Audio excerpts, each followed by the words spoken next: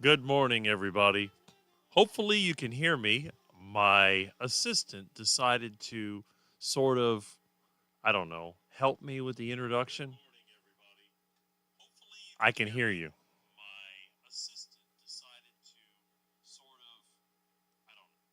Okay, so that tells me that my sound is working and it probably sounds okay. You probably noticed that I've made a slight change. Instead of having the microphone off to the side, I actually put the stand upright and then brought it down. And I had someone telling me that it reminded them of the old wrestling where they'd say, "Let's get ready to rumble," like that, and they'd pull the microphone down. Well, this is kind of the same idea. Anyway, let's take a look and let's see what comments we had. Now, we had a lot of comments. I had at least five of them when I went to bed last night. But YouTube has something went wrong. I think when I set up my time to start and it got messed up and then YouTube deleted comments. But what can you do? It just goes with the territory. It wouldn't be Rick's live stream if it wasn't for a few small issues. All right, now let's see what we have in terms of our chat. Let me look at the bottom. Where's Rick? Where's Milton? Okay. All right, it looks like you can hear me, so we have some comments, and I'm going to go through all this. So we'll start off at the beginning with Sandy. Now, she was not the first, but she is the first on the list right now. And it says, "Good morning, Rick and Milton." And Rick says, "Good morning."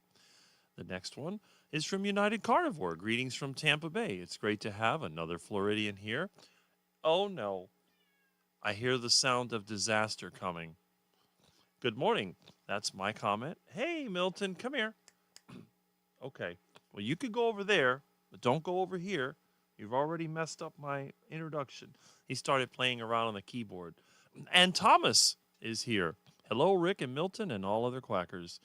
And Father of United Carnivore is also here. "Good morning, Rick and everyone from sunny Melbourne, Florida, Florida." Yes, home of our number one live streamer that goes on every day except for Saturday, which he absolutely deserves a day off. Not that he'll ever take a day off, because we know that Mitch never lets his time go to waste. And it's like all of us, we have a limited amount of time. And if we can put that time to good use, then it's worth it. Now, I could be doing a lot of other things right now, but I'm here with you because I feel like this time is time that is going to good use. If I can inspire somebody to have a better day or to help somebody else, then it was worth it.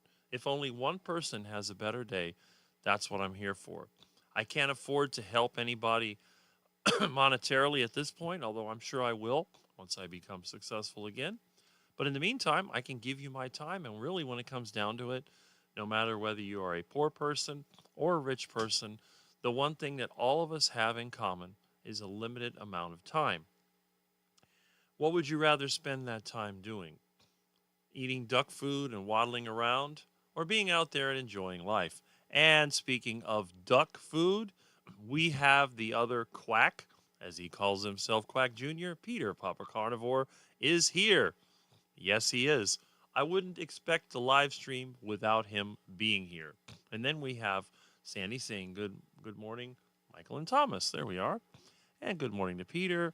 And good morning to Ricksters. There we go, Kitchen Witch, 1885. Ricksters, Quackers, whatever. And Sandy Blythe liked the music that I chose, and that's good. It's just from the YouTube library. Hello, Sandy. And good morning. Good morning from the movie 420. Good morning, Rick and Milton and everyone. Yes. And let's see if Tanya is your kid, and she is my carnivore sister. Does that make me your carnivore kid as well? That is a very good question, Thomas. And Josephine C. says, "Howdy, beautiful quackers." And Tart Nation has returned. Haven't seen you for a bit. And good morning. Good morning to you. And Rockin' Keto Amy says, "Good morning, everyone." And I will be with her tomorrow evening. Believe it's 7. I have been trying to send her a decent picture of myself, but as you can see, my camera is extremely blurry. And I've had some technical issues, and it's related to a new roof leak, which I will explain in a little bit. And Thomas, and that makes our two-car father. Okay, so we're talking about how we're related in a carnivore. And good morning from rainy Florida. And yes, carnivore eaters. Juliet Marie, yes. And you are correct. And I'm going to explain how that has affected me this week. And Brian, Fly Fisherman Dish, says, good morning, Sir Quack, and all his ducklings. Yes, I am here, and we're all here. Thomas would love to claim me as my son. Well, who wouldn't? Who wouldn't? A smart and good looking guy like that, I would agree. I'm new here. Oh, I'm sure you're new. Aren't you the guy that rides a bicycle and plays a guitar? Oh, well. Okay. I'm kind of weird. I sat next to Danny in Boston at the Boston meetup. She is pretty hot for a grandmother. Well, there you go. Audio and video on point. Well, thank you. Thank you. Thank you. I hope that this is a trend of things to come. And thank you. And are you new here? That's a good question. Listening while cooking my carnivore breakfast. Hi, Rick. I can't wait to have you on Sunday night. Well, I guess your standards are quite low, but I'll be glad to be there if you think that. I think most of the really popular channels, they go, oh, can you imagine if I had this guy Rick on my channel? It'd be a total nightmare. I don't want him there.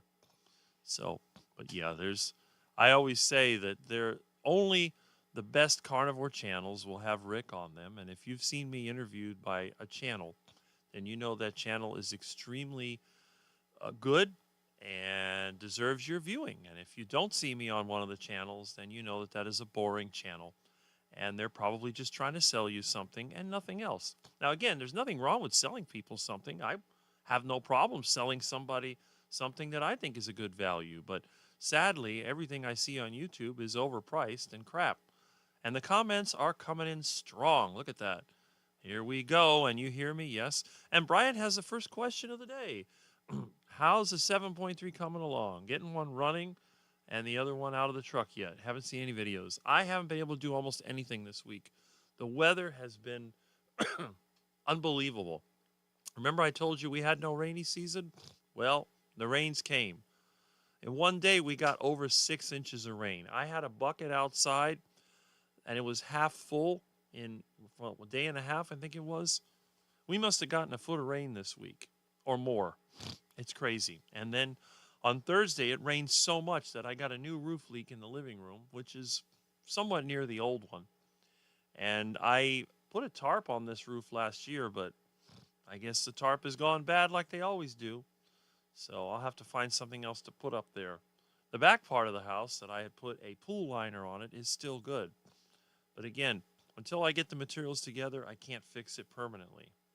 And we have some good mornings here. And we have some compliments here. That's good. It's the Milton. No, a Milton. Okay.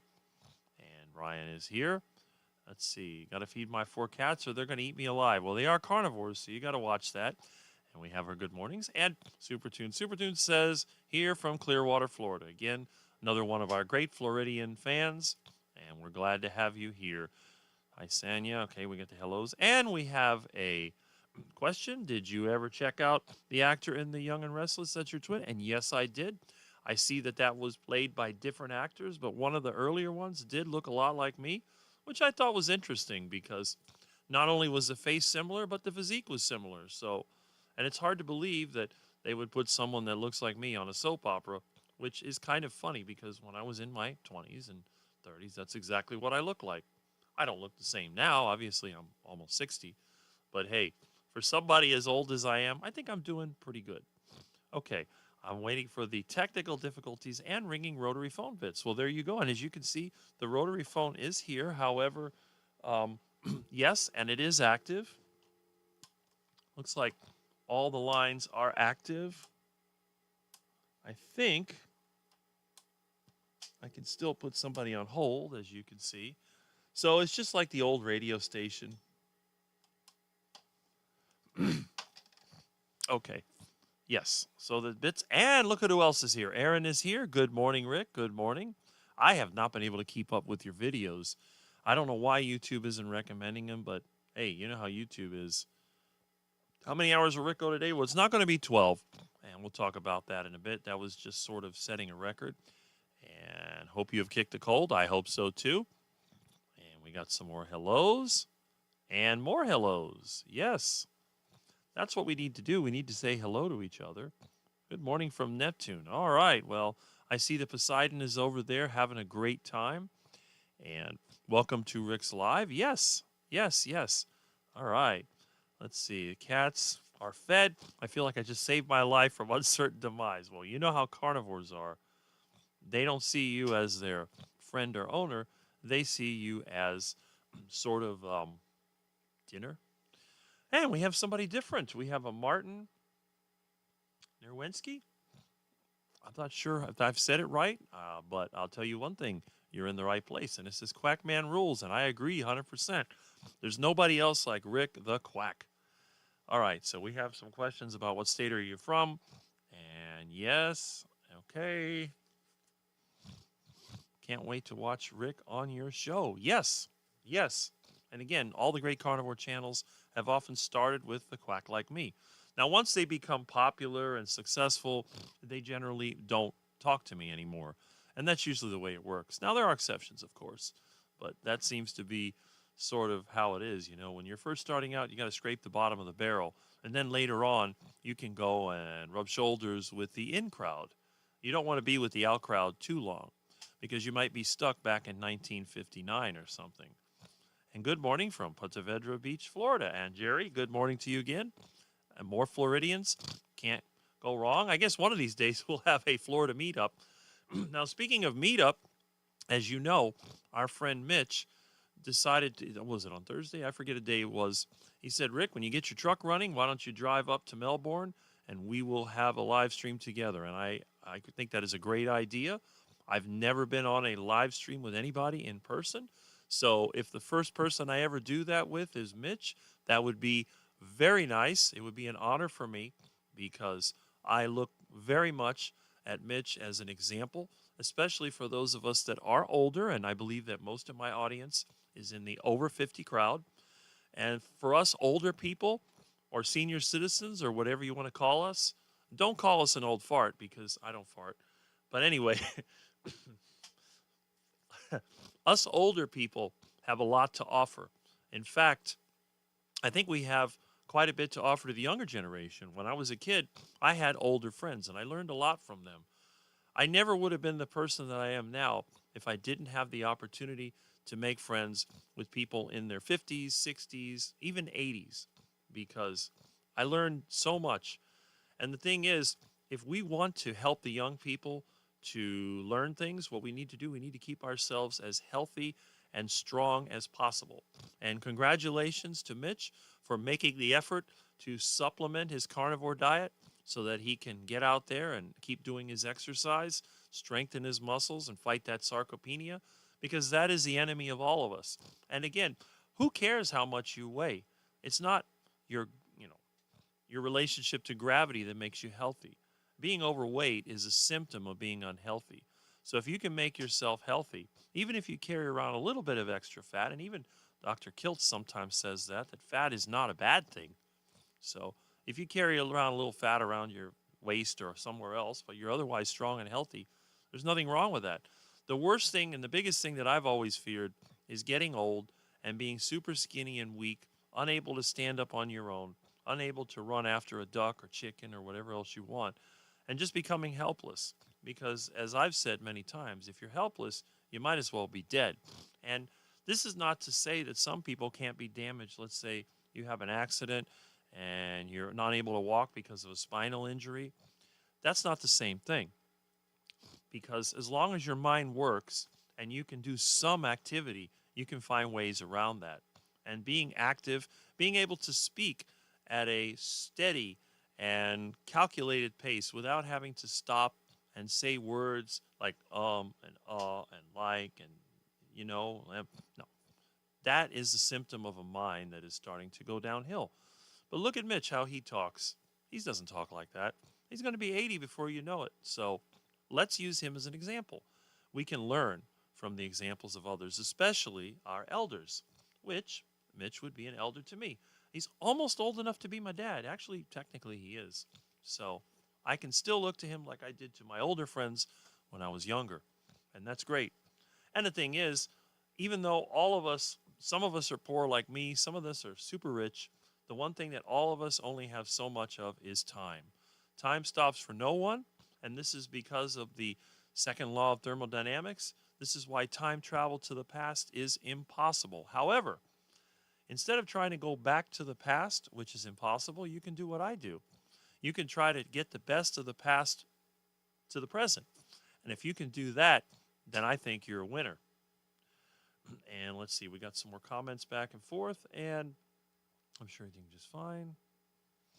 Okay, so we're having our conversation. I start Rick's live in one town and usually end in a different town by the end. Well, there you go. Hopefully, it won't be that long.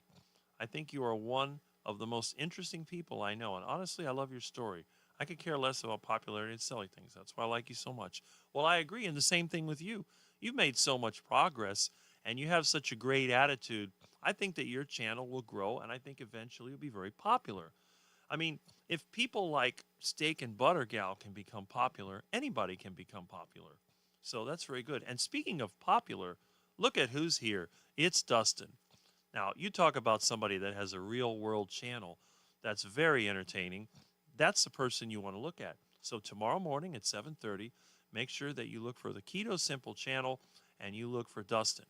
Unless he does it in the afternoon, or I don't know. We'll see. But I know that he's moved his, I think it was Tuesday night, he moved it to the afternoon so he wouldn't interfere with Russ and me and the keto cookout. So that's good. Although Russ will be out of town for the Ohio meetup, so the keto cookout will be suspended for a couple of weeks. But anyway, that's okay. All right. Now, Peter says he finished his super delicious fatty coffee deluxe with lots of grass-fed butter. Well, that's very good. We have some hellos to everybody. And let's see who else. Can't hear a dial tone. Not yet, but the dial tone is, it's there. Let's put it that way. But it's a little early for a call in. We have to do our introductions, and then we have to do my usual rant. All right, we have Hi Destin, okay, and the comments are coming in very, very strong. I do believe, okay, that, let's see. Oh, that's interesting. We have, oh, let's go for here. I do believe, let's see, maybe the young and restless guy that looks like Rick will have a plot twist and become a serial killer. Well, then he'd be like a real Rick, wouldn't he? Making my coffee now. Good morning, good morning, good morning.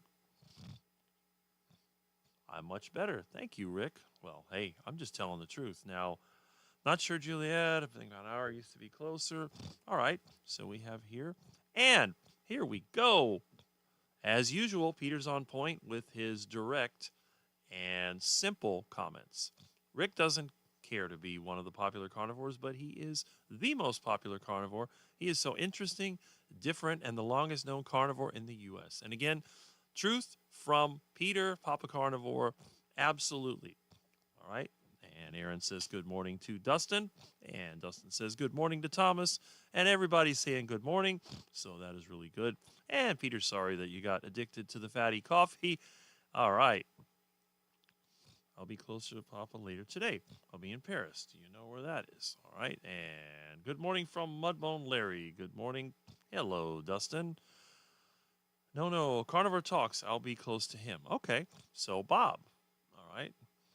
Much better. Everybody farts. Not that I know of. You've seen me on for 12 hours, and I didn't fart once. I took a leak once, but I didn't fart. All right. I told my roommate about the raw egg, and he got sick. It was funny. I've had raw eggs before, and I'm still here. I need to shower. Be back soon. Well, enjoy. And if you have a speaker in your shower, you can always listen to this. I have not had my coffee yet. Uh-oh. That means that Dustin is not 100%. Might even be in a bad mood, so let him have his coffee. Paris is a little part of Canton, Ohio. Yes, that is correct. I'm going outside to work before it gets like Florida temperatures here. I'll be listening. Well, that's good that you're getting something done while I sit here and just talk away. 34 watching, but we need more likes for Rick. Yes, Julie Emery. Yes, we do need more likes. In fact, let me see.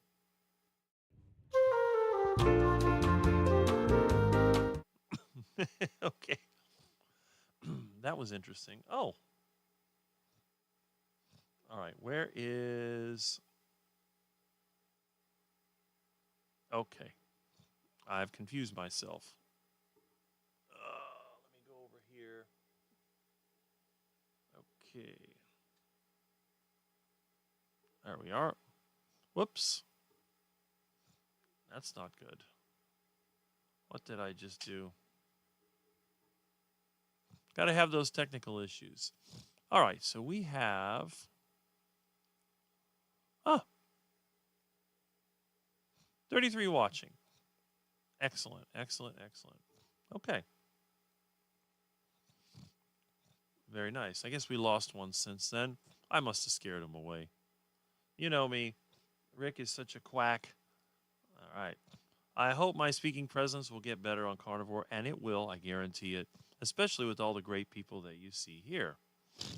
What is with all those YouTubes saying right at the end of their sentences? I think a lot of it is they don't believe what they're saying, so they're trying to sell you something. And if you've ever seen a salesman in action, they use words like that.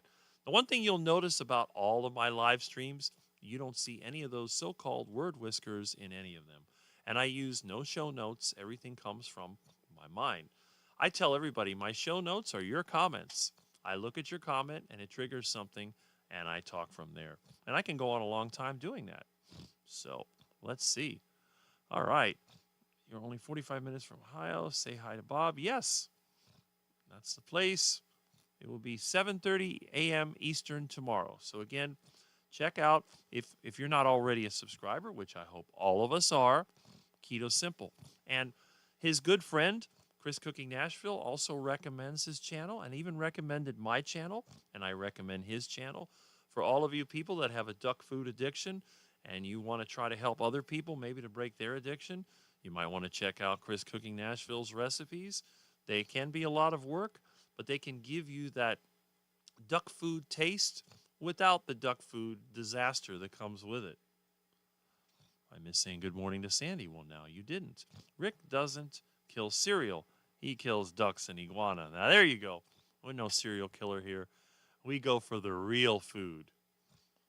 And Bell VK, Belgian Carnivore, says, hi, Rick Kyle. It's quack time now. And yes, it is. And we have some hellos. And Rick needs to train a duck to be his producer. Well, that is true. The only duck I have over here is a duck bookends, which you've seen before. Here's the technical difficulties part of the program. Yes, it is. Milton rearranged my tabs, so that's kind of interesting. I say so too much. Well, that will change. You will see. As you do more live streams, as you become more relaxed, so you might be like me sitting on the couch with your legs crossed in the typical Rick position, because you know Rick never sits up straight. I don't feel good when I sit up straight. It's one of the reasons I used to hate school so much. Anyway, people are not always comfortable on camera as they seem, and it shows up with verbal tics like, right. Yeah, that's very true. And you notice a lot of the really popular YouTubers, when they make their long form videos, they do a lot of jump cuts. You'll see them talk and then they edit something out. The only thing I would ever have to edit out of my videos would be the sinus issues that I have, which vary. When we have rainy weather like this, they're actually a lot less. So it is kind of interesting. Even though my house has mold in it, thanks to the leaky roof, it seems like when it rains, the sinus issues go down. So I don't know. I say, yeah, no, too much. Well, that won't be forever. Good morning, Sandy. Okay. And Peter, again, more observations that we should take note of.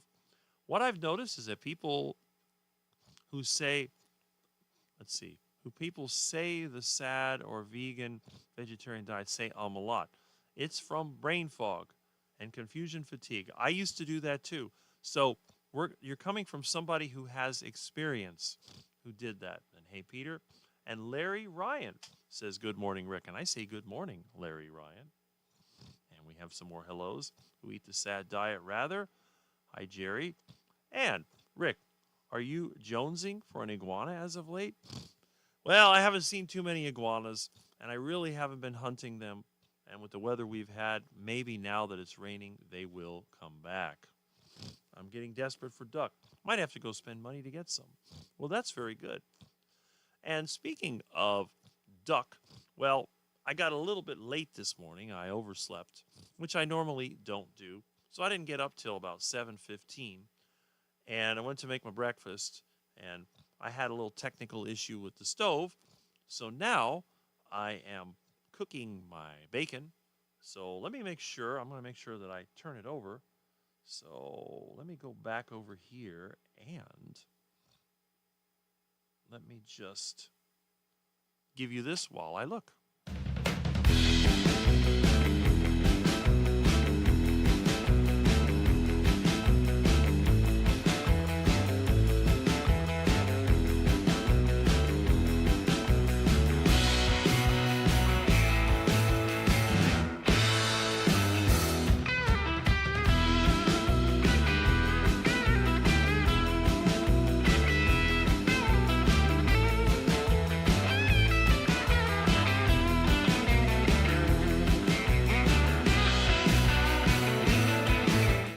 All right. It's better than having the dead air.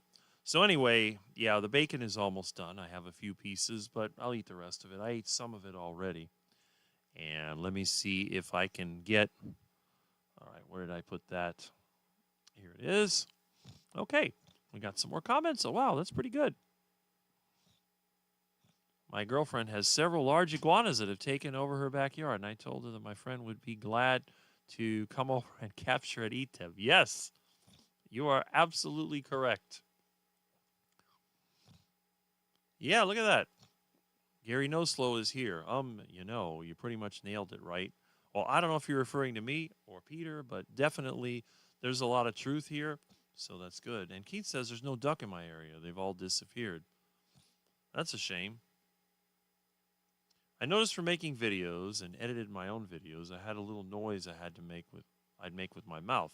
I'd edit out, causing jump cuts, and I've noticed over time I've reduced the frequency that I do it. Well, there you go. That is very, very good. First night on my Florida vacation, I had a dream there was an iguana in my bathtub. Well, that could be a nightmare for some people, but for me, it's like, oh, dinner delivery. Who needs DoorDash when you have an iguana in your bathtub? That'd be great. I'd grab that thing by the tail. I'd have that in the kitchen so fast you wouldn't believe it. You know, if you're going to gut your iguana, don't do it in the bathtub because it'll clog the drain. It's better to do it in the kitchen. And Jerry Buckwish says, great ads. Yes, that's for those of us that are older that remember this stuff. Of course, I was a little kid when that stuff was being advertised, but hey, that's when cars used to be fun. And Bacon Baby says, hello. One of our great fans. Hello. He's cooking bacon while live streaming. Yes, absolutely. Isn't that part of how you live the carnivore lifestyle? Mm. Excellent. Mm. Who doesn't like bacon? We see fewer ducks now in my area, mostly geese. Well, geese are also delicious. And tunes, that is correct. She must be crazy. He thinks he must be crazy eating iguanas. I said, no, he's not crazy. The iguanas are quite tasty and nutritious. Yep. The look she gave me was priceless. That's one way to lose your girlfriend. What's going on with the missing ducks? All right. And Lambs has come in. Present. Good morning, Rick and all. Good morning. Good to see you here. Excellent.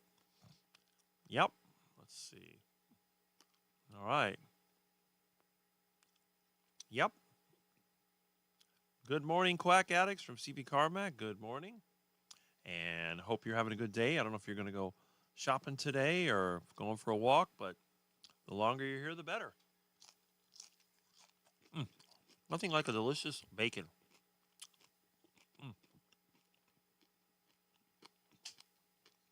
Did you buy more bacon? Ah, Alexis Jones is also here. Hello, hello. Glad that you've dropped in. Another new and upcoming carnivore. Keep an eye out for her. Oh, bacon is so easy to cook. Comes out great every time. Nice. Yes. All the great people like to come to this live stream. That's one of the reasons why I like doing it, because we got so many good people here. Mm-hmm. Yep. Mm-hmm. Good question. Sanders for the future. All right. Well, good. Okay. For some reason, my outside camera stopped working, but the sun is not out. It's dark. It's raining on and off. Not too hard, but it is raining. And it's been like that most of the week, so I have not been able to do much of anything. What I have done is worked inside the house. I got rid of a lot of junk, and I rearranged in here again. I don't know if you noticed, but it's slightly different. I don't know how bad the background noise is from the air conditioner, but it's not as bad because I keep the microphone really close. If I had a more open microphone instead of this cardioid one, you would hear that air conditioner going all the time. Hopefully one day I'll be able to locate a motor so I can replace the motor in the air conditioner, which otherwise works great, and make this room quiet. Other than that, the acoustics in this room are excellent because there is no echo in here. There are bookcases, there's clutter piled up, there's, paneling. It does a really good job of keeping the sound reflecting down. Now, a lot of the popular YouTube channels, even some of the ones with a lot of subscribers, when I listen to their audio, it does have that echo in the background because they're in some BWG condo that has nothing that can block, the echo, and they end up with that terrible canyon sounding audio. And I see we got some comments here. They can't hear the AC. Well, that is very good. So let's get back to the comments before they get away from us. Microwave bacon sometimes when I'm in a hurry. No, you're not insane. I've even done engine cooked bacon, which is surprisingly good.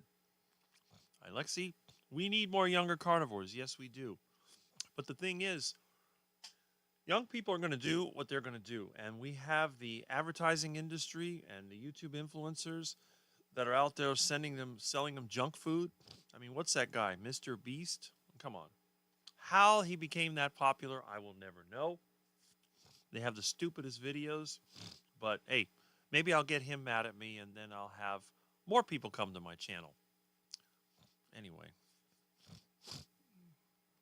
Yep. 12 hours in the future. Not today, not today. There's a lot of things I want to do, and one of them is not sitting here for 12 hours.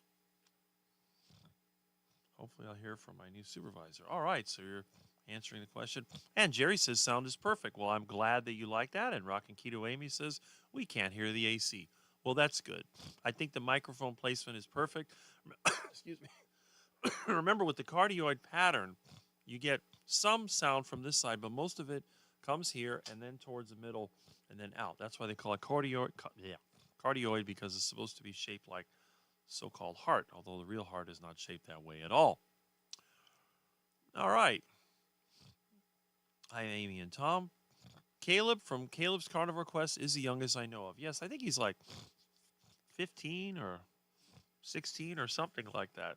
And I started age 15, so that works out really well. Good morning, all. Quack, quack. And good morning. Quack back. And hey there. Went shopping with adult nephews last night to stock up Airbnb. The fridge looks like a frat house with all the alcohol. I claimed on fridge drawer for bacon, eggs, beef, and butter. I will never understand what people see in alcohol. I guess when you're a college kid and you can basically do whatever you want, well, at least in the past they could. When I was in college, a lot of college kids smoked cigarettes, drank alcohol, ate junk food, and they were in really good shape. A lot of them went to the gym, they worked out, had a great physique. And then there was me, the toothpick, and they'd laugh at me like, look at that Rick, he's like that tall and that thin. Well, when you see him now, it's really quite pathetic because they all have this massive stomach that sticks out, and what used to be muscles is now all saggy crap. At least I may be skinny, But at least what you see is hard. There's nothing saggy there. It's just skinny. So I haven't changed at all. And I've never been drunk in my life, although I have consumed alcohol at times. I haven't had any in at least 2 years because nowadays, a good friend of mine that I used to always go to his get-togethers and we had alcohol, he had an alcohol problem. So I told him I won't even touch the stuff until you completely get away from this. And I use it as an excuse so I don't have to try to pretend like I'm drinking because why would I do that? And again, when it comes to alcohol, the least favorite is beer. I hate beer. And wine, it's like spoiled fruit juice. So what good is that? So if I was going to drink something, it would be something like a moonshine or a vodka or just a chemical because that's all it is. It's a poison. And if you're going to poison yourself, you might as well have it taste like medicine or poison because that's what it is. Okay. I was thinking where Caleb has been. He made a couple of videos. He actually made a squat video yesterday or the day before. So he's out there. But I think with the YouTube thing, it's you don't make videos all the time. I mean, I don't either. The only reason I make videos is because I'm riding my bike or I have Live at 8 with Rick. I've thought that a bit too. Most carnivores are in their 50s, 60s, 70s. I think that because it takes some time for us to become really obese and or sick to where we look to those serious issues and fight carnivore. That is very true. Most of the young people, now today I see a lot of young people that are fat from the beginning, but I think when you get used to it and all your friends are overweight, it's no longer a problem. The way that the teenagers I know today look is quite sad. Most of them are quite soft. They don't, it's not like when we were kids. You had the few fat kids and you had a bunch of skinny kids, but it was different in the 80s than it is now. And I guess it's because everyone is on their devices. You know, they're playing with their phone all the time, and that's kind of what they do. You see them walking around with their phone everywhere. All right. Okay. Yep, that is true. I tried to call in. Says line is busy? Huh. Interesting. Mr. Beast is so popular because he knew how to make videos that kids want to watch, and he just hit 400 million subscribers. And this is something that I wanted to bring out today about marketing because there's two groups they like to market to, the very young and the very old. So we'll talk about that a little bit once I catch up with the comments. All right, let's see. In northern area, deer are ubiquitous, but I'm not sure how others would react if someone was using the deer as a food source. Yep, that's right. That's right. Mr. Beast figured out how to play it to an audience with large numbers, as well as crappy giveaways. And I noticed a lot of the a lot of the YouTubers, they try to use giveaways as a way of increasing their appeal. And it does happen even in the carnivore space. Although the carnivore giveaways, they're not so good. I mean, it might be some carnivore paraphernalia or maybe a membership to something, and that's about it. But yeah, that's what they do. Caleb did a great weightlifting video. Yes, that must be the one with the squats that I saw and commented on. And alcohol ruined my life. See, Alexa, that's true. 3 years without it, and I feel so much better. Isn't it amazing the difference when you're able to break free from the addiction? And the addiction doesn't really do anything for you. All it does, it makes you feel temporarily better. But then as soon as it wears off, you feel worse. Then you got to get more. And it's a cycle, back and forth. And I know a lot of people that were successful in business and they were very, popular when they were younger. And by the time they got to be my age, the alcohol ruined their life or took it. I know a couple of people that are not with us anymore thanks to alcohol. And what is alcohol? It's a toxin secreted by plant material, yeast. What are yeasts? Plant, fungi, whatever. It's not an animal, but it's basically their waste. So you're drinking their waste. Not such a great idea. Hey, Bacon Baby. Sounds like it's raining. Oh, well. I haven't had a drink since July 5th. Excellent. Excellent. You don't need that stuff. I would occasionally drink low-carb seltzers on keto. There's nothing wrong with that. That is fine with the keto diet. Okay. Let's see. I quit drinking 8 months ago. Hi, Bacon Baby. Congrats on your sobriety. Excellent. Norse Carnivore is in his 20s. Yes. Yes, he is. Oh, I think the rest of my bacon might be ready. Let me go back here.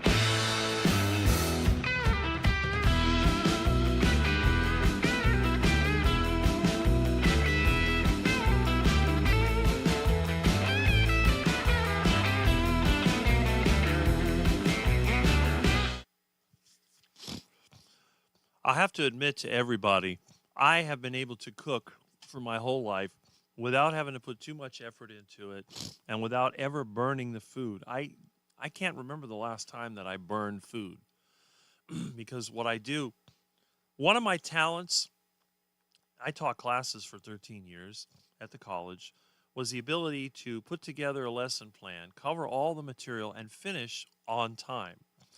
Now, you wouldn't think so because of the length of my live streams, but when I had class and we had a set time, whether it was an hour and 15 minutes or 2.5 hours, depending on the class, I would always get it done within that period of time, even with some of the setbacks we would encounter. And we'd have a good time doing it. So it's a shame that they changed the program and then they required a master's degree when I don't have one. But that's okay, you know.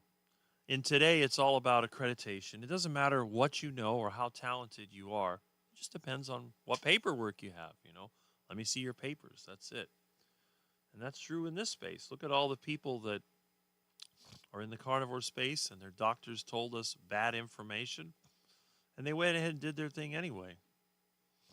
I am 30. I'm 96, believe it or not. Okay, well, not 69. You're 96. Excellent. No alcohol, no smoking, no drugs in my life. Same here. So one of the reasons I think that people do drink or smoke is because they don't want to end up like me when they're 57. There's a 16-year-old girl who's a carnivore and has a YouTube channel. Her name is Aliyah, I believe. Okay, yeah, that's right. I remember her. And speaking of celebrities, yep, it's raining. Speaking of celebrities, look who it is. It is Mitch, the old guy carnivore. And I'm surprised you've come in this early, but hey, I know you get up early. And I guess with the coffee and with the amino acid, you have all kinds of energy. Isn't it amazing how Mitch has returned to the old Mitch, the way that he talks and his mental acuity? It's all back. It's almost like he never had a stroke. Incredible. Now, I was one of the people that predicted that he would be back on YouTube in a month, and I predicted that he would be getting back to normal in 6 months, and it's actually amazing to me. You know, I've never seen anybody who had a stroke and was completely paralyzed on one side be able to do what he does. And again, even if the carnivore diet doesn't help you, it obviously doesn't hurt you. So why would you eat duck food and cow food and be miserable and feel like crap when you could eat delicious bacon, eggs, steak, all the good foods and do great? So there's no downside to it. I mean, what would you rather have? Cornflakes, Lucky Charms, Wheaties, or bacon and eggs? Oh, yeah. Oh, wow. Delicious. And hello to Mitch. Oh, Michael Pregler is here. Excellent. I guess you'll have your workout. You're good to go. Yeah. Even my channel can get a YouTube celebrity. Anybody want a guitar? Bass guitar? I don't know whatever happened to my electric guitar. I had one, but the termites ate it. Sit there and play your own bass guitar. Hey, that's a good question.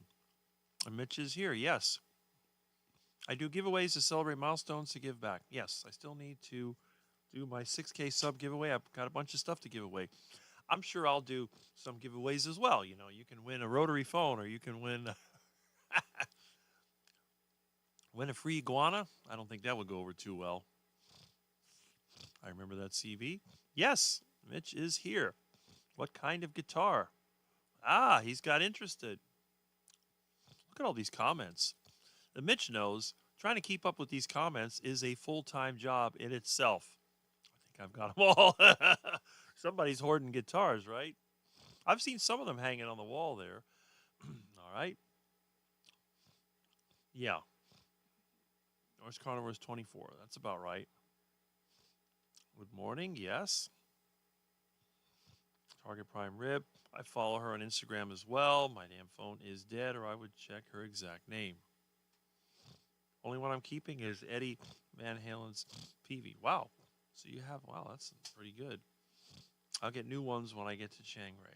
Yeah, you're going to another country, so it makes sense. Having a digestive issue like constipation, I might seek out a strong IPA beer in an effort to speed up my bowels. Okay.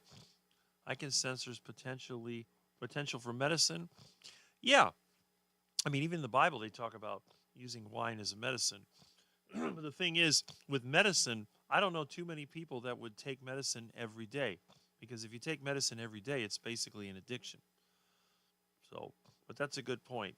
And I think that everything does have a purpose, even plant toxins. Plant toxins can kill bacteria, they can destroy parasites. So that's one of those things that you don't want to give it up. Apple cider vinegar could work to clear out bowels. Tell you one thing, if I had to go to the bathroom really badly, I'd just eat 2 slices of standard pizza, and I'd be in there with the worst diarrhea of my life. Can you put a channel in the chat so I can subscribe? Finally got your t-shirt. Long way to Europe. Hey, awesome. And Mitch has some very interesting shirts as well. I bet your students loved you, Rick. Yes, they did. I had very high ratings. Rick, keep blasting the music. Terry Sue is enough yet. All right. Let's see. Hi, Mitch. Hi, Mitch. Yes, we got a lot of hellos to Mitch. Neither am I, no slow. This party is okay. But Rick doesn't bring coffee, so it might crash your house. Well, there you go. Yes, it's me, Mitch. That's right. Okay. Let's see. I love people like Mitch and Rick who speak their minds and do not sugarcoat it. Well, there's no sugar in my house. I may coat it with bacon. I may coat it with lard, but it'll never be sugar-coated. I can guarantee that. I feel you, Thomas. I need to get my ass out of bed and seize the day. Well, that is up to you. Don't let me stop you. And you could probably use a mobile device, and that way you could listen while you're doing your thing. Carnivore is a no-brainer. That is very true. And let's see. I'm sitting in the living room recliner, at least. Well, that's a start. I like guys like Rick and Mitch because they are smart people. I have to agree with that. I have to agree with that. I'm not going to say that we are not, because I think both of us have a high IQ, and even if we don't, we both have enough experience and a lot of interests. You can see, like, I look at Mitch. All right, Mitch had a stroke. Do you think he was thinking about, well, I'm going to sit around, I'm going to let everybody do everything for me? No, of course not. I think the only thing he could think of is, how can I get out of this place? They're trying to kill me with duck food. I want to get up. I want to move around. I don't want to be in a wheelchair the rest of my life. I want to be outside walking like I was before. And I agree with that. So if I have a heart attack, now again, when I have my heart attack, hopefully it will be the final heart attack. But if I do have a heart attack and survive, don't be surprised if you see me back on the bicycle again, because there's a certain freedom that comes with being able to do things yourself. You say, well, Rick, you could pay somebody to do it. And yes, you could. But the thing is, what do you learn when you pay somebody to do something? You don't learn anything. So my goal was simple: try to be as active and strong as long as possible. And that is what I would consider the secret to success. I want to win an encyclopedia. Well, they're pretty heavy to ship, but I think I might have somebody had given me a set of encyclopedias, and I don't know if they gave them away yet, but they were practically new. Hey, Bacon Bee. Yes, they are very smart. I agree. We are very smart. I think all of us are smarter than average. I am outside of bed, outside, just not awake. Okay. I got plenty of guitars. My husband always blames the guitar if the sound isn't good instead of stop practicing becoming better. Silly man. Can you imagine if I did that with my piano? Yeah, that's true. Eat enough of it and they will. All right. I learned to fix my own guitars after my tech died. It does make a huge difference to keep them in tip-top shape. All right. And we have another good morning to Mitch. And you've inspired me again getting up now. Sunshine is calling. True. But what if more important is knowing how to play? My guild had a pretty good crack in its body, but still had a great sound. It is now fixed. All right. So we're talking musical instruments. Sometimes my fat source is eggs raw combined with lean meat. So then sometimes I get constipated.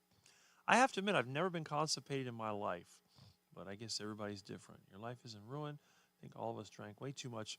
And the thing about drinking, it says when we were young, if you can get out of it before you get too old, you can reverse a lot of that damage. So there's no reason to keep digging a hole if you're in a hole, just making it deeper. Okay. My guitars are cracks and weird damage. It makes them sound different. I love it. Yes. Do you have a piano, Rick? I play piano. Yes, I have a piano right here, although the termites have pretty much eaten it up.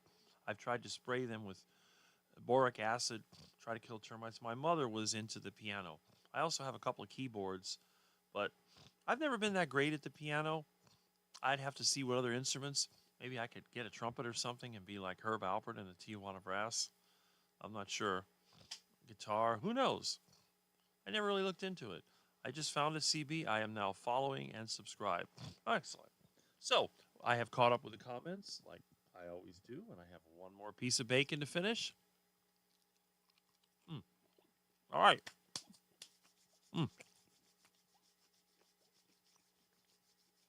The bacon is going down. All right. Now, let's see. Did I catch up with the comments? It looks like I did. Excellent. I don't know why my camera goes dull. Let me test the line and see what's going on here. All right.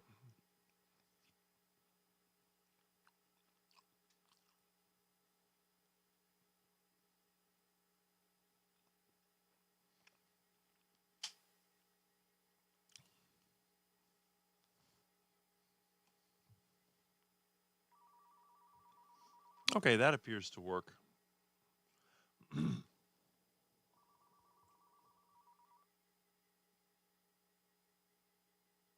Okay. So the line actually does function. So that's good.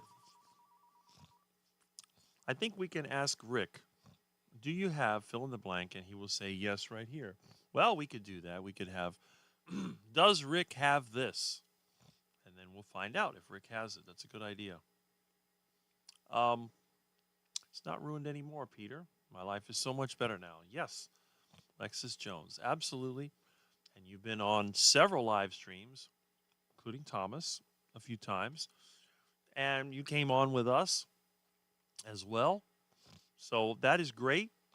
And just keep doing the good work. I mean, obviously, you have the physical issues, some people have, and then you have mental issues, addictions. All of these things can be helped with the carnivore diet. Why is my camera so blurry? I don't understand this. Let me switch scenes maybe.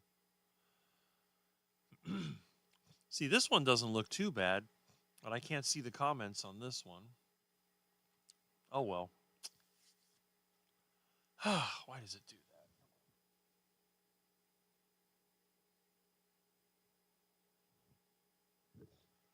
That's better.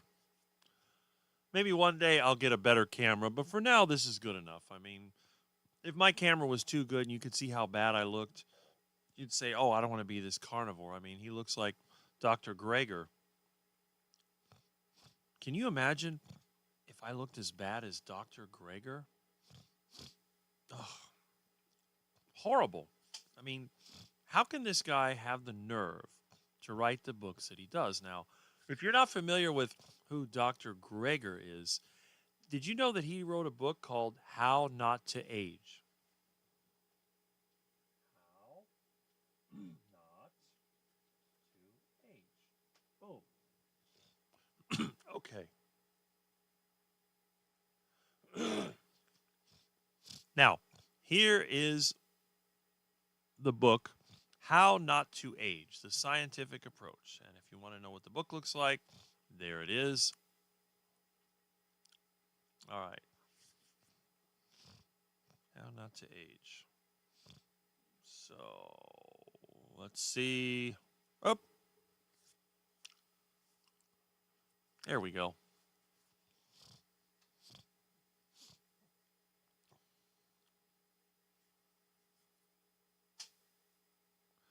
Now, if you look at it, Michael Greger, MD, FACLM. I don't know what that means. That means that I'm an idiot. New York Times bestseller of How Not to Die. Now, that's the stupidest thing I've ever heard because everyone's going to die no matter what. And I guess this is some of the book on Google Books. I don't know if you can read the whole book. Well, that's interesting. There's a lot of it here. Huh. Slowing 11 Pathways of Aging. Now, the name is Michael Greger, MD. Notice on this, what do you see here? Are those eggs and steaks and cheese? No. Look like leaves, fruits, seeds. Not great. All right. So, let's look up the author. Okay. Whatever. All right. So that's on Google Books. I didn't know Google Books was like a library. Well, that's interesting. And here is the author, Michael Greger. Now, he is 52 years old.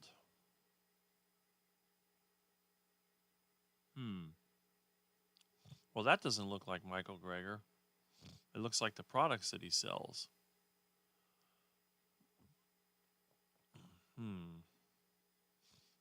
Now, this picture was taken, I think, 10 years ago when he was 40-something. I don't know. Does that guy look like somebody? Huh. Okay. There was a really funny picture that was out there. Now, remember, it says he's 52 years old, and Rick the Quack is 57. I think 52 is younger than 57. How not to die, how not to diet. Oh, yes. So, what is this? He's selling shirts and stuff like that and books. Look at all that duck food. Whack. What is that? What is this nasty crap? That's okay, that's what you feed to your ducks. All right. And he's even got a shirt for nutritionfalsehoods.org. Excellent. Okay. And again, like every one of these vegan people, they always have some type of product. Now, let's see. There we go. Okay.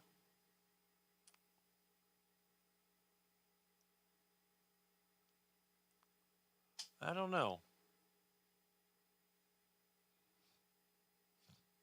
Okay.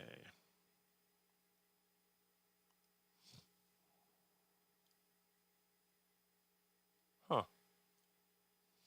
Michael Greger.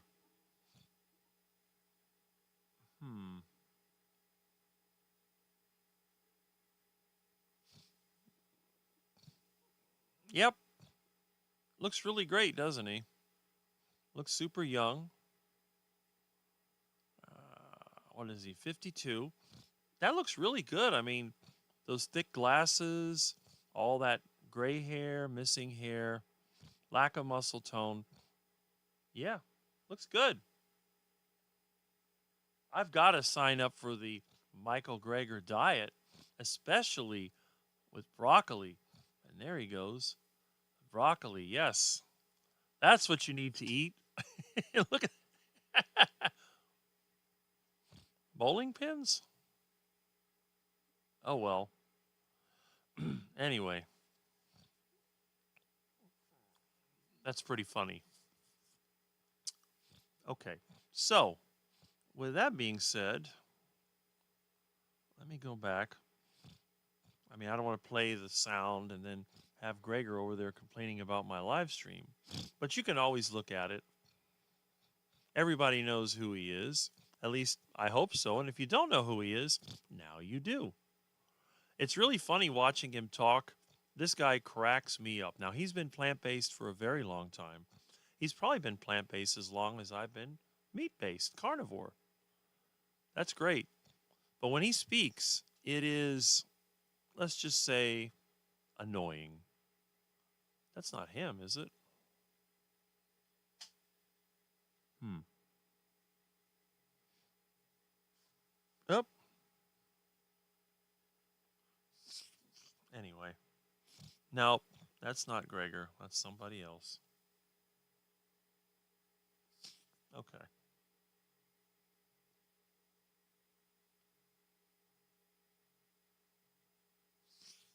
Okay. Let me go back over here. Yeah, it's not Gregor.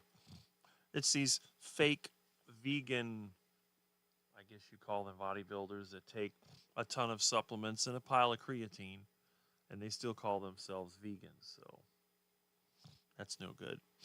Well, anyway, how to live longer, blah, blah, blah, whatever.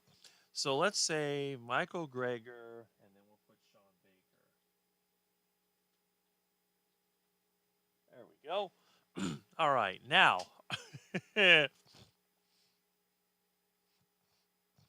This is the picture that I always like to see. Let's see. And we have all the usual suspects. Yes. There it is.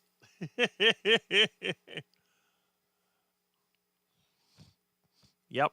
So this is a 52-year-old, and this is a 58-year-old. Which one would you rather be? Which one would you rather date? Well, it's pretty obvious. Yes, it is. Now, my vegan friends, they always say, well, look at how healthy Michael Greger is. And I said, you know what? A cat could beat me arm wrestling, but I bet I could beat Michael Greger at arm wrestling. I could beat him in sprints. I could beat him in the iguana chase. No problem. And I could even beat him speaking because when you have to listen to him, it is extremely annoying. All right, speaking of speaking, let me go back over here and see what we have in our wonderful comments. And there we go. Yes, I figured this would stimulate a lot of comments, and it sure did. All right, let's see. Do you have a Knudsen valve? Um, that's a good question. I'd have to look up because I'm not familiar with that term, but I might. When food such as pizza or cookies is handed out to those in need, do you think is actually a barbecue they could use? Hey, if it was me, I'd get a bunch of meat in bulk. I'd fire up the grill or plop it on the engine, and that's it. It'd be a lot easier to just give out the raw meat and let them cook it up themselves, or just eat it raw because, well, if it's safe meat, why not? I haven't been on as many live streams lately. I've been going through a lot with my sisters. I'm pretty sure. I remember you mentioned that. Well, it's like when I took care of my parents. 10 years of my life was sort of limited, but after my parents were gone, then I had to resume my life, and I'm still in the process of resuming it. So take your time off, help your sister as much as you can so you don't have regrets later. All those guitars my husband sell my guitar, which is the reason I met him when I bought it. I don't know if I should take it personally. That's a good question. I got to run. I'll be listening on my phone. Have fun, everyone. Well, thank you, Carnivore Keith, and we will catch you soon or on the next time. I also struggle with hard stools and carnivore. Keep my fat super high, which solves the issue. Eat fatty cuts of meat, eggs, bacon, pork belly, lots of butter, tallow, lard. That is correct. It's very important. That's what Dr. Chafee always says. I haven't started yet. Bacon baby. Praying I can start next week. All right. So, nothing stops aging even after death. How old are those dinosaur bones? That is correct. You can't live any longer than your genetic potential. So why not make the most of it? Don't be like Dr. Greger, be like Dr. Baker. Dr. Greger should have wrote one titled, How Not to Ever Get a Tan. That's a good one. Well, he couldn't because he has to wear so much sunscreen, otherwise he'd be covered with age spots. Good morning. I've read that book. Dude's a moron. Well, Michael Pregler, I have to agree with you, although I haven't even read the book. I've seen him speak, and it is extremely annoying. And the funny thing is, every time I've tried to leave a comment on their Nutrition Falsehoods YouTube channel, they delete the comments. They ban me from the channel. So, you know. And unlike the carnivore channel that banned me, Greger or his lackeys never had the courage to talk to me and straighten it out. With the vegans, it's a matter of, I don't want to talk about it. With the carnivores, it's more like, well, we can talk this over and we'll figure it out. So that's really good. Probably had to do more with how his tight jeans look when he was bent over the pool table taking a shot. All right. Rick, I use Google Books to search old newspaper archives. Well, that's interesting because I know around here we have the Miami Herald, which is a big joke. They have everything hidden in their paywall. I can't believe they're still in business. But yeah, I know what you mean. All that smiling in those photos just shows what a grift that is. Yeah, you got that right. You got that right. How to Eat Wrong and Feel It. Great book review. Want to die early, follow Greger advice. Yes. I bought the book when I was attempting to be vegan years ago. Also tried his recipes. They tasted awful, honestly. And I was never satisfied. Exactly. All the vegans that I know, whether they be the macrobiotic or the whole foods or the raw vegan, everything they eat is garbage. I tell them, look, I could just wait till it rains, put a bag over the chute on my lawnmower, mow the lawn with all the weeds and everything in it, and then take that bag into my kitchen, add some salad dressing, and eat it. And it would still taste better than the stuff that they prepare. So, you know, that's just the way they are, and it's horrible. And Bacon Baby thinks he looks 70. Yes, laughing out loud. No face shot, so you think it's him. Well, that's it. That's the one with the muscles, you know. I mean, obviously, Greger is a clown. Forget arm wrestling. I would like to get into a slap contest with Dr. Greger. You hit him once, pow, and he'd fall apart. His head would probably fall off. You'd be like, bam.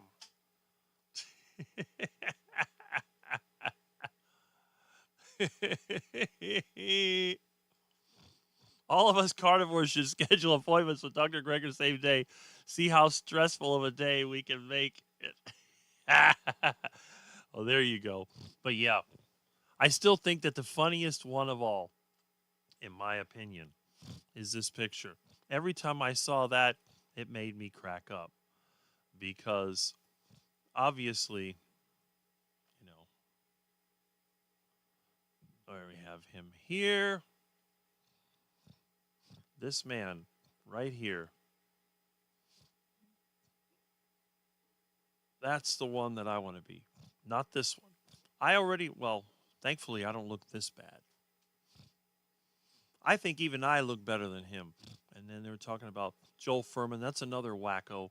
There's another one called Walter Willett. There's several of these wacko people that are supposedly experts. And they just talk a lot of crap about eating mulch and how healthy it's going to make you. But a lot of people like this article, that's for sure. Did carnivore. Some interesting experiences there. All right. But again, all the usual suspects.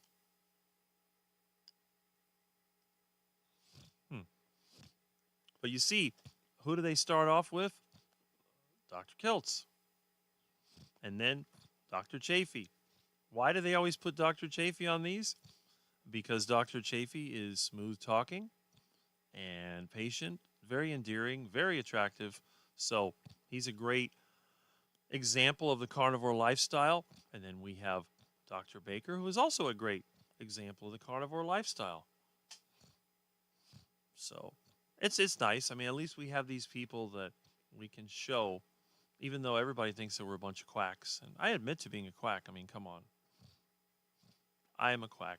You can see there I am on my channel. It's kind of nice because I don't look that bad either. I'm looking at myself here and I don't look too bad. Could be worse. I could look like Gregor. Anyway, let me go back over here and get out of there before it starts to mirror me. All right, so let's see what else we can do here. All right. Do I have any more comments? It looks like the comments have calmed down. All right, now let's have Rick's rants or Rick's wisdom for the day. I was thinking about making a video about wealth and what exactly is wealth. Has everybody heard this idea that there were 4 types of wealth? Yes, no? Oh man, look at this. This is so funny. Oh, hold on a second. Oh.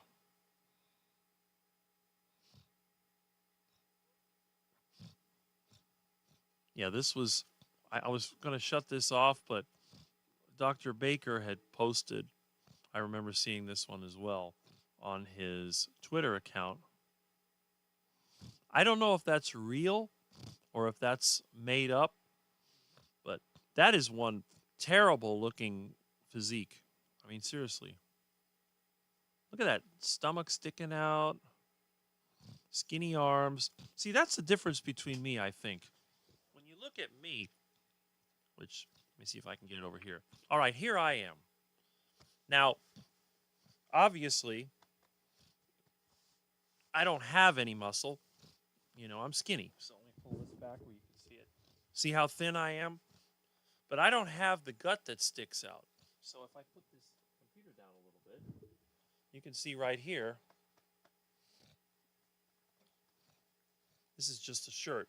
So obviously I'm skinny, but unlike our friend, Mr. Gregor,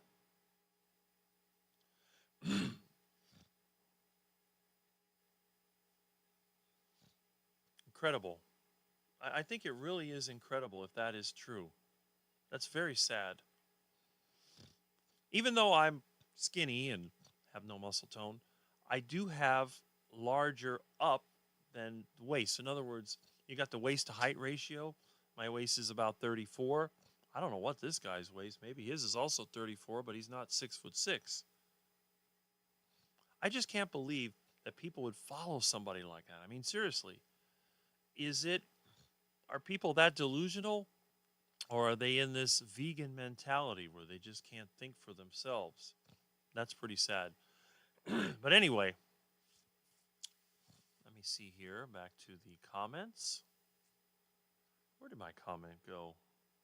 Oh, there it is. Okay.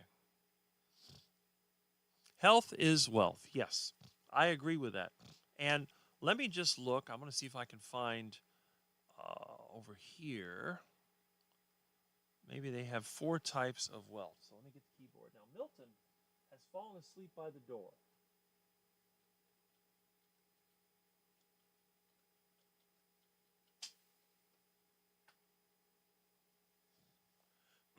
Okay. And we have Google giving us its AI review. And it says the 4 types of wealth are often defined as financial wealth, social wealth, time wealth, and physical wealth. All right. Okay. Now, this is a pretty good summation. And since it's Google, they're not going to, you know, say, oh, copyright, whatever. But financial wealth, this includes money, investments, and material possessions that provide economic security and opportunities. Social wealth, this involves the quality and quantity of your relationships, your social connections, and your standing within your community. Time wealth, this refers to the freedom to choose how you spend your time, whether for work, leisure, or personal pursuits. Physical wealth, this encompasses your physical health, energy levels, and overall well being, enabling you to live a full and active life.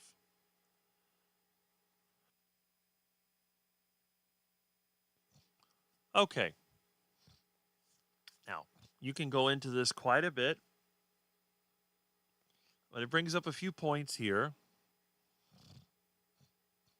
Which ones of these do you have that you feel are on point, and which ones need to be improved? Because all of us have our strong and weak points.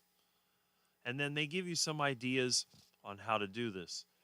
Now, let's go back over here. Let me show my face so you can see me and realize that I am not turning into Dr. Greger. And this comment over here, which was very important, it said that health is wealth. So that is one of those four types of wealth. All right. Now, let's see. Is your cat walking over the keyboard? Nope. He's sleeping by the door. My physique is like Rick's, but I'm a foot shorter. Yes. No shoulders, skinny arms, big gut. What's not to like? Well, there you go. Now, see, I have no shoulders, skinny arms, but I have no gut. In fact, if I stand the right way, I have a six pack. If I stand normally, I don't. But I think that's true of everybody. All right. Good morning, everyone. Hey, Maria Kelly. Good morning. Good morning from Rick. And I also have cat wealth. He's very lustrous gray. Cats can be really something else.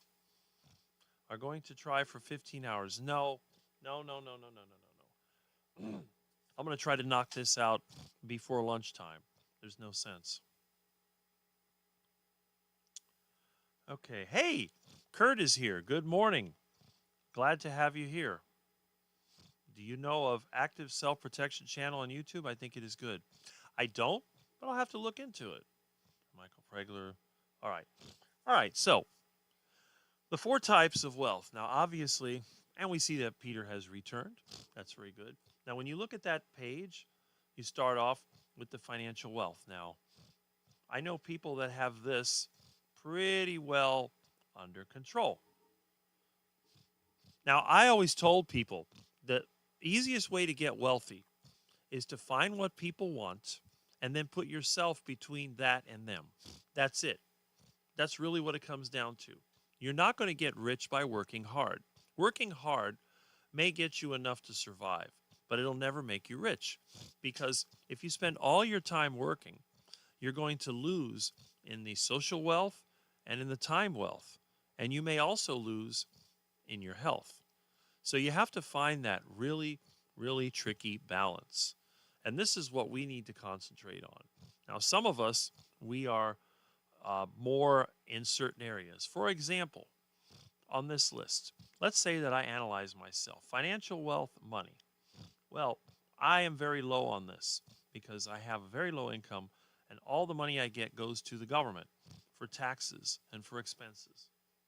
So I don't get any benefit. All right. Social wealth. Now, this is an important one. I have friends like everybody else does, although most of my friends have moved out of this area or are in the process of moving. But I have about 3 good friends left that are not going to move anytime soon.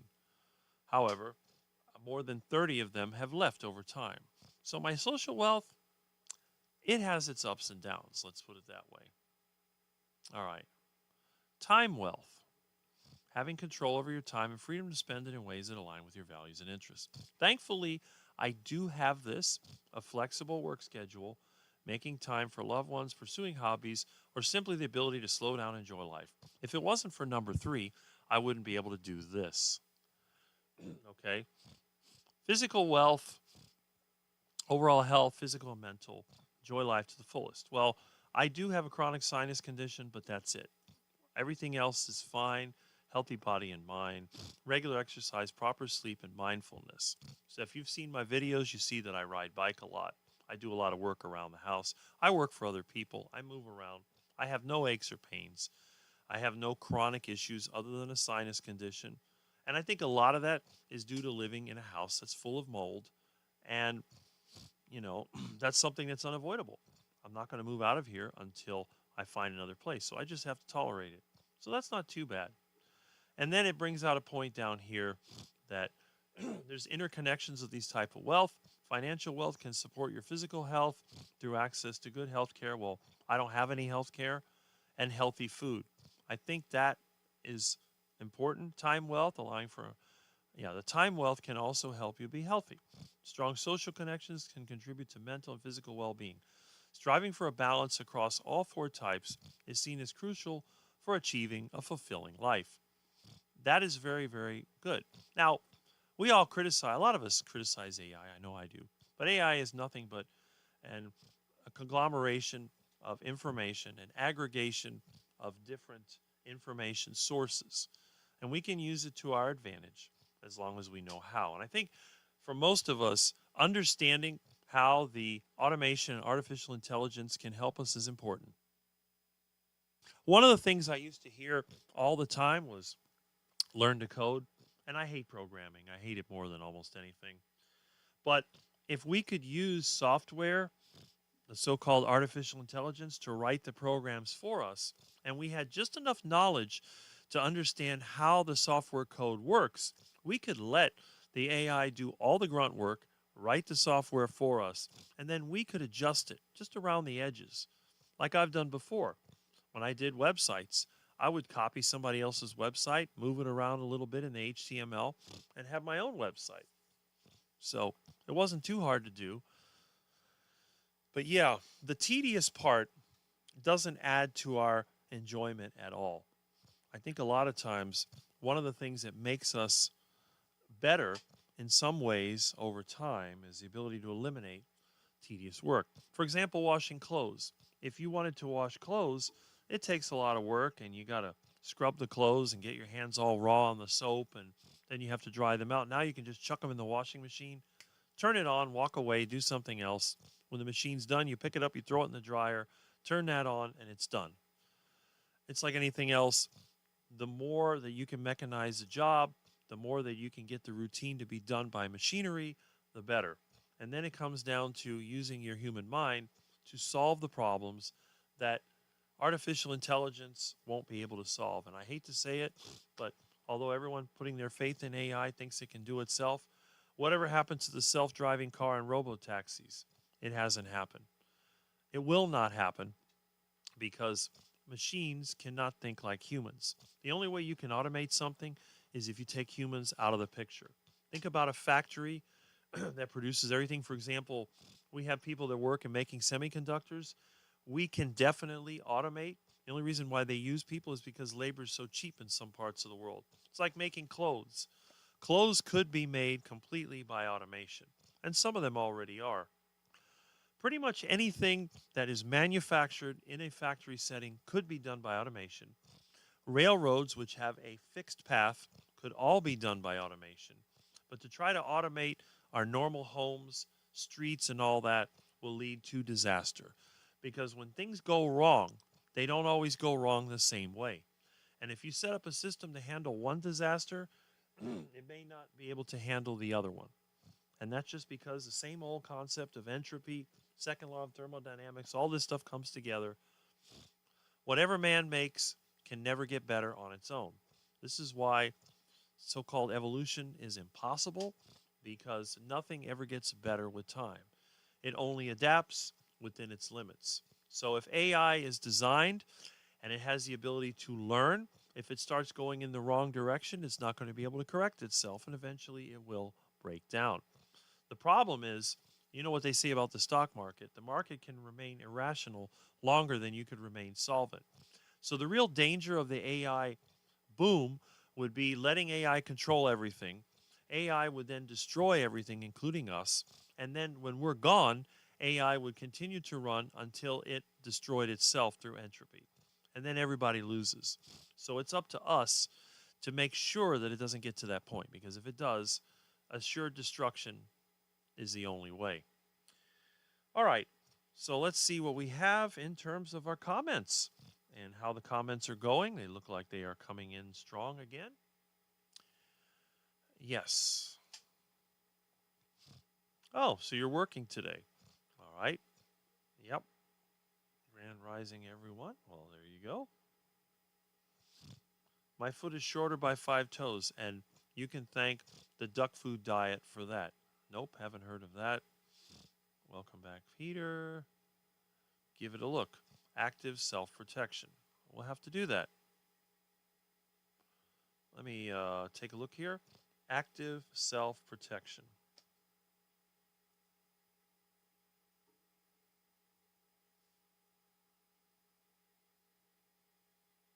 All right, let's see. Where's that keyboard? Here it is.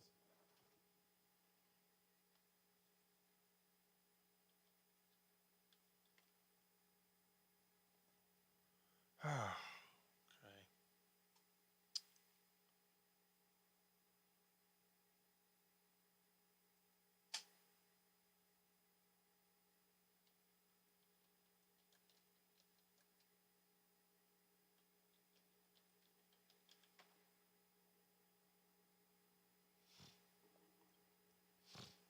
Okay.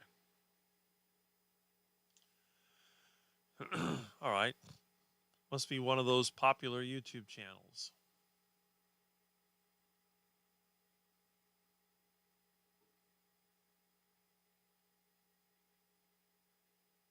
Hmm.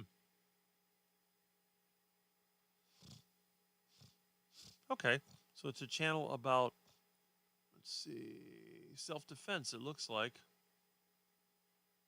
Huh. Lasso to end the threat. What is that, a gator or something? Interesting. All right. So there's a tip right there you can look into. All right. Now, who else do we have? Let's see.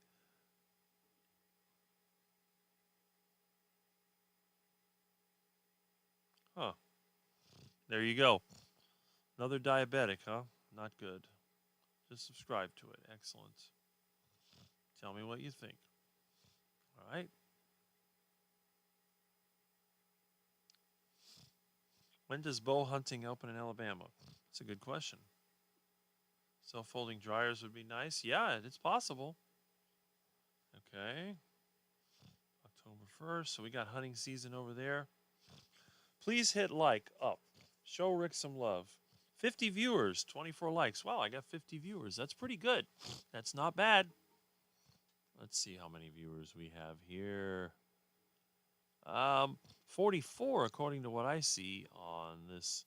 Let me double check here. There we go. 44. Okay, so I must have lost a few. No big deal. But hey, what can I say? Maybe they think I'm Dr. Greger. Nah, I don't think so. All right. Okay. There we go. Okay. So it looks like I have caught up with the comments, and that's good. So anyway, we're talking about the whole 4 types of wealth, and that's something that we need to keep in mind. Now, I don't think any of us are really financially wealthy. I know I'm not. But when I compare myself to other people, I'm not that bad, because I know people that seem to have a lot of money, but their expenses exceed their income. I'm just pretty much parity. My expenses and income are almost the same. The thing about me is I refuse to spend any more than I have. If I'm not making any more money, I won't spend it. I like to have at least 10% extra before I start to spend money.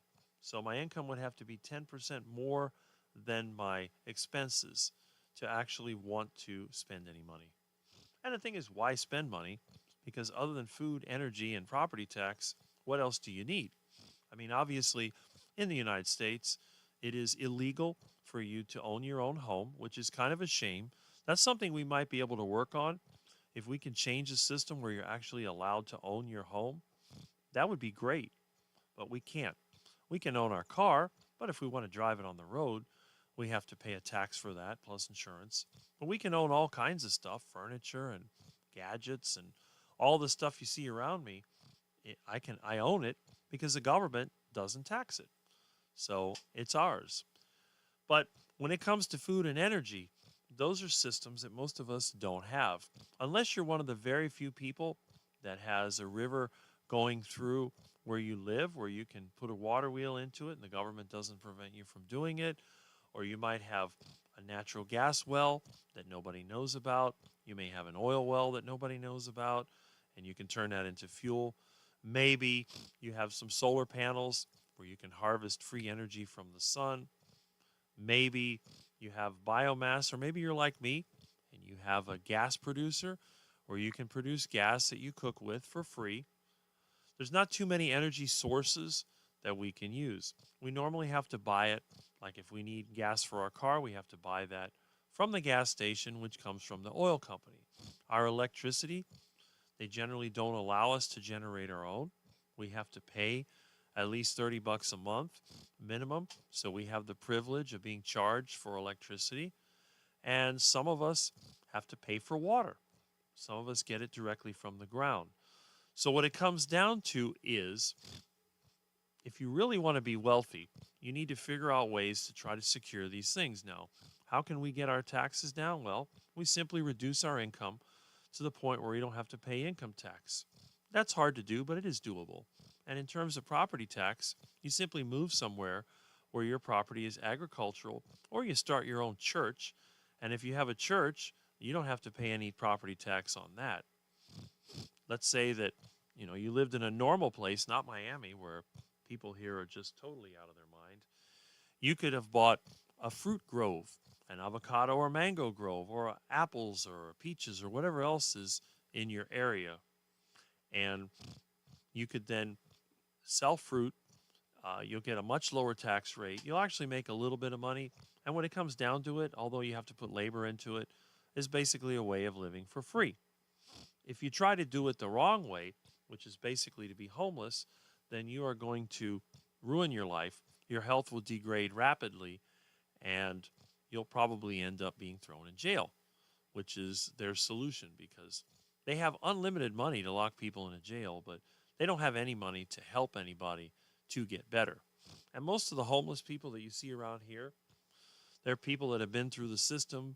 They're drug addicts, they're criminals, they're all kinds of whatever, and they all have mental illness because anyone that would be reasonably good person would have friends and family that could help them. But when you treat people like crap and you burn all your bridges, then you end up living under a bridge.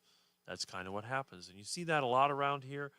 Sometimes you'll see on my bike and talks, you'll see somebody with a shopping cart full of garbage bags. Well, that's usually a homeless person. And there's about 5 different homeless people that live around here. And remember, this is a suburban area. And in Florida, it's illegal to be homeless. They'll arrest you for it. But somehow they get around. They just keep moving. And really, and the funny thing is, there is a homeless person living behind the police station. That's what really cracks me up. I have a feeling that probably some of the police officers know this lady, and they probably give her food because you go to the police station and there's a wooded area behind that, and that's where her camp is. Which goes to show a theory that I have, and I think that the majority of people actually are good people. The only reason that people turn bad is either mental illness or desperation. When people are mentally ill, they do all kinds of irrational things. They get addicted to different substances, they get desperate, and then they'll do whatever. Even if they have to, take somebody's life to get what they want, they'll do it. Now, thankfully, the system that we are in still has enough integrity left in it that people who do that are going to be caught and they're going to be punished. That's just the way that it is. Now, of course, if those people happen to be in the upper elite, the wealthy, they can get away with anything. But there's a very small number of them, and they generally don't care about us any more than getting what they can out of us. So it's not often that you're going to see somebody at the top 1% go out there and knock somebody off. It just doesn't happen. They have other people to do that for them. And if you're on the bottom, you're not a threat to them anyway. They only tend to go after the people that are a threat to them. Now, what about us? Is there a conspiracy to make us sick and to make us poor? Well, no. Actually, when you think about it, making us sick and poor doesn't really help them in the long run. Now, if they can make us a little bit sick and then take a little bit from us, that's what they want. It's the same thing. It's like raising cattle, but without the caring part of it. If you've ever subscribed to any YouTube channels, you can see something like cattle ranchers and dairy farmers. Check out a dairy farm if you get a chance. I subscribe to a lot of these channels. Most of them seem to be in Wisconsin. And all the dairy farms are basically farm family operations. You don't see that many large corporations in the dairy business. Now, they're often middlemen that sell the dairy products, but the actual cattle are typically raised by a family. And if you've ever, like we used to have dairy farms here, the idea is you raise cows, you may have a bull or you may artificially inseminate them. The only way you can get dairy out of a cow is to have it have a calf. And then what you do, once the calf is born, you take the calf away and then you start milking the mother cow. And then that way she'll continue to produce milk. Now, my vegan friends say that, you know, mama of cow is going to be so upset because she lost her calf. And they do get upset for about a day or so. But after that, they don't seem to care anymore. I mean, cows are not exactly extremely intelligent. I mean, they're intelligent enough to do what they need to, but they seem perfectly content. And I remember here when the cows were out to pasture, when it was time to milk, the farmer would simply call them in and they would walk into the barn and they'd go into their stalls and they'd plug in the things into the udders, turn on the milking machine and milk the cows. And when the cows were milked, they would then disconnect them and they'd walk away. I don't ever remember the cows having to be pushed in to be milked. So the people at the top, the super wealthy 1% or whatever, they try to treat people the same way. So what they do, they get you used to being milked. So how do they milk you? Well, obviously you don't have any real milk unless you're, female and you have kids, but that wouldn't work. The way that they milk you is through debt. So the idea is, let's give people something that they want. And what do they want? Well, humans and animals are basically the same. They have certain drives in life. Well, what are those drives they have in life? One, of course, you have to eat and drink to survive. So you need food and water. You need a place to live. That's another thing. And then most people have the desire to mate, with a few exceptions. So all you have to do to be rich, if you follow the definition that I have, find out what people want and put yourself in between.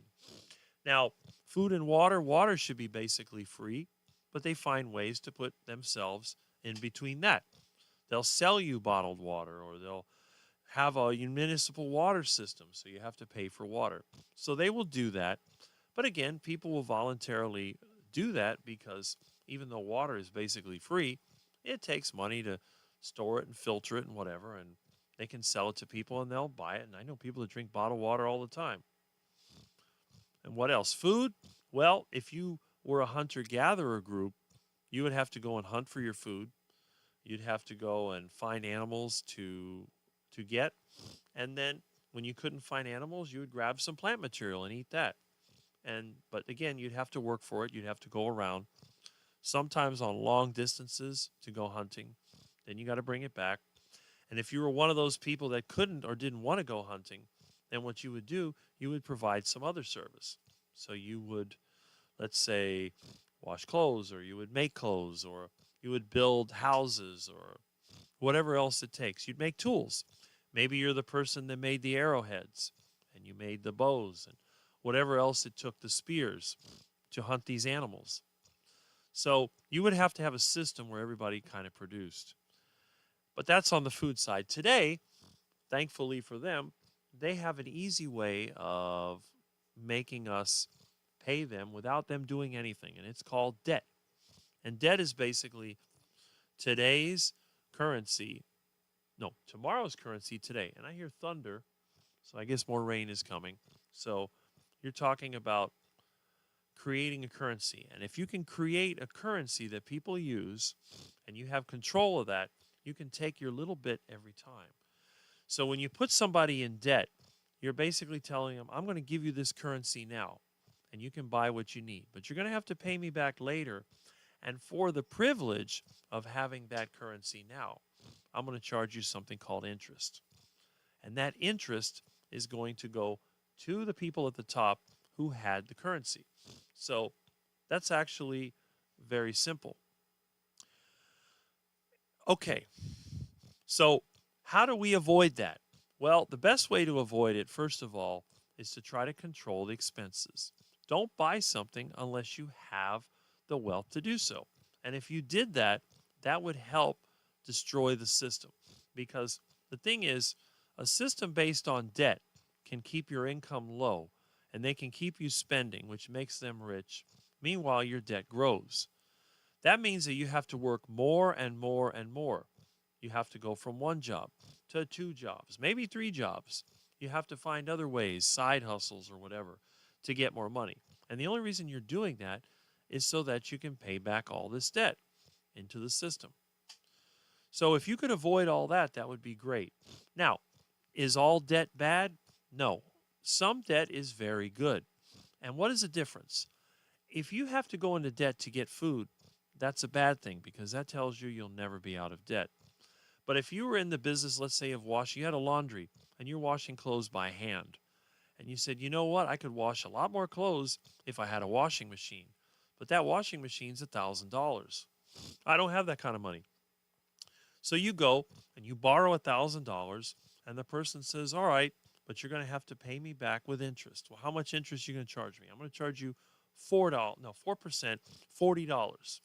All right, but I was making $100 a day washing clothes. Now I'm making $300 a day washing clothes. It won't be long before I can pay that back. So if you borrow to get an asset, something that produces wealth, then you're doing good. But if you borrow to go on a cruise or to buy fancy clothes or buy an expensive car, let's say your 1990 F-150 is falling apart and it's got rust all over it. It still runs, but you say, you know what? I'm going to buy that brand new 2025 piece of crap F-150, and it has all the luxury items, but it cost me $60,000. Well, the old truck was still making me money. The new truck doesn't help me because it's still a truck, and I'm still going to make the same amount of money. So anyway, that is, what can I say? But that's one of my little rants for today. So let's hit these comments again. See how many comments we've missed. We have a lot of them that have come in. That's good. Every time I go on one of my little rants, they come in. And Jamet48 said, good morning, Rick, Milton, and Quacks. Milton, I don't know, no Quacks here. Rick is here. Milton is sleeping somewhere, and we have some good mornings and hellos. My damn comment got removed again for a stupid reason. I would like to know how that happens. YouTube doesn't even show me what the comment is. It's ridiculous. You'd think they would, but they don't. Why does YouTube do that? I wish I knew that. Where do they take the homeless? They just put them in jail. That's all they do.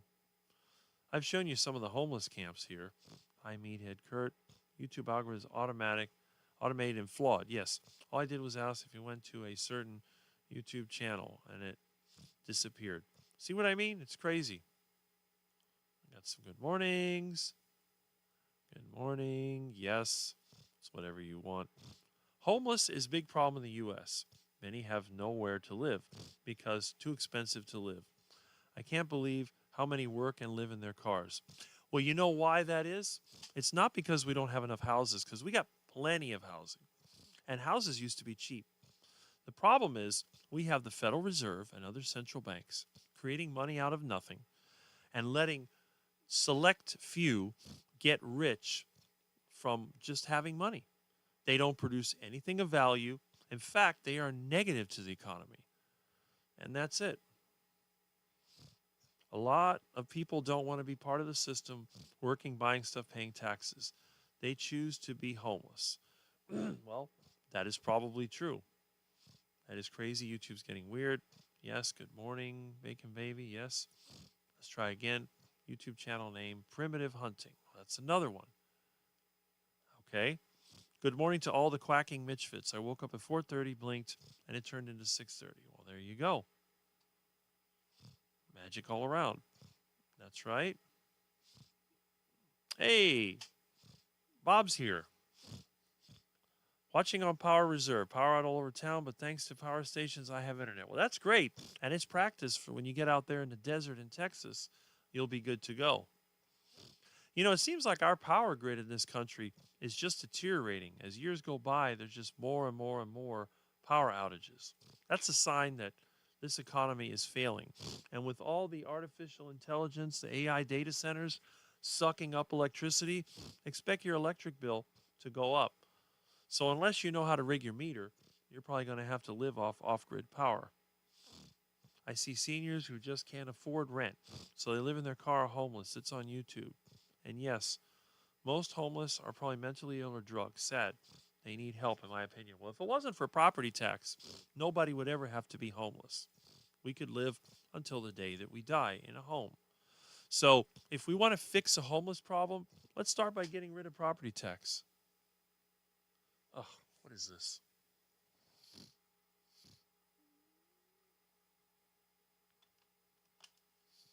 Hello.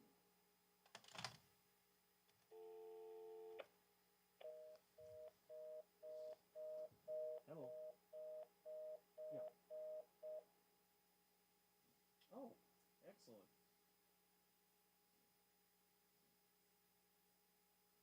Yeah, sure, no problem. That'd be great. Yeah, I'm still trying to fix this phone problem. I don't know. I heard a ringing and then it's not working, and it's just a mess.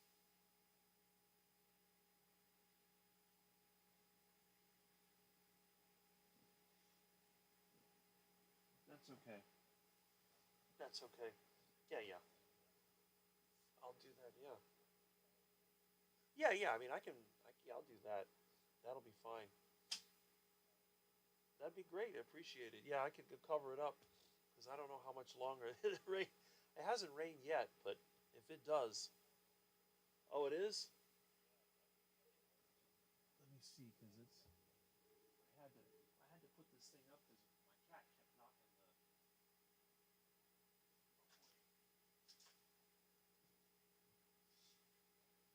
It's not raining here. It hasn't rained at all.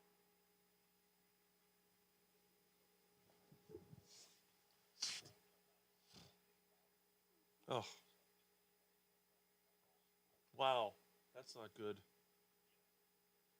All right. Okay. Yeah. Okay. See, that's a friend of mine. He found a new tarp that he had. So that'll fix my problem. And you know, it's another friend of mine that find an engine for my truck. I've had friends from here that sent me food to eat. So that's that social wealth that's very important. And I think to me, it's like one of the number one things is to have the ability to have friends, to have acquaintances, to know people. Because when things get really bad, you know, you can look out for each other. That's what I do. Whenever I have a friend that has a problem, you know, my other friend, when he was taking care of his mom, his air conditioner broke in the middle of the night. So he called me up. It was probably midnight just before the phone went off. He says, my air conditioner's broken. So I got in my truck. I drove over there, and it was just a capacitor. We swapped the capacitor, and that was it. That was really good. You know, can you imagine trying to call one of these companies? They don't care if you're broke. They don't care if your mom is ready to have a heart attack because it's so hot. They're going to go, you know, where's this? Where's this? And that's it. Yep. Stayed up late watching crazy crime shows. Yes. And there's Bob. All right. Let's see. Okay. Wow. A lot of comments. Okay. Ask Rick to Keep the music cranked to wake you up. There you go. It didn't work. I'm not congested, so I don't think I'm sick. Your couch and backdrop look cozy this morning. Well, this is where I first started. My first interview back in August of 2022 was made right from this couch. I don't know if it was this microphone or the other. All my microphones are Shure, so it might have been one of the two. But yeah, it was from this room. I was also here for Dr. Baker's interview. When I was interviewed by Anthony Chafee, I was actually over there by the window because it was a cooler day. I remember it was like November. Good morning, sweet Jeanette. It was very hot and bright most of the week. It's been rainy this week. I watched some of your videos. True, thank you. Hello, Bob. Big storm again. It looks like there's one coming here, yeah. Morning, Thomas. Our power grid is a mess. 20 years ago. Yeah, see, we never had outages, but these big corporations, what they do, they cut corners. They defer maintenance to save money short term. Okay. One pass, how long before living home even though it's paid for? Yeah, utilities and space rent are off the hook in California. That's it. Yes, property tax get rid of, but will they? No. Well, they will if we force them to. They will have no choice. People get mad enough, it will happen. I can't believe I'm #1 crown. Thank God. That's funny. Hey, that thing is random. I don't even know who came up with that crazy idea. I've watched the Carnivore Heroes this week, but didn't catch their cold. I might have a character concept. Okay. Time to make some coffee. Well, there you go. Yes, where they live, 1 bedroom and rent over 1K. It's crazy. That would be a bargain in Miami. The people here are so stupid. It's crazy. When I wake up, it's usually a salt issue. Well, that's good to know. My comment got removed when YouTube channel name quotations. Huh. When I didn't use quotations, it wasn't removed. Well, that's a good point right there. You might want to try that and see. Feel free to email me if you want to have your Carnivore Avenger character created. Like I said, I got to send you a halfway decent face shot, but I've been having trouble. My cameras are all screwed up. Only cop would see that. Makes you want some. Target prime rib. Okay. Pretty salty. All right. Okay. Got my chili all day. Nice. 2 batteries, 4 channels.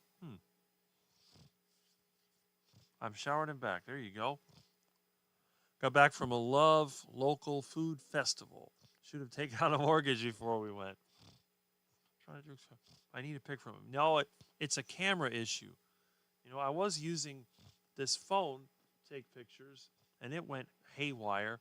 The camera app stopped working, and my camera on the computer is so blurry. I mean, I don't think you could see what I look like from this silly thing. But I'll get it straightened out. Don't worry. I don't understand your 5-minute video, Thomas. What's going on? Okay.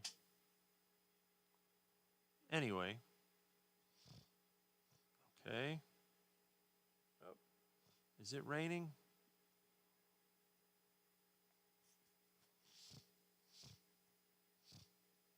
Let me look outside and see. Hold on.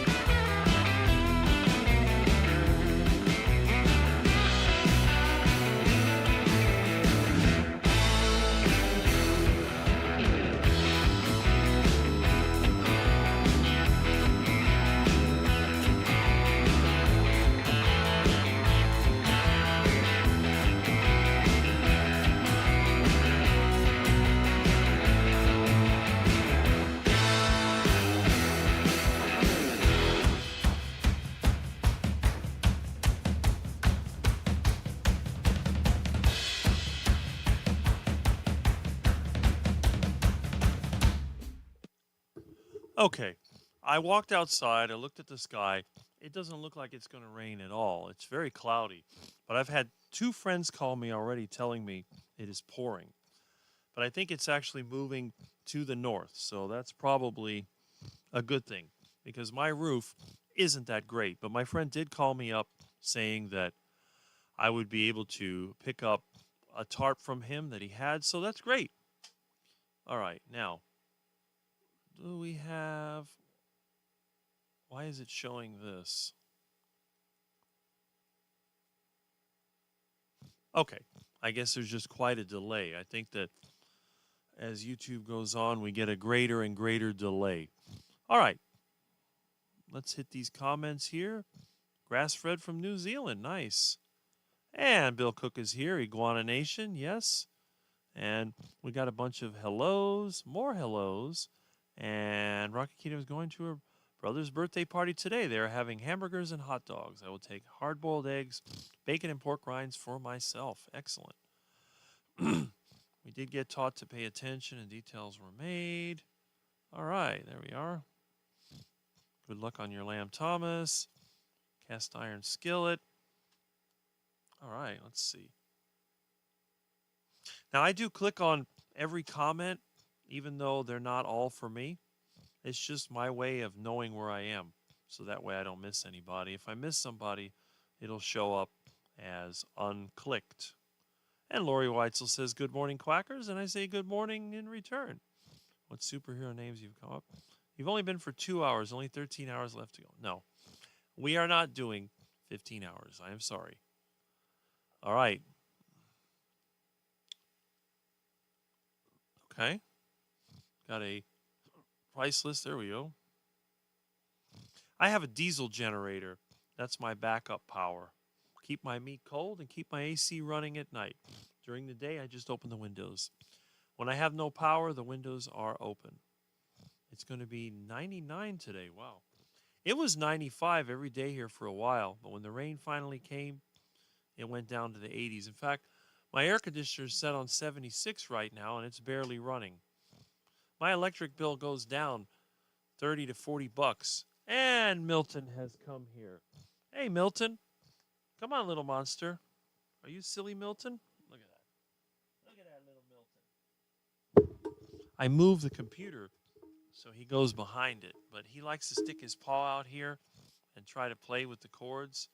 So I got to be careful not to move anything. 5th heat warning this summer. I'll take that green charger. Well, there you go. I would like to as well. No, Milton. No, don't play with the camera. No, bad Milton. Bad Milton. You silly cat. He's knocked that thing over before. Rick, our mission. There we go. Rick Rent out here. 2K. Feel bad. Milton, you tipped over the water. Now I got water all over me. Feel bad for seniors on fixed income. Yeah. Or those of us with a intermittent income. That's something else. Morning glory. All right. Okay.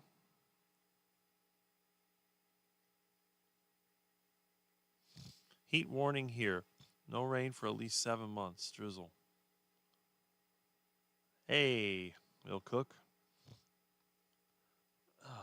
Milton, why did you knock that water all over me? Now I got pants are all wet. Sofa's all wet. You silly cat. Take my brother-in-law tonight. Had one steak for 70 bucks. Oh my goodness. All right. Let's get a towel over here.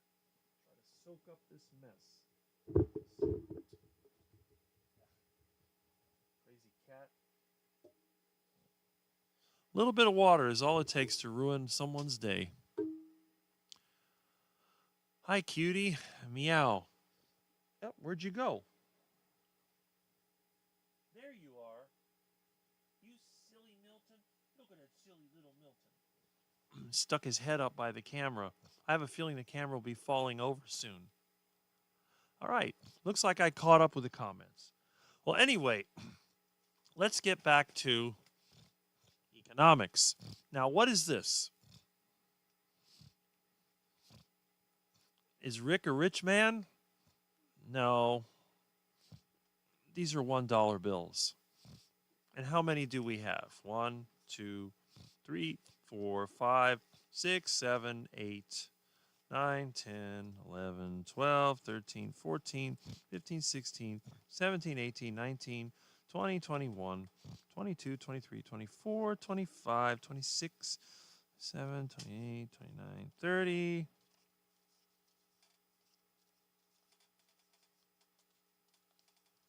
40,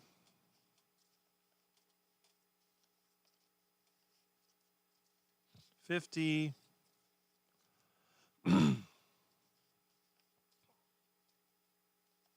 60,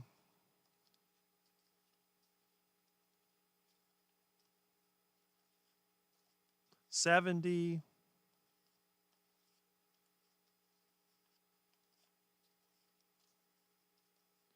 80, 1, 2, $84.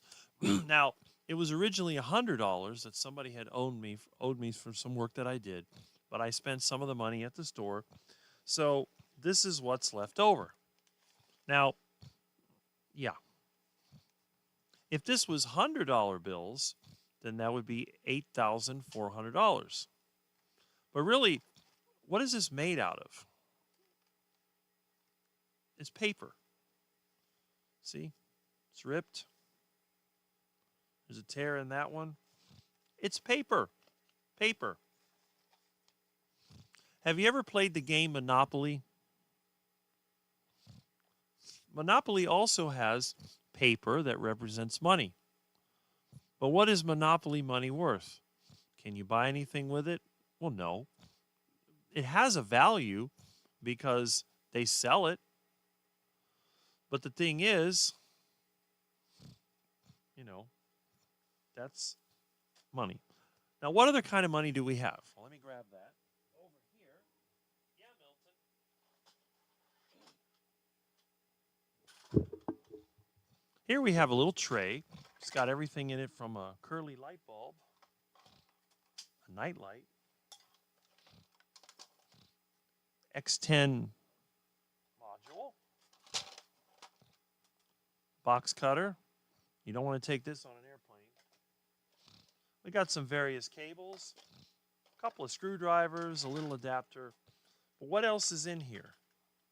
Ah, here we go. We have money. All right. Here's some money. Okay. Now, this is, what do we call this? This is a quarter. This is a dime. And this is a nickel. Now, the nickel and dime, which one has more metal in it? Which one of these has more, real value? And I just dropped it. Okay. Well, we'll get another one. Let's see. A nickel and a dime. Here we go. Milton, no. I think Milton wants some. You want that, you little kitty? Okay. Here's Milton. Come on, Milton. Want this? Come on. Anyway, the dime is supposed to be worth more than the nickel because actually, there we go. One dime will give you 2 nickels. So that's kind of interesting. There's more metal in a nickel than a dime, but each nickel is half a dime. So if I gave somebody a dime, they would give me 2 nickels. Why wouldn't I want to have 2 nickels instead of a dime? Well, the reality is this nickel contains copper and nickel, which are very valuable metals. It costs like 12 to 15 cents to make one of these things. The metal alone in a nickel is about 8 cents. So how can that be? Well, that's because the money supply is not determined just by the material it's made out of. When the nickel was first developed, it was worth a lot more. So they used to have a store called the Five and Dime store. You could actually buy things for a nickel. So believe it or not, at one time, it was worth quite a bit. And a dollar was worth a lot of money. Now, not only did you have these paper dollars, but you also had silver dollars that were made out of real silver. So if you think about it, the copper and nickel used to make a nickel is a lot less valuable than silver. So when you look at the history of money, you realize that over the years, the actual value of money has decreased. So all this paper is only worth as much as you can buy with it. I could go to the store, I could buy some meat, I could buy some eggs, I could buy some gasoline for my vehicle, and I would give them this paper and they accept it. But what if I went there with a bunch of monopoly money and I went to the gas station with monopoly money? Would they accept it? No. Now, the thing is, as time goes on, this becomes worth less and less and less. And if you look at before World War II, you could see that people were using the German dollar, the German money, which Reichsmark or whatever they called it, as a wallpaper. So there will come a time when this paper is more expensive to produce than the value it represents. And then you'll see walls of buildings, instead of having paneling and pictures, they'll just use money as a wallpaper. So you have no idea. And speaking of money, what is this? Milton, stop that. Milton, what are you trying to do? You want the penny? Here, Milton. Come on, Milton. Come on, little Milton. He's a Milton. He's a Milton. He's a Milton. This cat is the liveliest thing you've ever seen in your life. This is a penny. They no longer make these. They have made the last batch of pennies they're ever going to make. So, thanks to the destruction of the central banks, they're not going to make pennies anymore. So, you know what's going to happen? Every one of these pennies that we have, we're going to keep. I used to pay with pennies, but now I'm not. Okay. Anyway, let's see what we got here. Milton, you are so funny. You are a silly cat. All right. Okay. So let's see what we got going on here. Lots of comments. Every time I go on one of these rants, I get a lot of comments. I still can't get over how black Rick's hair is. Well, you can thank beef tallow and you can thank lard for that. Also, you'll see eyebrows and everything. And remember, I'm older than Dr. Greger. Facial hair is also pretty dark. I didn't shave this morning, but I did yesterday. It grows in. I got a few little whites right here, and the rest of it is dark. I would grow it, but I just don't like it. Eric's pole dancing all night. The person that owed me money, was an older lady, and all she had was dollar bills. She wanted to get rid of them. She says, I have $100, but would you rather take a bunch of ones? And I said, yeah, I don't care. It's all funny money anyway. I don't mind. I'm not going to keep it that long. It's going to end up back in the store. So who cares? Steak and Shake has a big sign saying everything is cooked there in beef tallow now. You know what? I'm going to have to go buy the Steak and Shake. It's very far from here. I may have to drive there, or I may do a long distance bike ride. I'm going to look in the back and see if they still have the seed oil collection and see what it smells like, because I'll know the difference. A lot of the so-called beef tallow they use now is actually a blend of seed oils and beef tallow, which is a relative. Yep. I need to borrow that 8350. Well, there you go.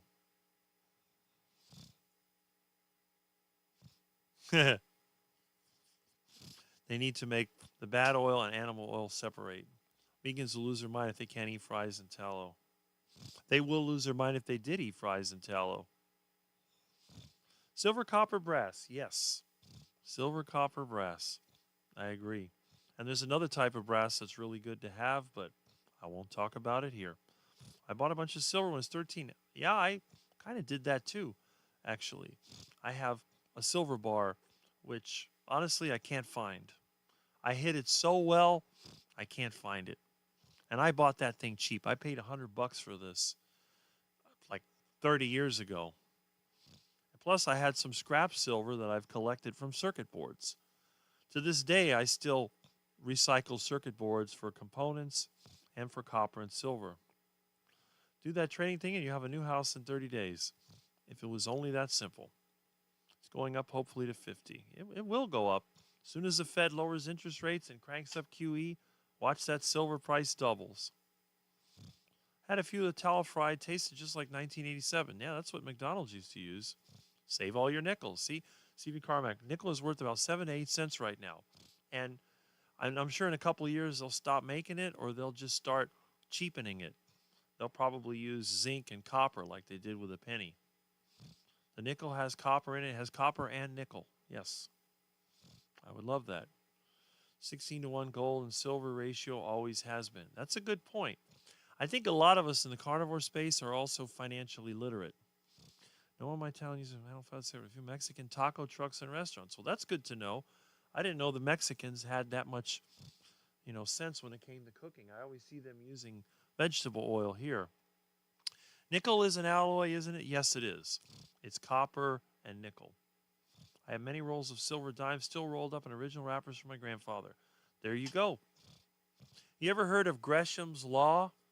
The good money, the bad money replaces the good. That's what it is. Okay. Counting, shipping, and handling was only over 40 for a bit. Yep. They got that spot price, and then you have the premium. Yes, an alloy. Snickers bars were a nickel, and Bazooka gum was a penny in the 70s. See? A penny in the 70s. What can you buy for a penny now? Absolutely nothing. Does it count for nickel? You mean ally. Used to go for $55. Not sure what they are worth now. It could, Thomas. Save all your pre-1982 pennies. I've done that for decades. Some are 95% pure copper. Yeah. I've been stacking 1982. Everybody has. That's why they're hard to find. I actually made a machine that could separate them. You can also tell by dropping them on a concrete countertop, they bounce differently.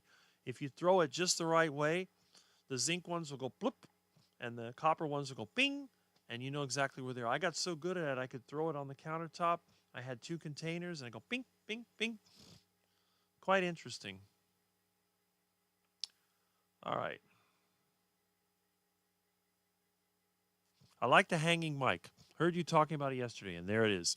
Yes, I tried that when I was on Mitch's private stream, which someone on here actually got me to be his member. I actually won a membership to another one of my channels. This seems like when our friend Kurt broke the curse on YouTube.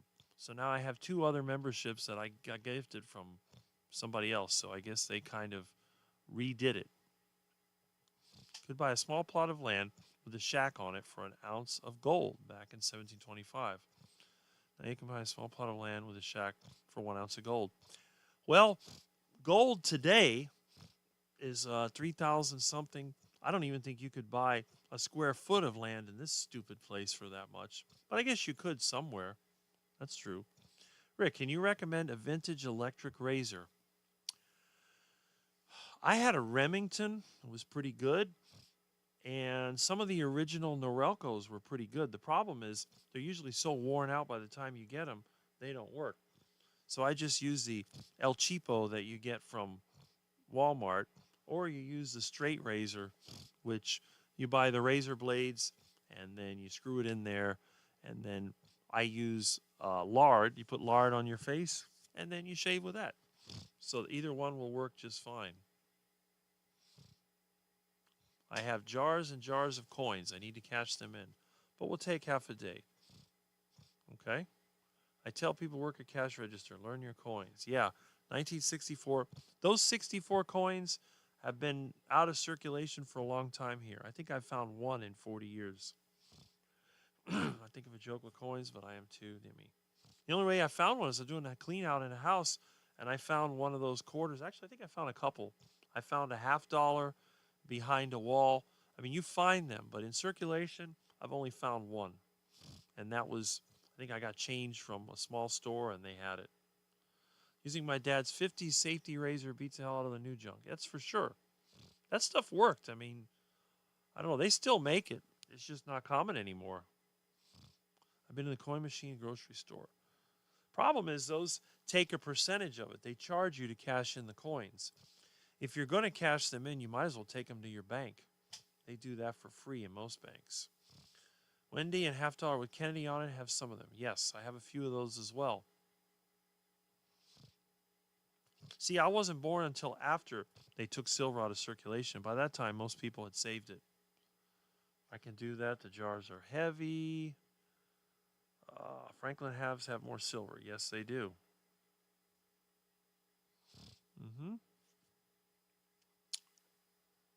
Actually had the bottom of the jar break out when it gets too heavy. I had a coin jar one time break just from sitting. It's always so hot here, and we had one of those rare cold days where it got below freezing. Outside, it was in the 40s in the house. The jar just shattered right there. So I know what that's like. Need to quit. Okay. Have some old coins, art rounds, and silver eagles. Excellent. Okay. I may put them in plastic. I have some from the Dollar Tree. Okay. Hopping in the shower but still listening. There you go. I watched your latest ride and talk in the middle of the night. It should have come with driving me more. It was scary. Sometimes when you ride around here, and you got to be quick. If you were a vegan, you'd probably get run over like my vegan friends all have. They've all been hit multiple times.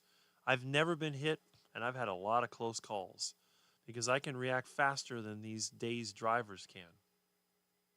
I wish I bought rhodium back when I bought silver. Rhodium was 600 ounces. Yeah, that's right. That was because of the catalytic converters and other stuff. The bank won't take them.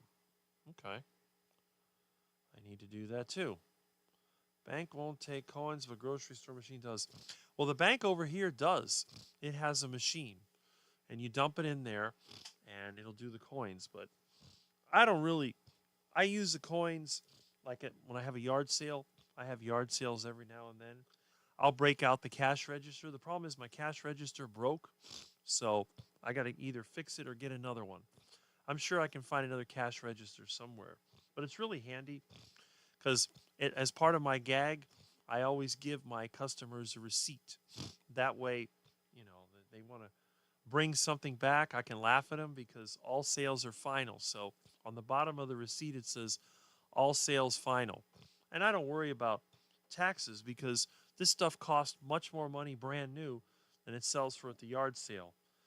If I sell something that my mom bought for $100 at a yard sale, or that, you know, I had bought or somebody else had bought, I don't even see how that could be a sales tax. It's basically a loss.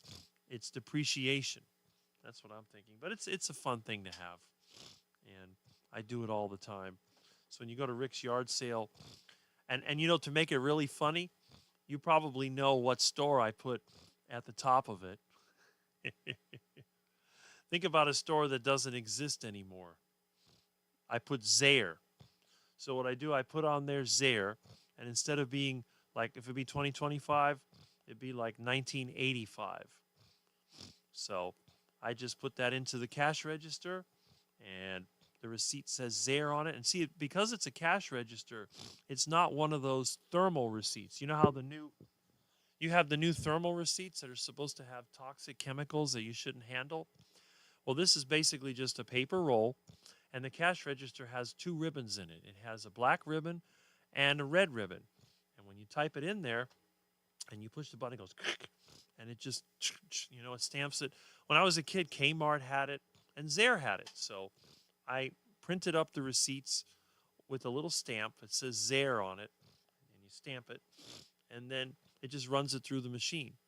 And this cash register was actually, when they first started credit cards, there was a little side piece where you could stick in your credit card receipt.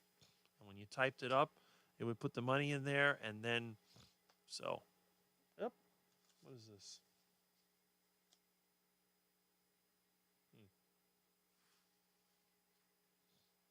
I don't know who that is. I'm not going to worry about it. Okay. All right. You would think all the banks have a machine. Yeah, exactly. They take 7% of our grocery store machines. And this is why a lot of times I've had customers want to pay me with coins. And I say, sure. And I actually have a coin counter in my shop, but I usually don't take it with me. I trust that they would give me the right amount. But I've had customers pay me with coins. I do have a lot of coins, but I do use them at the yard sale. Rick's bike ride, lots of police. Okay. Yeah. I've got a bunch of copper wires, pipes, fuse, box plates, and won't have my own coin dies made with a bust of me and strike. There you go. A strike. There you go. Make your own coins. Why not? I should make one called the duck coin. Maybe turn it into a crypto. I'll get all the copper. I'll make every copper duck coin with the crypto coin, and it'll be back with duck eggs. So every duck coin can be redeemed in Muscovy duck eggs. Okay, smell like copper. And I do melt all my own scrap copper. I have plumbing, air conditioning, all kinds of stuff that I melt for copper. Hi, Rick, just checking in from the UK. Well, hello, George. I'm sure I'll be seeing you tomorrow on the live that you have with our friend, John. And Jeanette says, hi. He didn't want to get that close and be accused. Now I've got my computer up and running and have my freezer plugged in. Just hope we aren't out for 3 days like last year. Wow. That's not good. I hope you have a generator too. Milton's being a good boy. Where did Milton go? I guess Milton went back to the bedroom. Bank won't even take rolled up coins. I think they all do. Rick has his own coin counter. Yes, I do. I have to show that sometime. And George does say hello. So I'm saying hello in return. And Milton is either bad or asleep. I think he's asleep. Hi, semi-retired Bob, off-grid carnivore. So Bob has got his power from his backup, and he's here. That's good. They won't take an abundance of rolled coins. Only something reasonable like 10 rolls, if that many. Banks suck these days. That is correct. Actually, let me check on Milton because, and since we're talking about money, let me give you this little intermission.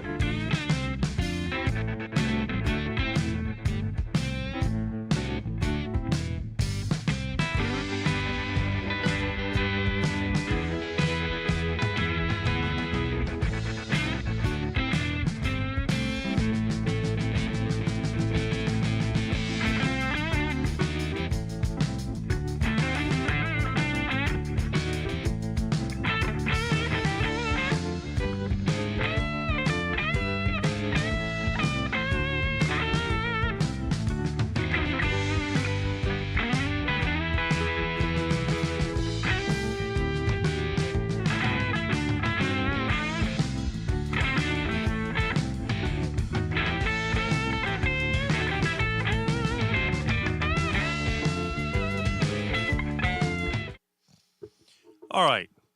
So I went ahead and got some water, took a leak, and I checked on Milton, and Milton is on my bed, asleep. So, yes, Milton is safe and sound and so awesome. All right. Let's see. Let's hit these comments again. Sorry I left you for an intermission, but hey, I figured at least this way you won't think that I abandoned you. You still have something to listen to. All right. Let's see. My own coin will say, the great Sir Master C.V. Carmack. You know, with today's technology, it wouldn't be that hard to do. All you need is one of those little milling machines.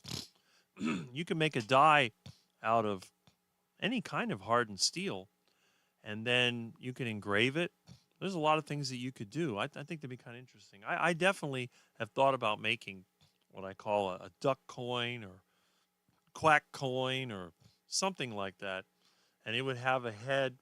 It'd be like, my face on one side, and the other side would be a big Muscovy male duck drake, the biggest, meanest looking duck I could find with the crest sticking up. And that would be it. I think that'd make a pretty interesting coin token. It'd be one duck coin or quack coin. It would be redeemable for one or two Muscovy duck eggs. So it would always have value. Plus, the coin itself being copper is probably worth more than the eggs would be if you bought them. I'm hoping one day to turn the Muscovy duck into a widely raised food source because people around here treat them terrible. They hate them. They think that they're pests. Some people love them, but a lot of people hate them. But I say, if you can't beat them, eat them. That's what I say. Okay. It'll be a duck on one side and iguana on the other, heads or tails. Or maybe, yeah, I could do that too. Or just have like the iguana and duck from the front or the iguana and duck from the back. There's a lot of good ideas. That might be a nice little project. Okay. C.V. Carmack the Great. There we go. Sounds like Stevie Ray Vaughan music. Kind of does.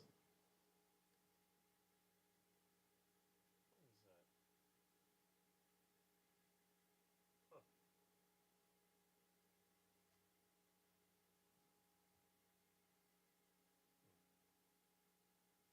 Okay. Thought I saw somebody outside. That was a big deal in the old days, back when this place was agricultural. You know, weed-free sidewalks. About right. Music wants me want to light a cigar and drink a brandy. Well, there you go. It's Keith the guitar. What is that noise?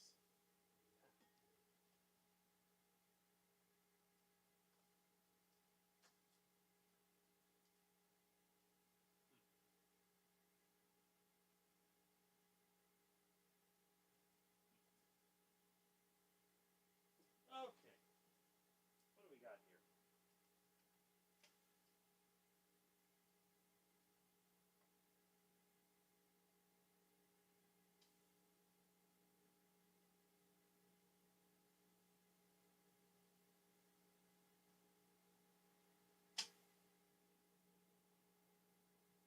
Okay.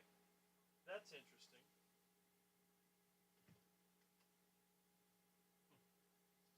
I figured who that was.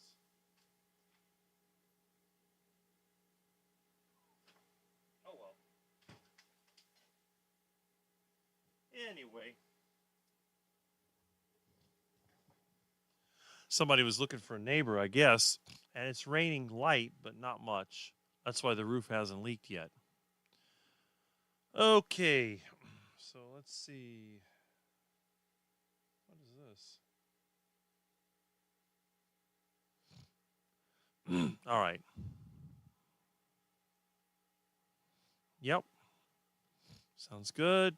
More like Pink Floyd's Money. Yeah, that's kind of what it sounded like. That's what I was thinking. That's all that matters.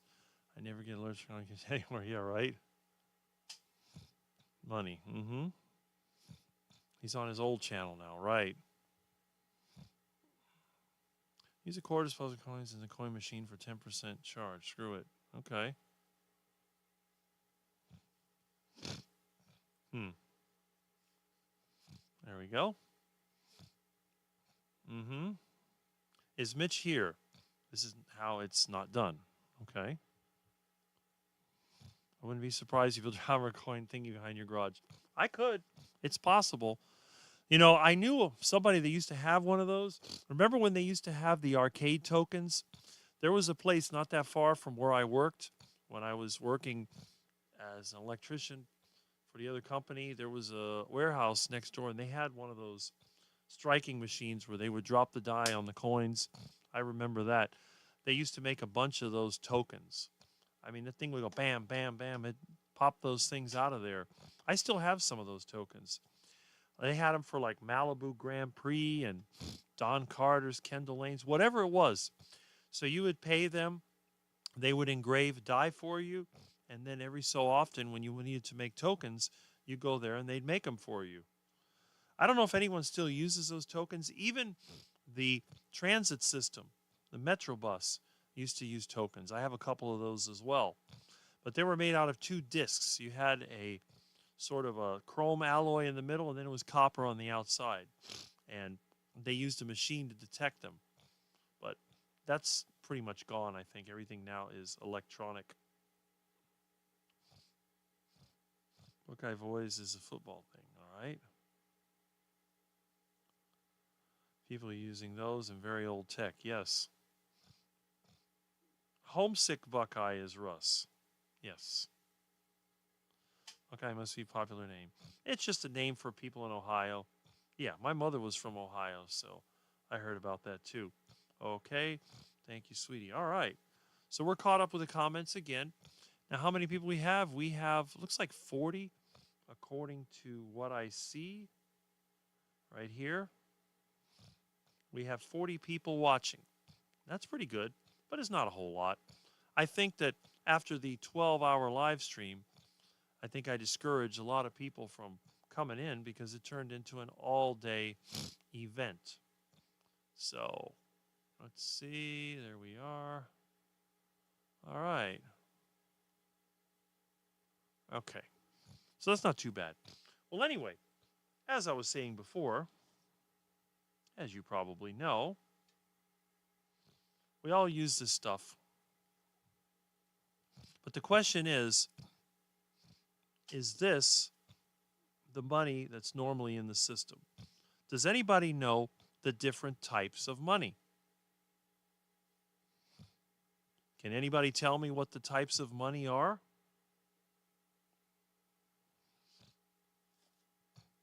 What if I told you M0? Do you know what M0 is? Well, let's check it out. What is M0? Oh boy. Talk about a zero. Wow. This has got to be the most unattractive person I've ever seen. Terrible. Absolutely terrible. What an embarrassment. I thought I looked bad.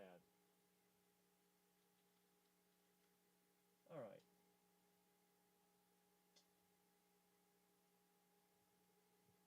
Oh, why is there a bug flying around here? Okay, come on.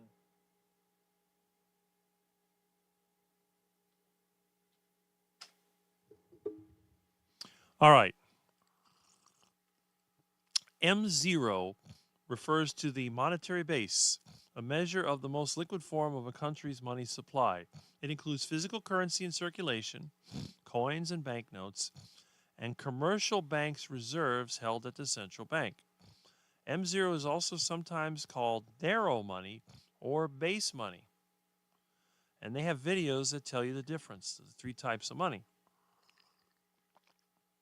Physical currency, bank reserves, and they call it narrow money. All right.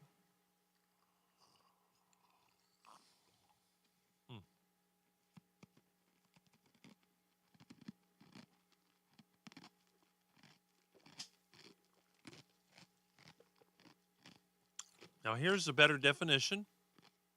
M0, coins and paper money, commercial bank reserves.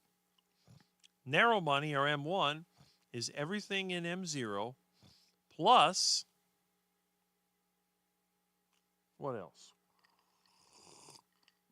Checkable deposits, in other words, checking accounts, savings deposits, and all these things.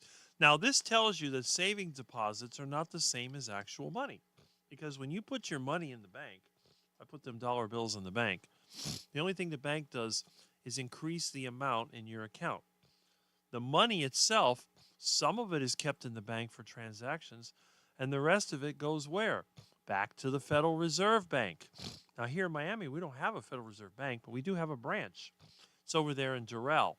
And in the 1980s, it was one of the main sources of cash because there was so much drug money in Miami and South Florida.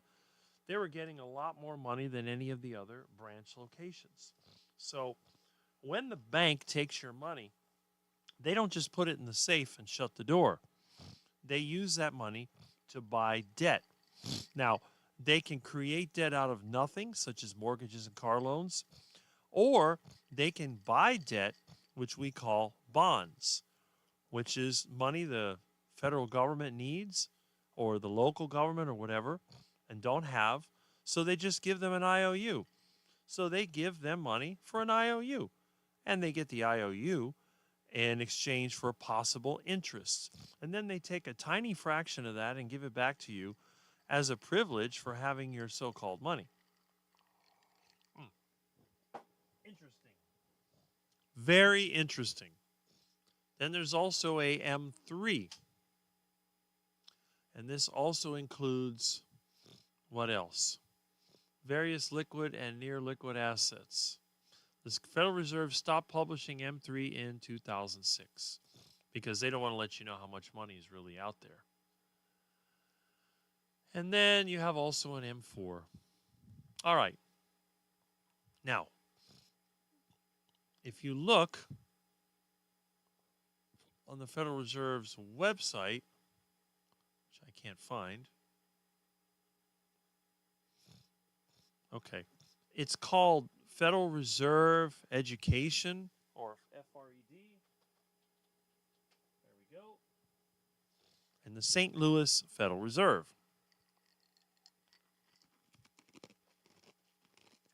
All right. Now the trick is to find the graph. So we'll just go ahead and here and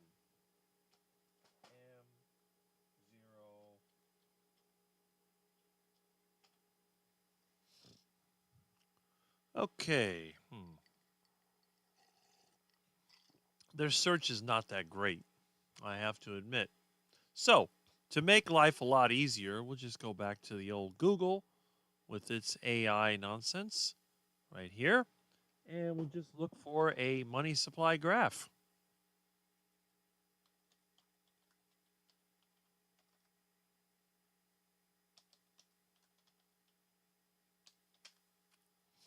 All right. It's an M2 graph right here. Now, it starts in 1960 to the present day. Now, one thing I learned back in the 1980s when I was in college is how the money supply worked and that it doubles every 10 years. So let's go back to 1960 when this house would cost you $14,000. And this is in billions of dollars, so this is $287 billion. So that means by 1970 it should have been double that. And let's see. So we went from 287 to what? 587. So that's almost double. So this should be almost double to 1980. 587 to, yes, that's more than double. So the money supply almost tripled.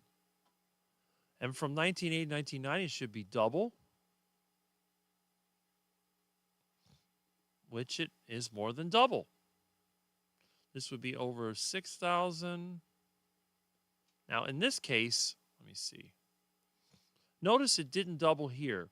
From 1990, 33, 32, to 2000, it didn't quite double.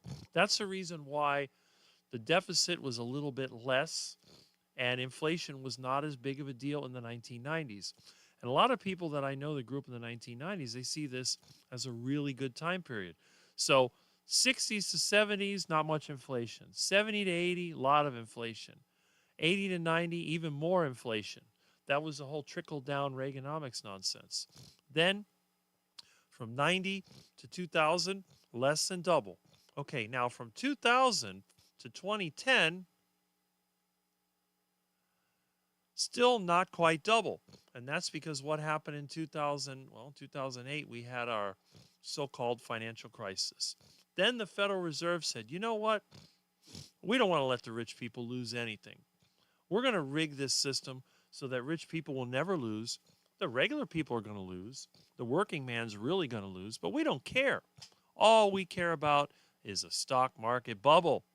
So they started at around, let's say 7,500. Now we go to 2020. That's more than double. So thanks to their QE crap, the Federal Reserve has basically doubled. See, 2009. Yeah. As soon as QE hit right around here, 2008, that was a panic. They doubled the money supply and they started going up and up and up and up. Now it more than doubled to 2020. Now 2020, when we started, what was it? 15,000 something. And now it almost doubled in what? A few years? Where did the amount go? I guess I counted it down here a little bit. Look at that. The money supply grew. Look at how much it grew. Then they sort of raised interest rates. And guess what? They lowered them again. And it's growing again. So if you wonder why everything costs so much money, they might blame everything for it. But this is the problem. This is what the central bank does to us. So when you have to suffer with high insurance, taxes, high food costs, high energy costs, your electric bill looks like a mortgage payment, your property tax looks like rent, this is because of these disgusting people called the Federal Reserve Bank. They did it to us, and that's the thing. So let's go back here to the monetary data, and let's look at M1 and components. All right, let's see. Graph. I always have trouble with their website. I don't know what it is. Oh, discontinued traveler's checks. I guess people don't use traveler's checks anymore. All right, so let's see. I can go back over here. All right.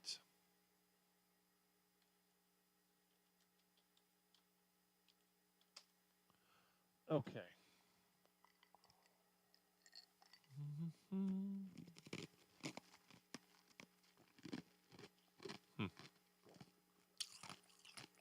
All right, I want that one.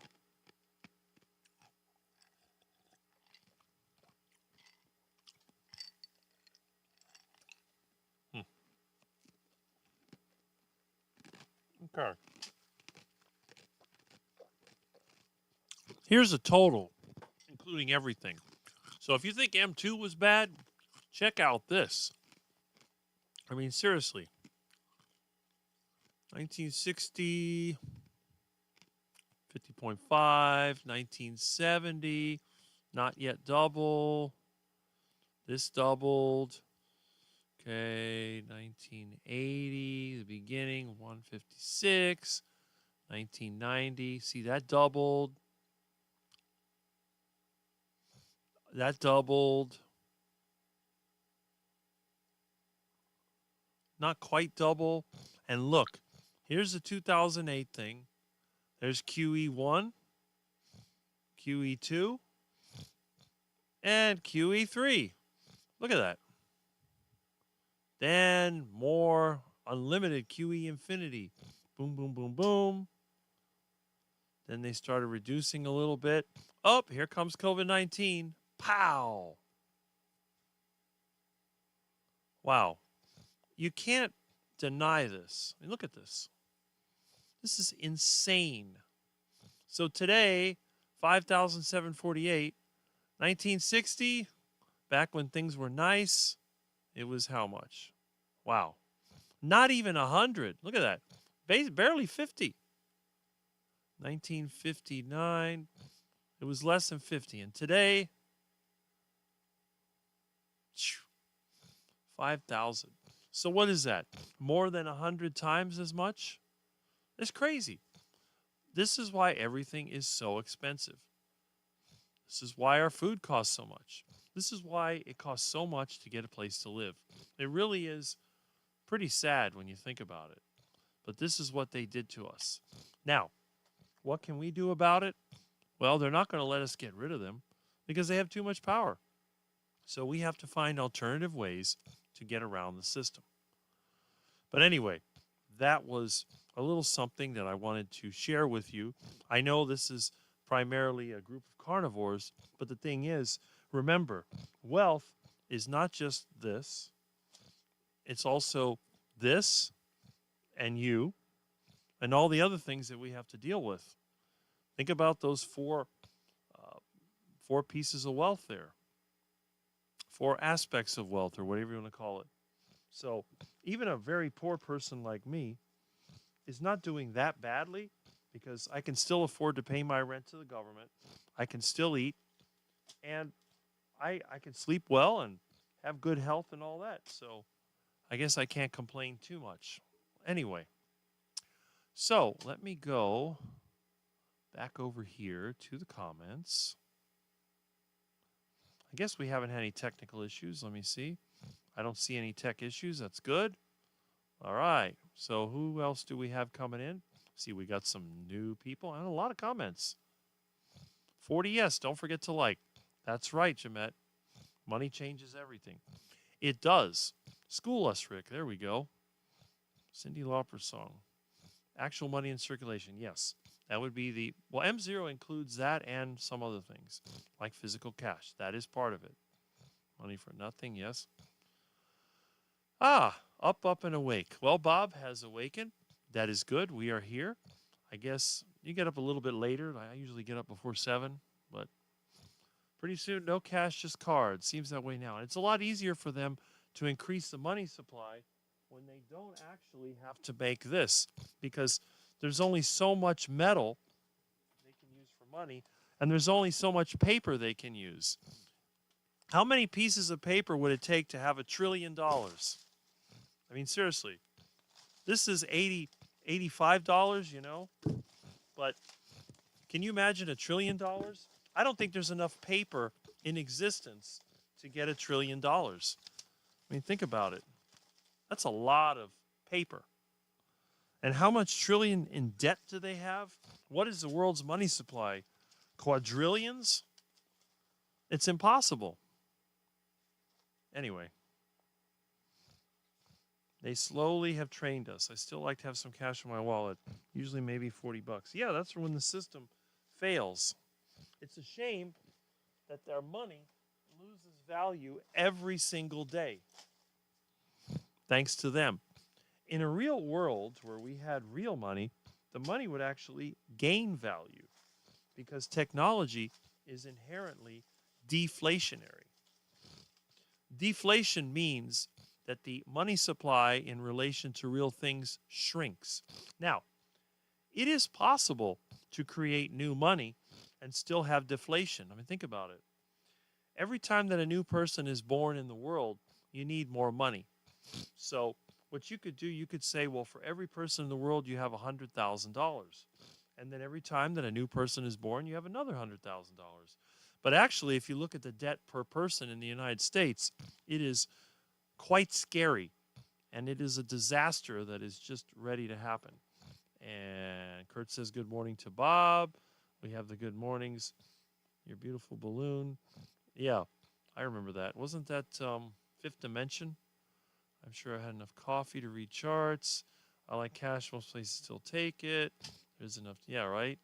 But we need to educate ourselves, because if we don't understand how the system works, we'll never be able to survive.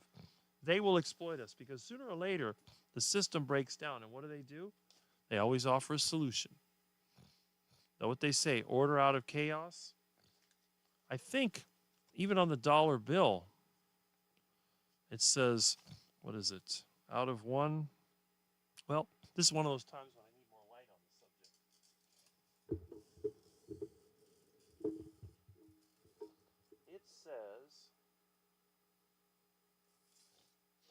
This note is legal tender for all debts.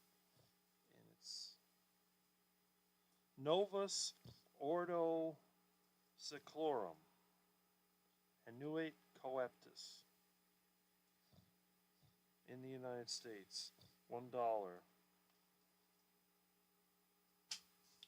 I don't see anything else there.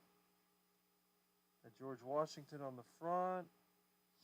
This is back from the last administration. You got Steve the Munchkin, Steve Mnuchin, another crook. They always have crooks in the Treasury Department.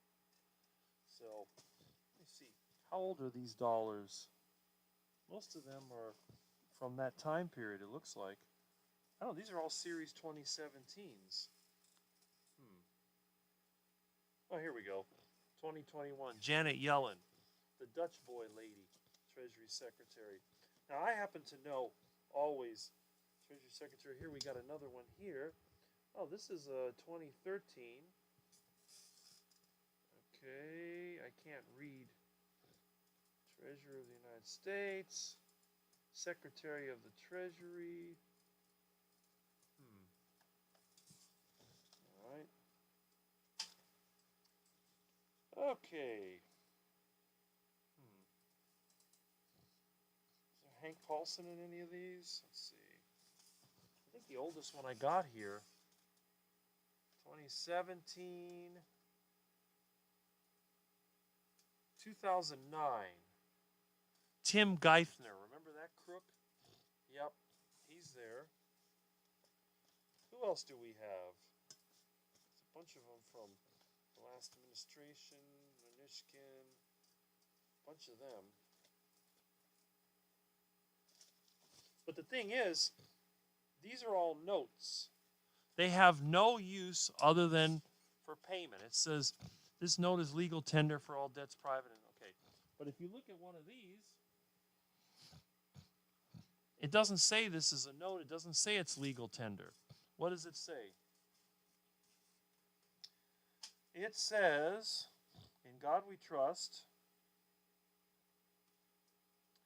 $quarter, United States of America, e pluribus unum. Out of many, one.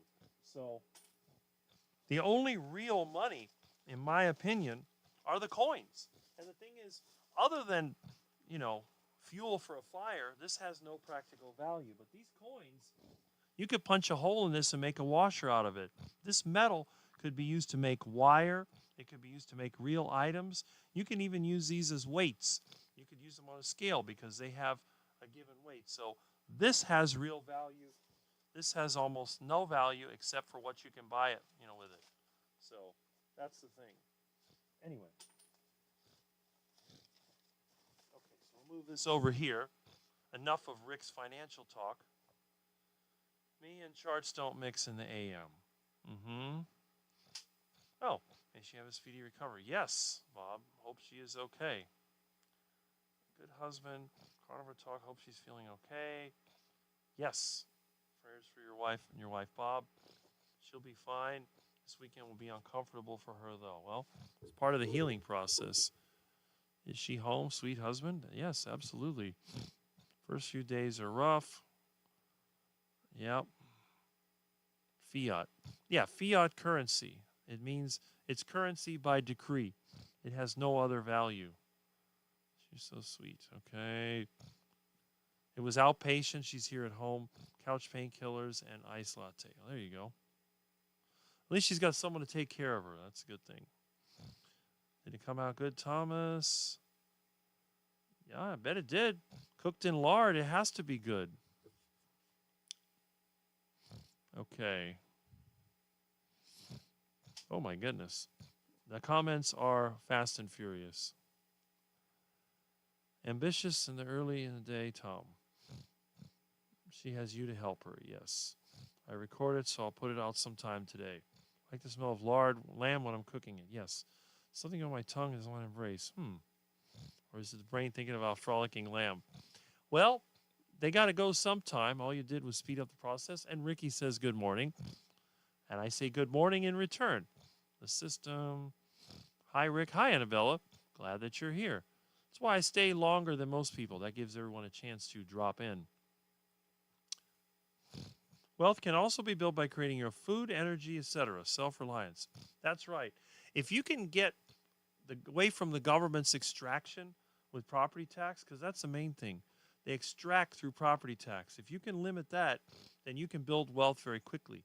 But the government uses inflation to extract wealth. Of course, the banking system uses debt, and then they use taxes as a way of extracting from you. Milton is going to disperse this cash to litter box. Well, that's about all it's good for from Milton. Now, if you go to the store, you can buy some meat with it. That's a good thing. Rick is rolling in cash. There you go. $84. Lots of money. What's left over from the $100 that a customer gave me because she wanted to get rid of her dollar bills. All right? So it makes you feel like you're rich. You get a bunch of these and you think you're Scrooge McDuck or something like that.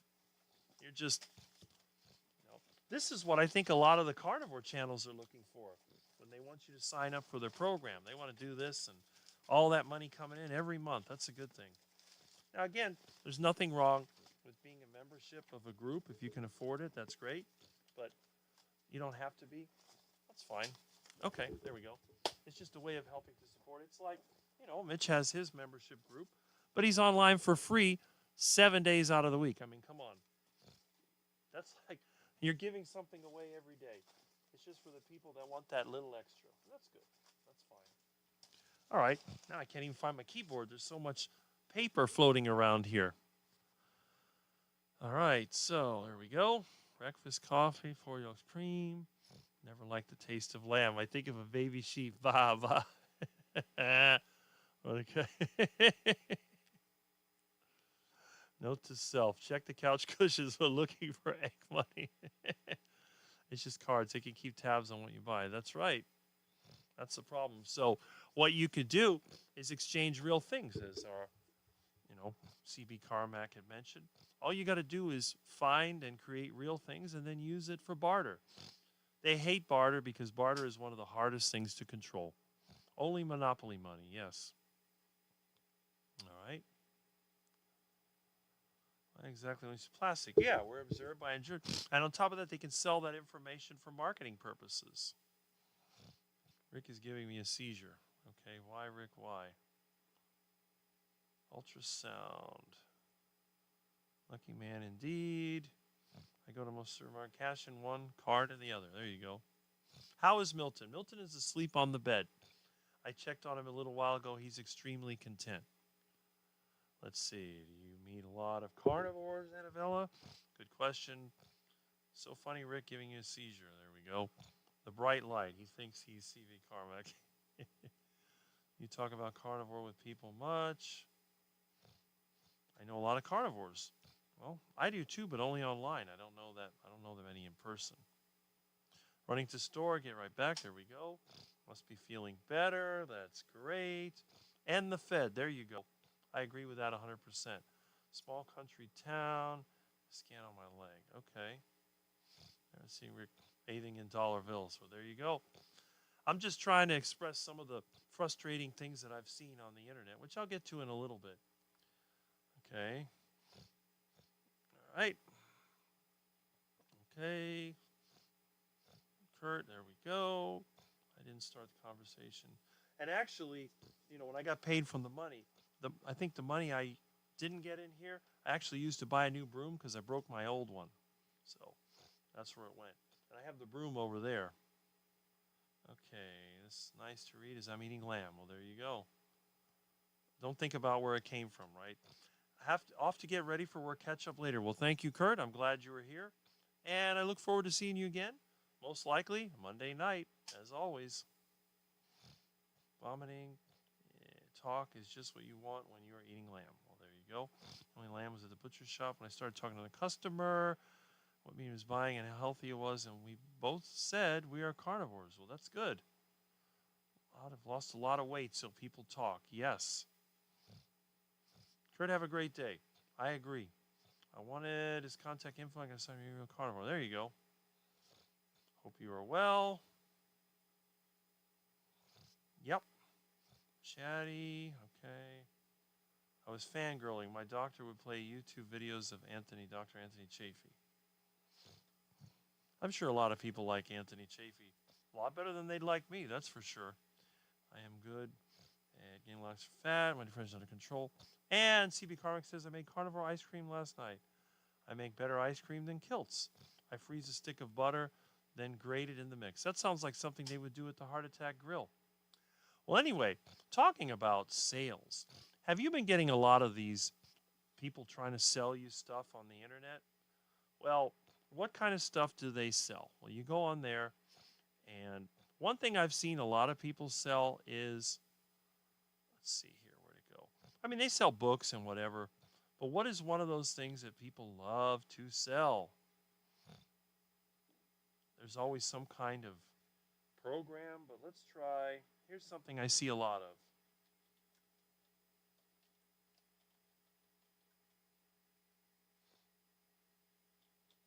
I get these ads all the time. Dr. Squatch soap. All right. Now, here's a bar of soap. How much is it? I can't read it. Smells like barrel-aged bourbon. Okay. Up. Now we got this. What do we have?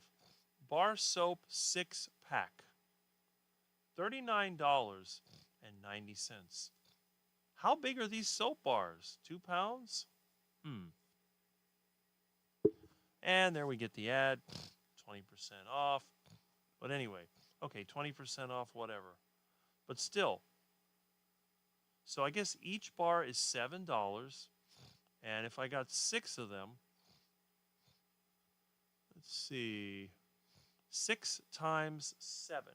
What is 6 times 7? 6 times 6 is 36. So, and then they want you to subscribe so they can charge you every month. Oh, that's crazy. So, $40 for 6 bars of soap. Okay. That's pretty high.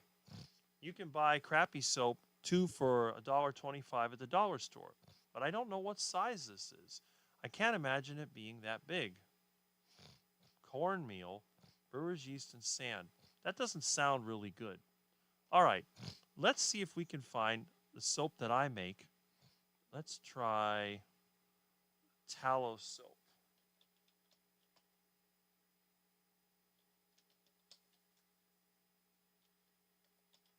All right, there we go.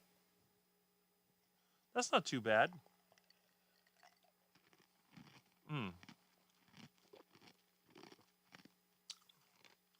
Okay. I can buy at the hardware store for $7 a 6-ounce soap bar, which is a little bigger than some of the other ones. Just pure soap. Okay. Lye is used in the process but is burnt away, leaving the soap pure. Detergent and fragrance free. So they do sell it. And it's about $7. Same thing. So I guess it's not that bad. But anyway, let's see what else we have here. I remember this. My mother used to get this years ago. Forgive me while I drink water. 4 ounces.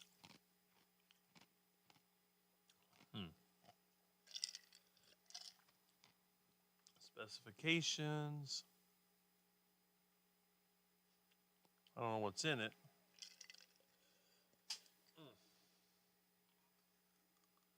All right.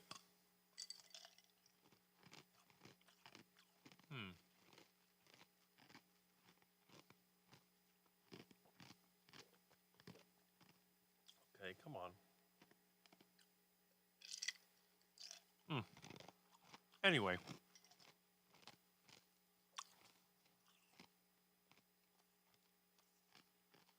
Clay. 5-ounce bar.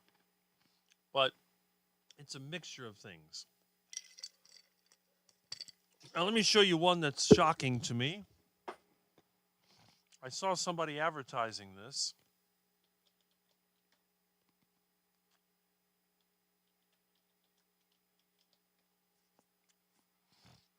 Okay. Where'd it go?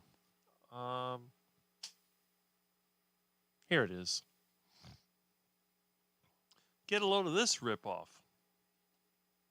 Now, in Ace Hardware, I can buy the basic soap for $7. This one is $17. How can that be? Let's see. 2 times 7 is 14. 3 times 7. That's almost 3 times as much. Really?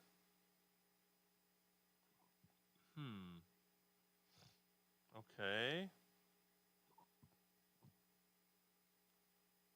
Let's see.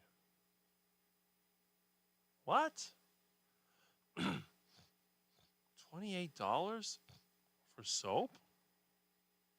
Really? These have got to be like 10-pound bars. Wait a minute. 4.5 ounce? Seriously? Wow.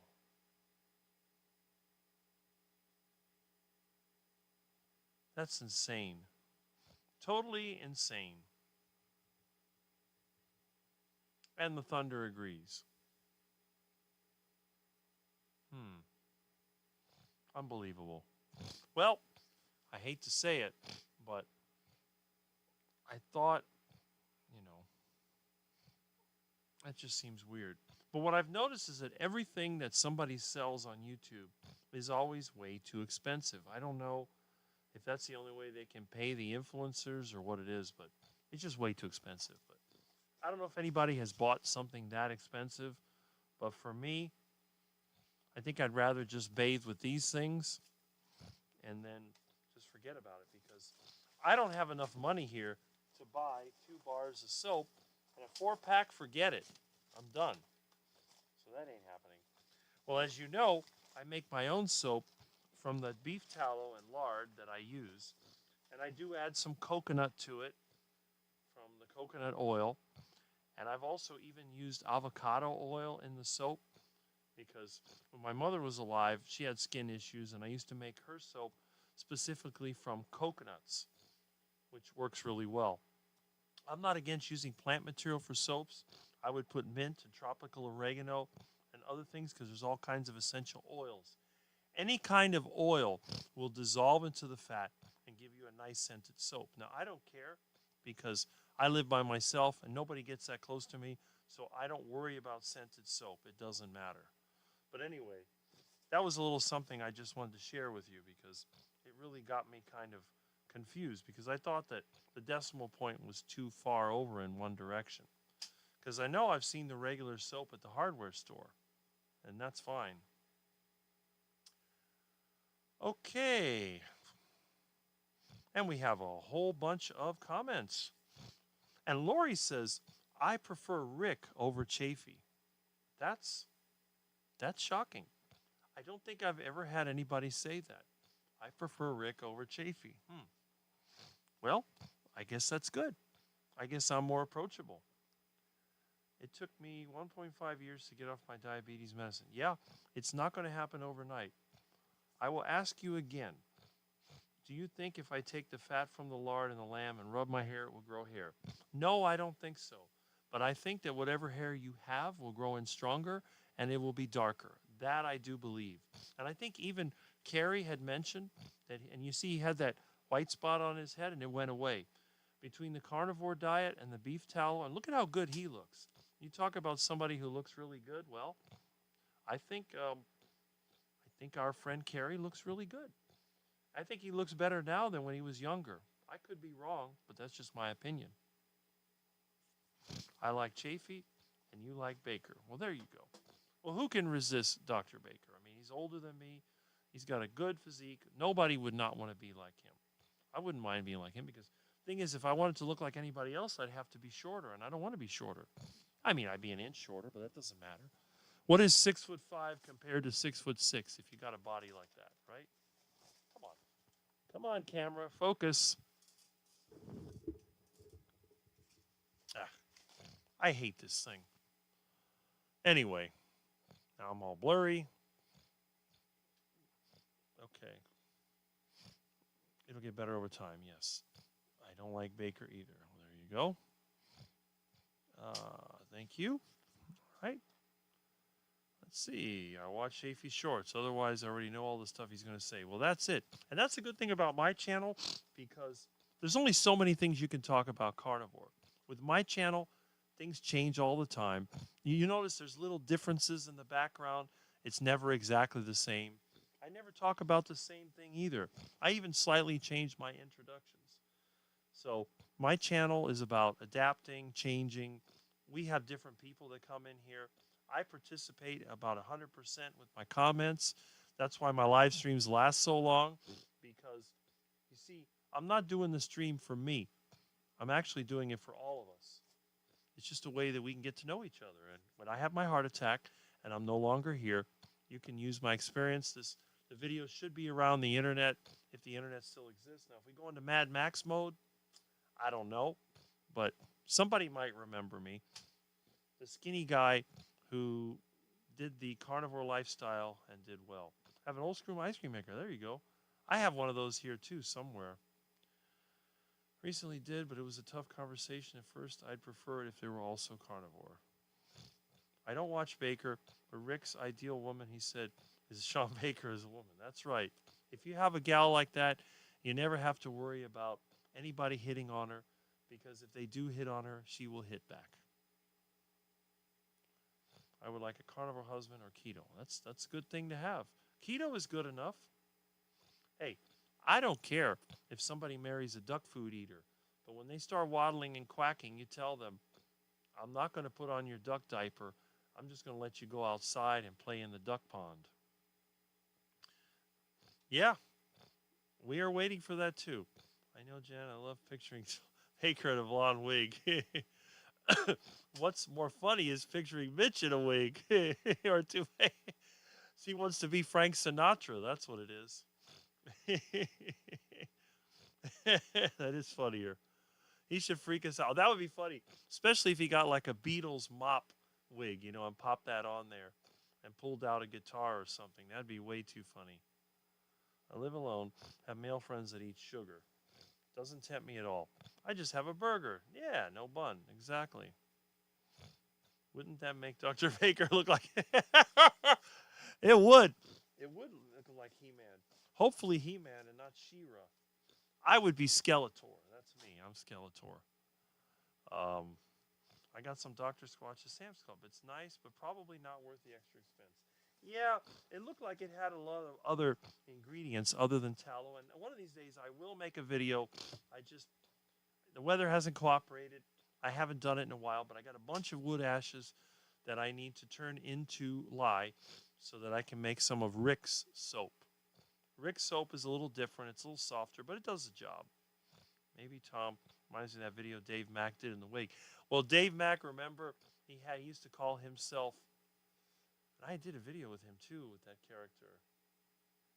What did he call himself now? Now I forgot. Now I'm a vegan. It was Bell Shine, the vegan. That was really funny. And actually, Baker did that too. He called himself Cooking with Frangie. I don't know why he took the video down. It was a real riot. It was super funny.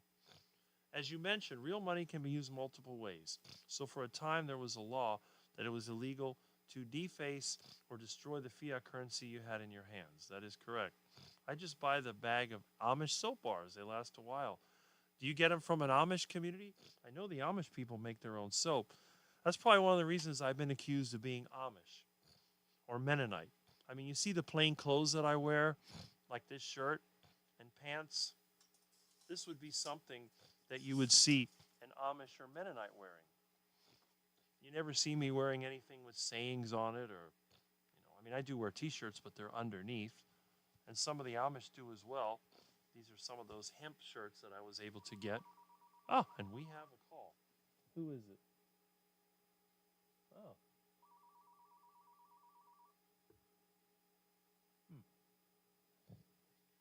That's on the other line.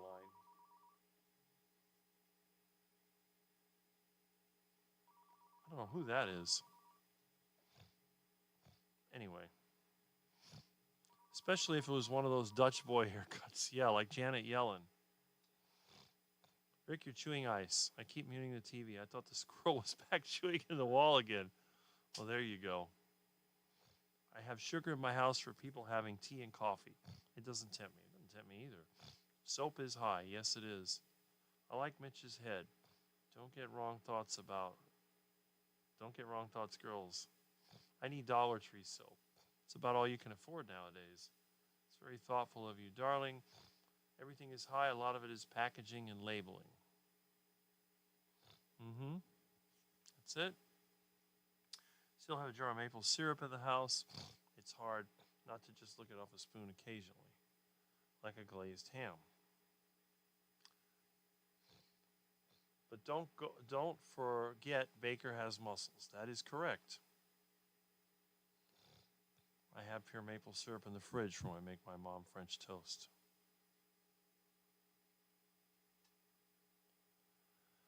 All right, let's see here.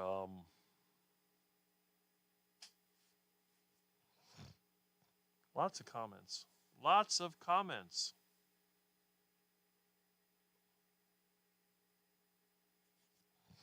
Okay. Barter is also hard to tax and keep you broke. That is correct. That is correct. That's why it'd be nice to live near someone who raised cattle. And you say, you know what? You're my friend. I helped you fix this. We built that. I'm going to give you part of a cow, or I'm going to give you the whole cow, or whatever it takes. And we're even. When you simply trade for what you need, you cut out the middleman, and they can't tax you on it, which is a good thing. It sure looks like it's going to pour down rain, but it doesn't.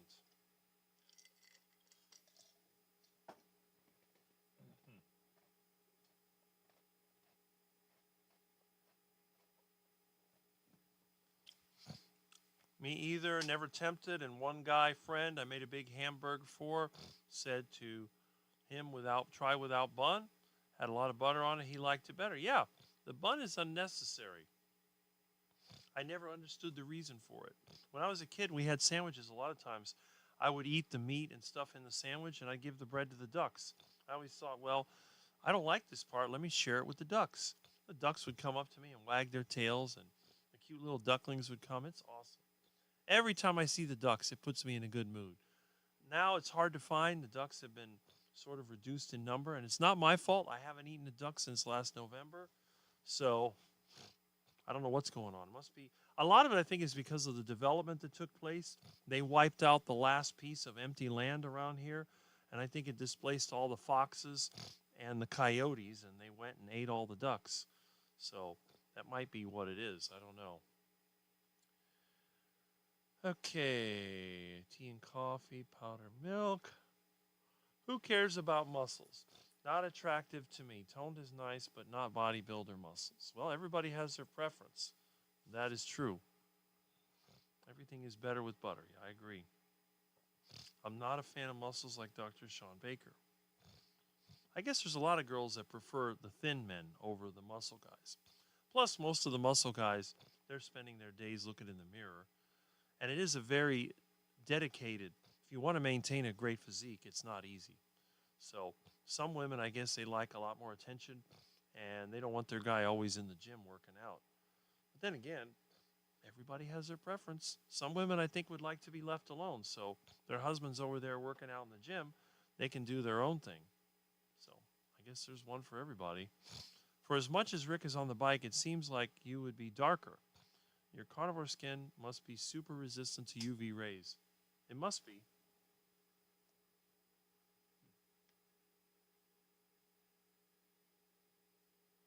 Hold on a second.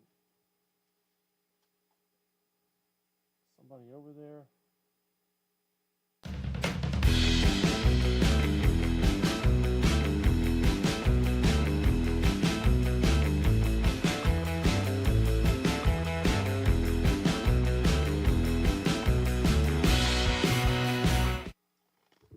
The water department. I know they've been taking measurements. They're getting ready to replace the water pipe on the other side of the street. That'll be another mess. Yeah, it's probable. it is possible that because I don't eat carbohydrates, I don't really seem to get sunburned. I mean, I do spend a lot of time on the bicycle.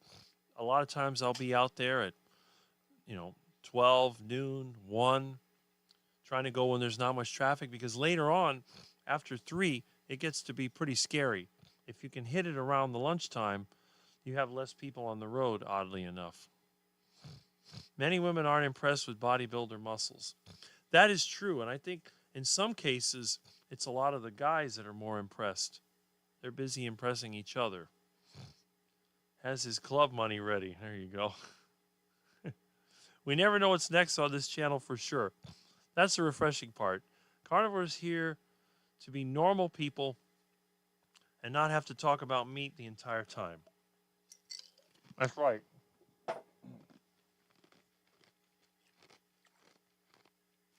They say you are what you eat, but I'm more than what I eat. I like to do different things. I like to make things happen if I can. And what I eat is just part of it. It's just the building materials and the fuel. If you take a pile of building materials and energy, you can build a home. You could build a box. You could build a bubble. You could build all these things with the same materials. You could build a house Cape Cod style, or you could build colonial style, or you could build Mediterranean style, or you could build space age modern, or you could build sort of a natural style like I like. I can't believe somebody's out there going to cut grass in this weather. Unbelievable. Anyway, muscles like Patrick Swayze and Dirty Dancing are the kind of muscles I like. It's sad that Patrick Swayze died, I think, from pancreatic cancer. They said he used to smoke like a chimney and probably ate duck food. I remember he was on Saturday Night Live with that fatty Chris Farley, who also, I think, died from a drug overdose. A lot of these people seem to drop dead. I don't know. Me too. Muscles don't turn me on. I like Mitch and Rick type. There you go. I'm sure Mitch would appreciate that. I'm sure he has more than one fan. There are advantages to us skinny guys because us skinny guys tend to be faster and more flexible than the average muscle guy. But Dr. Baker's doing pretty good for his size, so that's one of the reasons that I do mention that he would be attractive to a lot of people. He probably has better solar callus than 90% of people. Well, that's true. That is true. Even though, you know, my family is a combination of Europeans of different types. We got French and Spanish and Hungarian and German. We're a mix, a weird mix. And I am quite white. If you look at my leg, for example, you can see how white that is compared to the rest of my skin. See, it's not that big of a difference, but there is a difference. And that is, I do wear shorts in the yard and around the house, but I don't wear shorts while biking. I always wear pants. And same thing, you can see how much lighter it is up here than it is over here. It's like people say the farmer's tan, which is probably another reason why they think I'm Amish or Mennonite. If I was to wear a straw hat from a distance, other than not having any facial hair, they might think I was Amish. If I grew that funny beard down here and I wore the straw hat, I think I would be mistaken for Amish. I just have to get a couple of suspenders and a horse and buggy, and they would say, "Up, it's the tallest Amish I've ever seen." Okay. I'd love to have a carnivore wife someday, and I think you will. If you hang around these carnivore groups long enough and you keep yourself healthy, you may have a carnivore wife in a couple of years. You never know if that's what you want. Then again, some people would rather be single. It depends on the person. But if you're looking for a relationship, no better place to find one than in the carnivore groups. Made me think of Swayze and Chris Farley. Yeah, that's what I was thinking. Mick doesn't even, he cuts his hair that way. And you know what's funny about Mitch is despite the fact that he's almost 80 and most of his hair is gone, you notice that that little bit of hair he has around the back seems a lot darker than you would expect. I mean, look at Gregor. Gregor is like almost 30 years younger, and he looks older than Mitch. I think Mitch looks better than Dr. Gregor, and absolutely, Mitch can talk a lot better than Dr. Gregor because when I listen to Dr. Gregor, I get frustrated. When I listen to Mitch, I'm laughing and I'm thinking and I feel like doing stuff. Listening to Mitch is a motivator to me. You just feel like getting out there and doing something. So a lot of times you won't see me comment much because I'll comment in the beginning. I listen to Mitch. I get motivated to go outside and get something done. And I'm working and I try to come in to comment every now and then. But Mitch is like the unintentional motivator. And that's probably why he has so many regular subscribers in his live stream because Mitch is an inspiration, especially to those of us that are older, the over 50 crowd. But he has some younger people go in there too. And Mitch has a lot of experience. He has more experience than I do. He's had his ups and downs like we all have. And he's still going. He hasn't quit and he never will quit. If Mitch had another stroke or heart attack or whatever and he was still able to get around, you can be sure that he would get around. But I don't think he's going to have any problems anytime soon. But if he does, he won't give up. Too many old people give up and then that's it. Once you give up, you're circling the drain. It's only a matter of time before you go whoosh, into the ground or into the oven. So let's learn from Mitch and let's be more like Mitch and less like Michael Greger. Okay, I don't have a preference in terms of looks, but I definitely don't like men who are inauthentic. I agree with that. Hope you find a lovely lady. Shopping would be so much easier and faster. Only shop in the meat aisle. I thought that was the only part of the store you do shop in. Okay. Rick said Skeletor from He-Man. Good concept for his body style. Yeah, right? The Happy Carnival High Novella. My ideal would be fun, kind and caring, and smart. That's a lot to ask from today's world. Just like my BS getting on track. Yes. I've got to go clothes shopping. My clothes are getting too big. That's a good thing. Looking dapper in his white cotton linen. That's true. Hey, got to dress up every now and then, right? I've even worn a suit on camera. Yes, you will. You're a nice person. I agree. It's funny, after these meals, sugar has gone from 145 to 122 minutes. Wow. That's pretty good. Carnivore Men and Blue Wig Comedy. We need to send Mitch, Rick, and somebody retired of each of Blue Wig when they're available. That would be kind of funny. It definitely would be. I found tallow soap bars, sort of clean ingredients at the dollar deal section of Dollar General for $1 per bar. Hey, you know what? I haven't been in a Dollar General for years. There's one down the street. I ought to check that out. That's pretty good. Because the cheapest I've seen on regular soap is $1.25 for 2 bars. $1 a bar for tallow, or that's good. Tallow, I'm going to check that out. Maybe that'll be a good biking video or whatever. Thank you, Jen. All right. Yes, Wendy.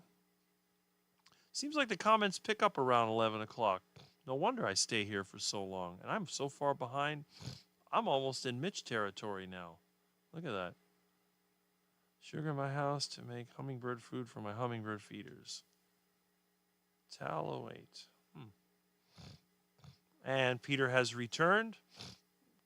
I've gained on the scales, but the clothes are getting too big. But that's a good thing. If you gained on the scale, but the clothes are getting big, that's the perfect combination. That means you're losing body fat and you're adding muscle. Muscle weighs more than fat, and it looks good. Unless you're using steroids to the extreme, it is impossible to look bad by adding muscle. It is possible to look bad by adding fat. Fat is unattractive. I don't care what anybody says. Now, when you're younger and you're a gal, you can get away with it. But once your skin stretches out, you get that cellulite, you look horrible. There's no way around it. You have to cover that up. But if you add some muscle, the muscle will help maintain your shape, and you won't have as many problems. You won't get the varicose veins. You won't get the cellulite. But, once you get that cellulite, it's almost impossible to get rid of it. Now, again, even when you get lean, you may still have some of it. It's just something you have to live with. It doesn't make a person totally unattractive. But trying to avoid it in the beginning is the best way. And a certain amount of body fat does help, because if you're too lean, that doesn't look good either. Okay, that is a good way. How many did you buy? Yeah, I wonder how many soap bars you got. I got to check that out. I make my own, but if I get it that cheap, I might take some of this and get some soap. Okay, body started looking more girly before I lost actual pounds. See, that's important. Sodium tallowate, process you take lye and mix with beef tallow. That's right. Beef tallow and sodium hydroxide. Old-fashioned. I didn't know they still made such a soap. It's crazy. I need to get some of that. Lori looks great and sings great too. Gotta love her. Agreed.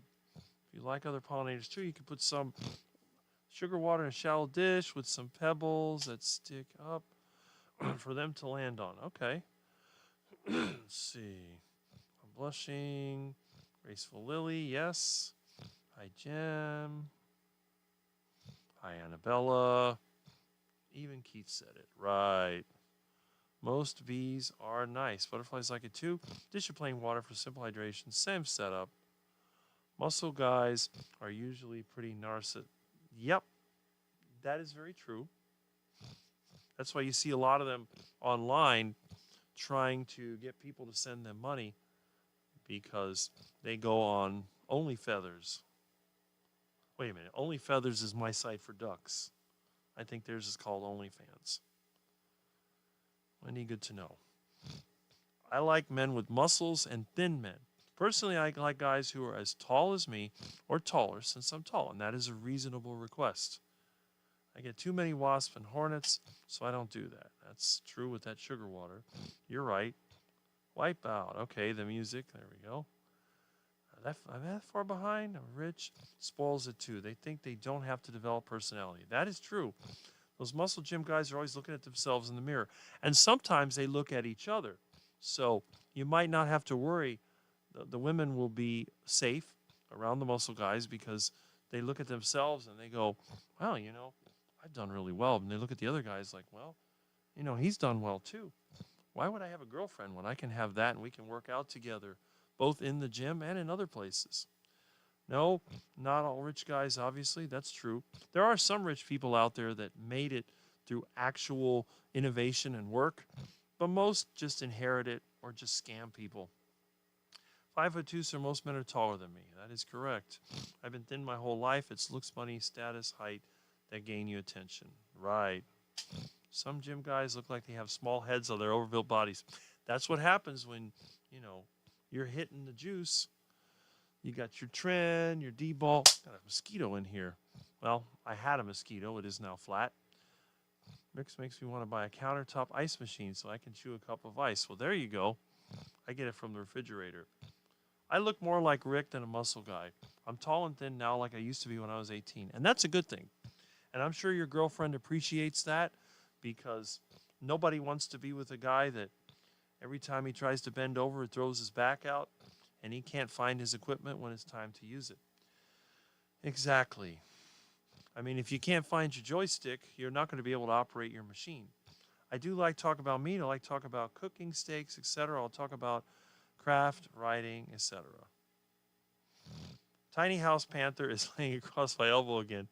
Since he's losing weight, this isn't as hard on my joints as it used to be. So I guess even your cat is on the carnivore diet and is losing weight. You are an awesome papa. It would be fun to see you and Rick together at a meetup or at Mitch's. That would be interesting.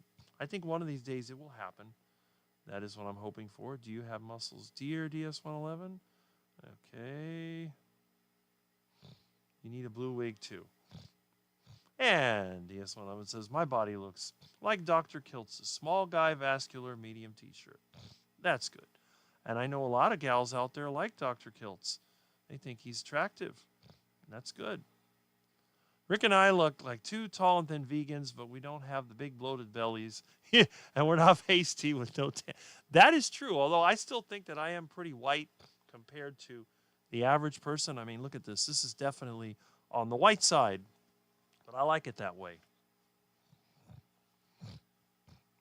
You'll never catch me laying on the beach in the sun. It doesn't happen.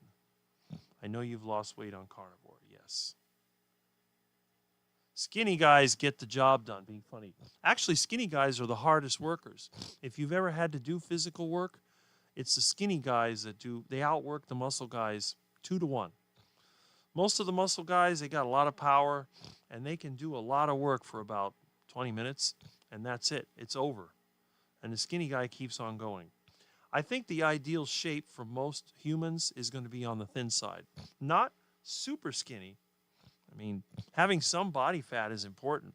I run about 14% body fat, a little over 14%, which I think is healthy. I think you need to keep your body fat below 20%. When it's over 20%, it's just completely unhealthy. There's no way around it. And for me, if I wanted to lower the body fat percentage, all I have to do is figure out a way to add muscle, which means I have to eat a lot more food and exercise in a structured way. And I think I could right now I weigh 195 pounds. If I could get to, let's say, 225 pounds without adding body fat, I would probably have a percentage of 11 or 12%, which would mean I'd look like something like Dr. Baker. Not quite as big, but similar. And it's not that hard to do. The problem is when a person is extremely unhealthy and they're very large, their joints hurt and their feet hurt and their back hurts and they have zero flexibility, how are they going to do exercise? It's impossible. How many normal people can do this? You know what I mean? I'm not the average guy. How many people have never had joint pain, never had back pain, and other than a sinus condition have no chronic health issues? I don't use glasses. Even at the age of 57, I can see just fine. My reflexes are quick. I can do things I've avoided. You don't see me. I've had bicycle mishaps. I've never been injured. You see a vegan, I saw a couple of vegans wipe out on the bicycle, and they had to go to the hospital. Broken fingers, broken arm. There's that skeleton guy with the broken shoulder. You know, when these sickly vegans have a mishap, they always get hurt. When Rick, the crazy carnivore, has a mishap, I usually react fast enough to avoid. Worst thing I ever get, I got a scratch right here on my hand. We were doing it's like what happened to Bob when they were doing some demolition in the bathroom. We were actually removing some garbage, and everything fell down. It was one of those hoarder houses. We went in there to clean out part of the house, and I stopped it. The thing was going to fall on my head. Instead, it hit my hand, and that's all that it did. But guys that I work with have had serious injuries because as soon as I hear something falling, considering the way I live, I instantly, it's like this, and it got me right there. So that's one of the good things. So being skinny is actually a very good thing for some people. My theory is sunburn could be eating what synthesizes vitamin D, and that's cholesterol. Vitamin D is a natural sunscreen. Carbs and phytosterols reduce cholesterol. Makes sense to me. Yeah. I enjoyed discovering the duck flock in the neighborhood. Yes, I enjoyed it too. But the problem is I had serious duck cravings. And all the way back home, I kept thinking about duck, duck, duck, duck.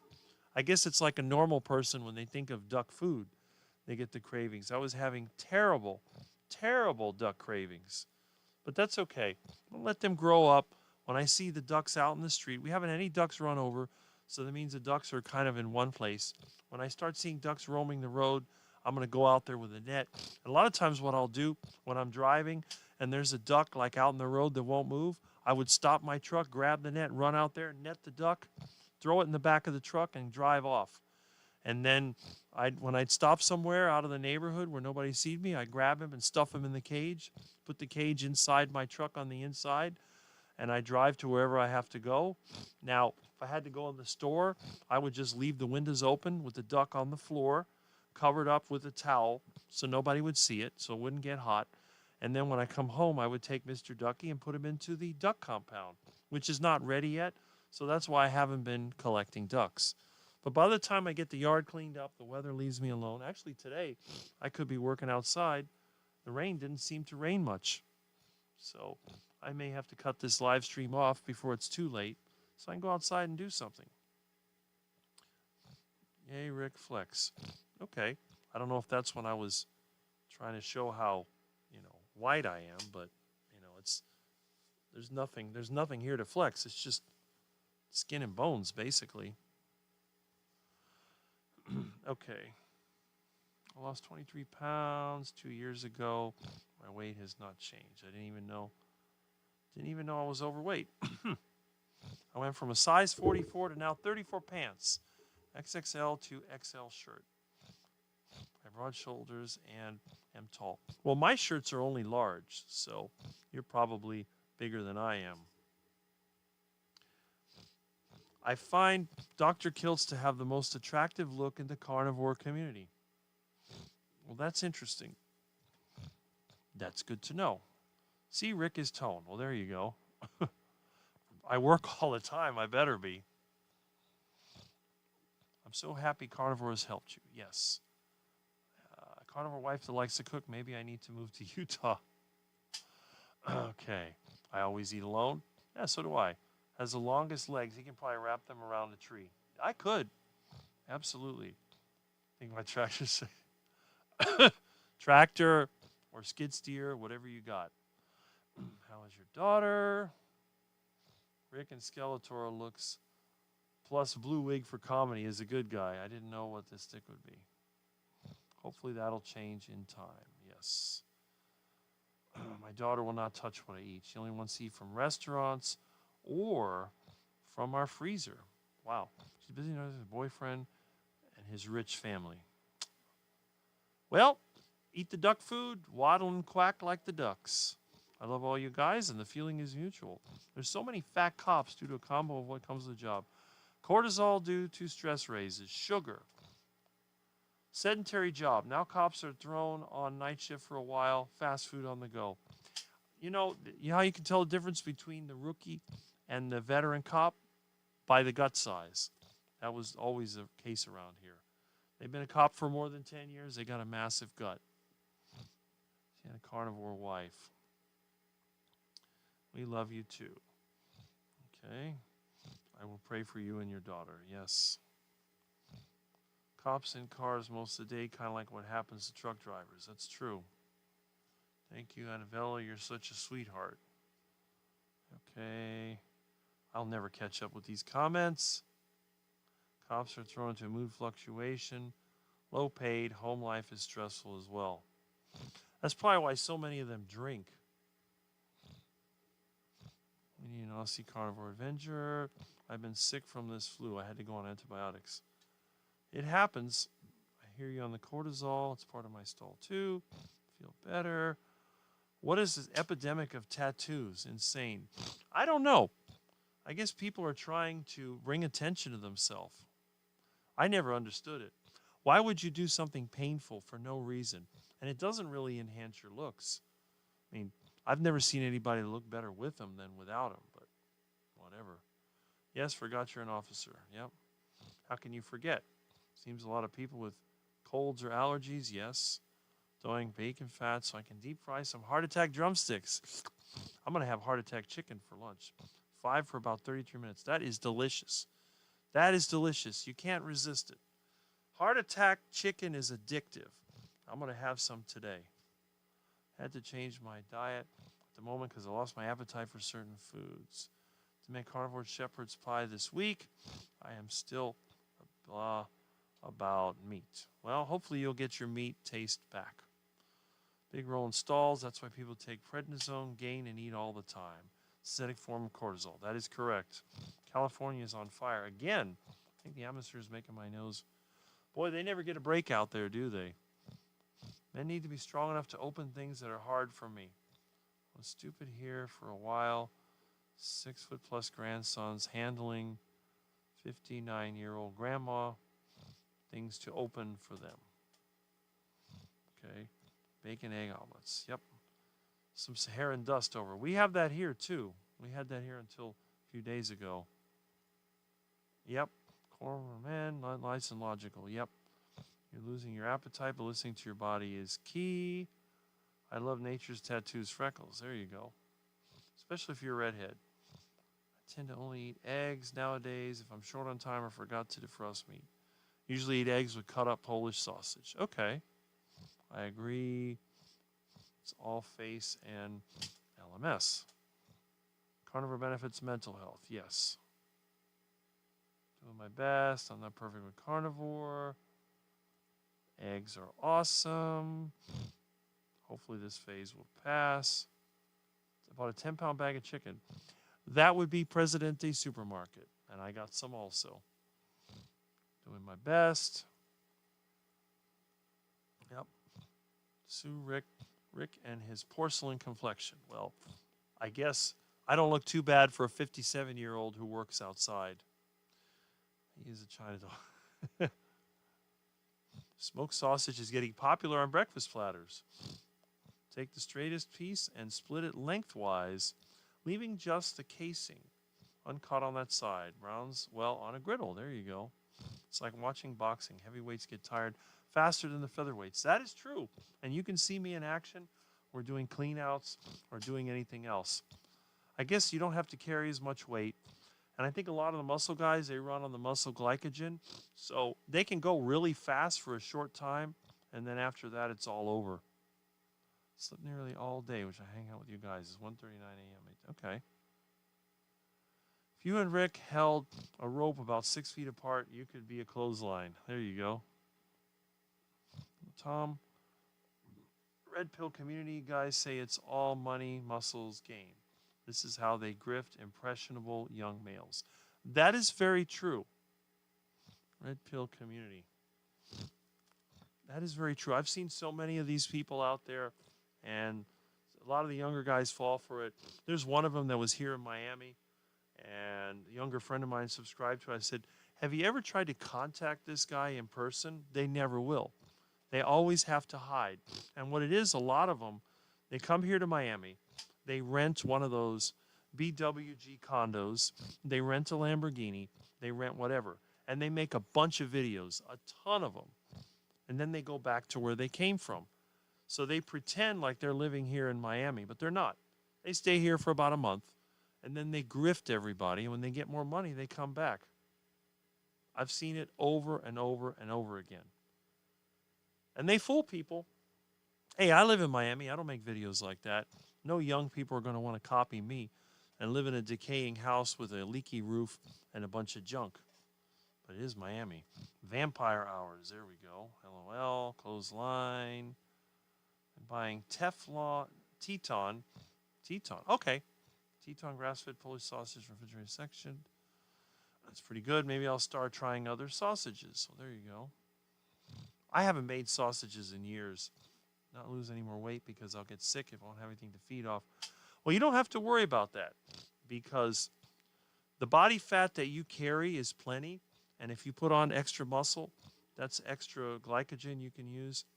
I've always been skinny and I've always recovered just fine. In fact, one of my fatter friends, he had to go and get antibiotics for pneumonia. We had the exact same virus. We got it at the same time. All I got was a sinus headache, a lot of sneezing. I mean, a lot. A runny nose that wouldn't stop, and watery eyes. And it lasted 2 days, and then I started feeling better. He had to go and get antibiotics because it turned into pneumonia.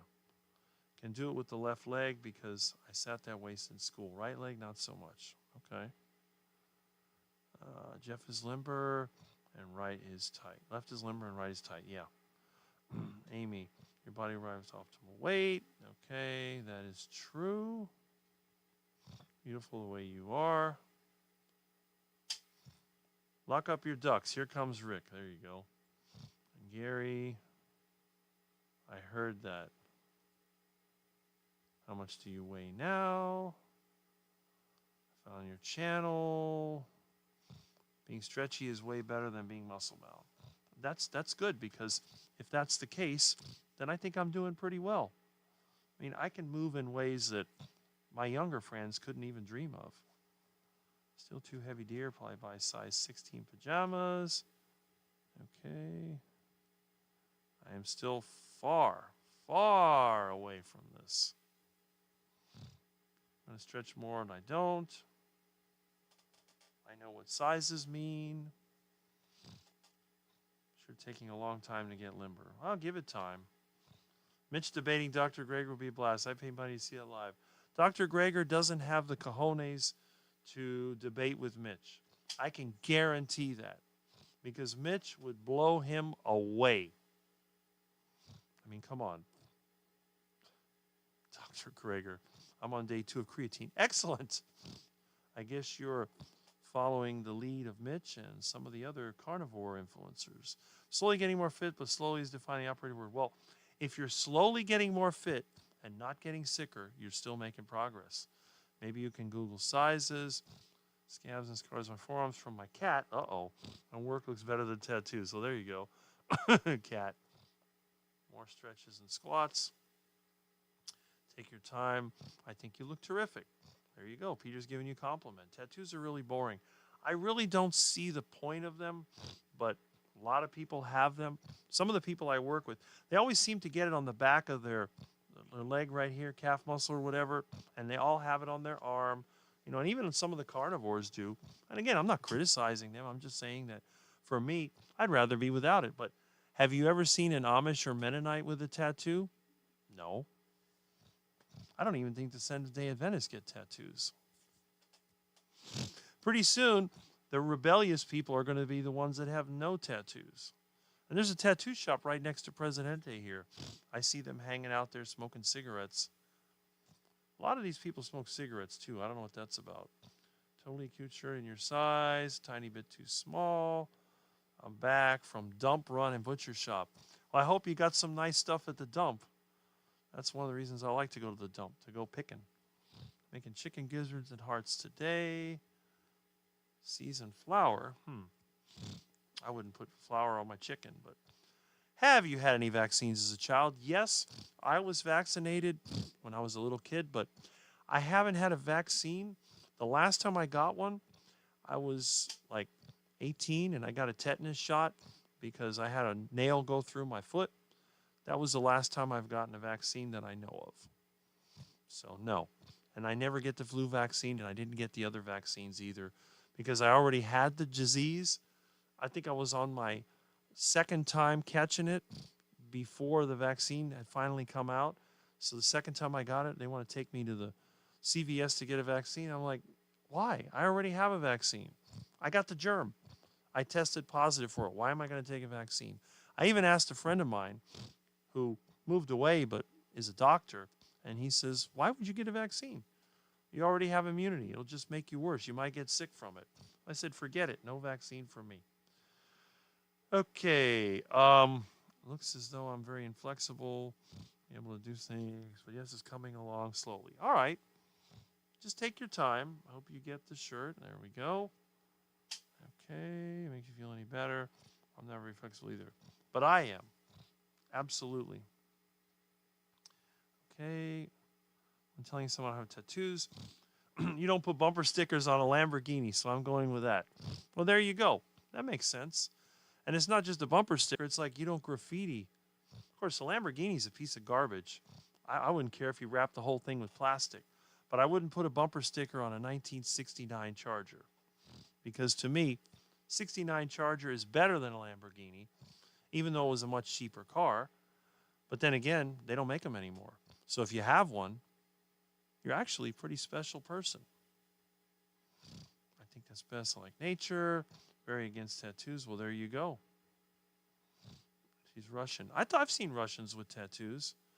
But I guess it depends on... I know in some parts of the world, it's looked down on and sort of like working class or military. And then, you know, everybody else avoids it. I'm flexible on things. I'm okay at my advanced age of 63. That is correct. I mean, you are 6 years older than me, so you're good. Peter, you look great. Yes, my lungs are much better on carnivore. Absolutely. All right. Flexible enough to do what I want to, do more. Well, that's it. It's always nice to have a goal. And we have some compliments here, which is good. Do you have a next goal to change about your diet?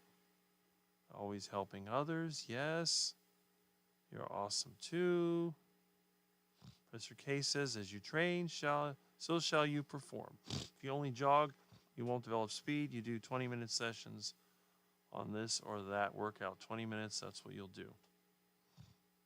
Helping others I'm paying for. That's right. That's what I try to do. Let's see.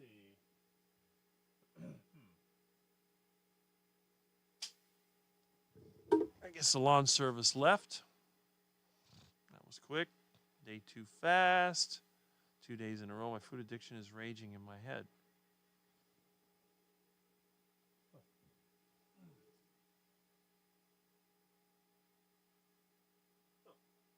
Oh well. Anyway. Okay. Friend showed his large tattoo across his back, and it was misspelled galley. That is not good. Can imagine that tattoo shop. I've only fasted 30 hours. Hey, that's more than I've done. How many days are you planning on fasting? Okay. Other wisdom tooth. Oh, maybe in 2 weeks' time. I'm seeing some surge in September. So I'll be high-fat diet to lose weight to help with pain. That's good. They told me they had to pull my wisdom teeth. I never went back to the dentist. They grew in just fine. I would like to keep building up my walks. That would be good. Rick, not now, a few days ago. Okay. Wisdom teeth are removed in the late teens. Mine are still in.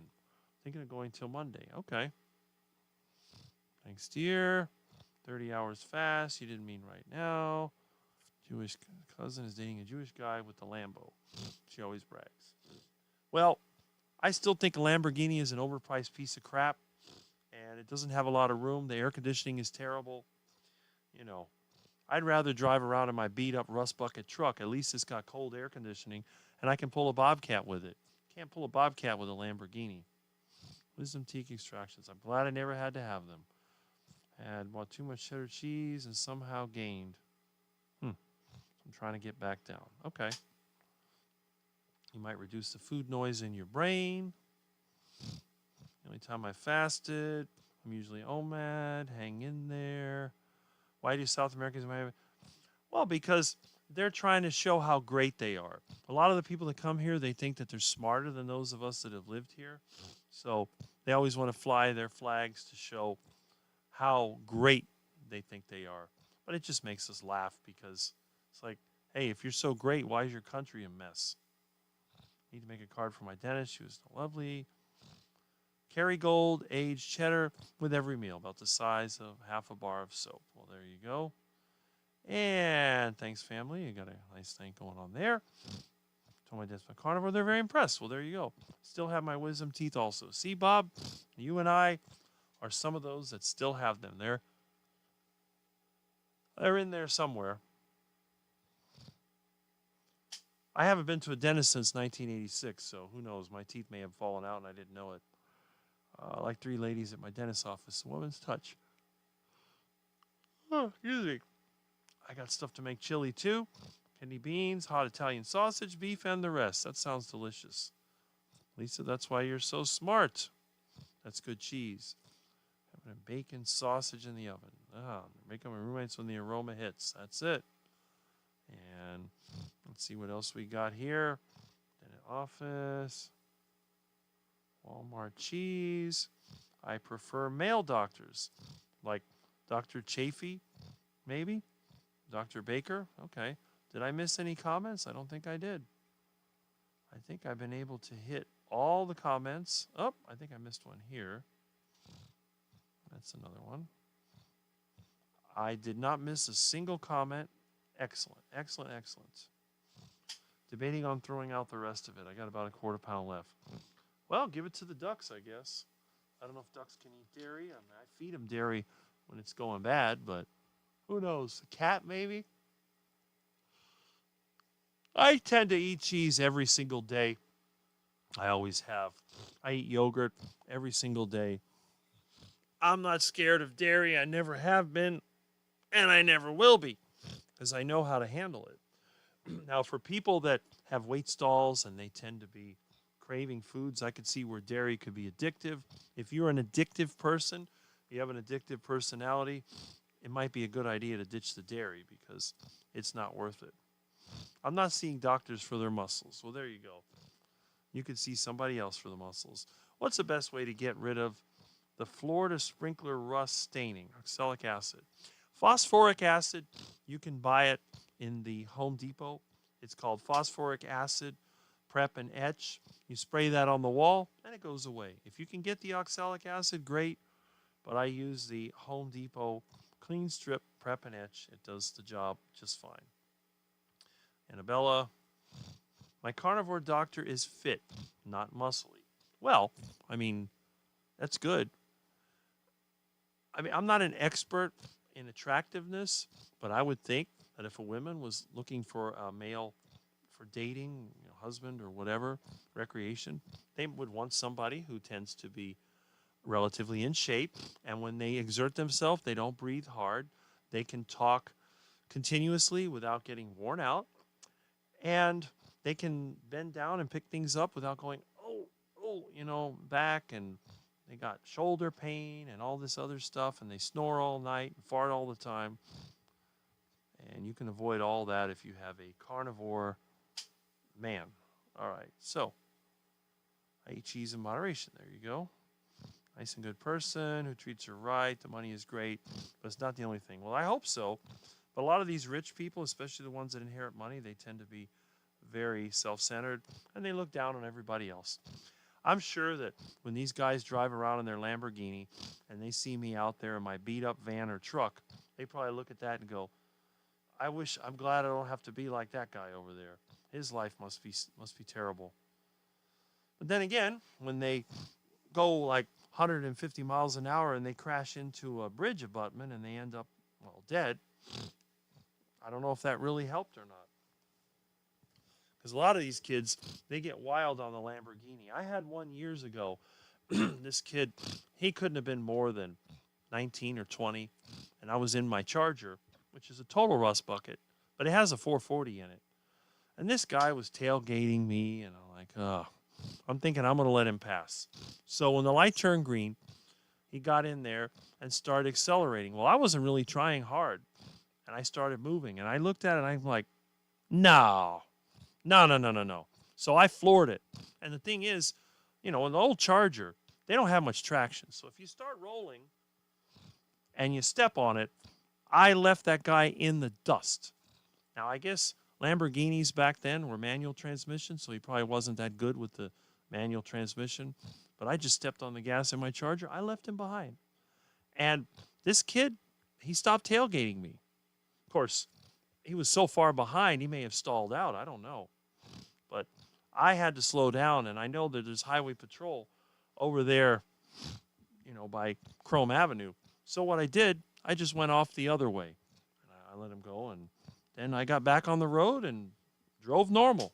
But it's just one of those moments where I usually tolerate all the idiots on the road, but I was like, nope. You're not doing it this time. I had another time where you had some guy, and I don't remember if it was a Ferrari or Lamborghini It's a Ferrari, that's what it was, a convertible, with his girlfriend, and they were driving around next to my truck, my old piece of garbage truck, and they're looking at me and laughing and whatever.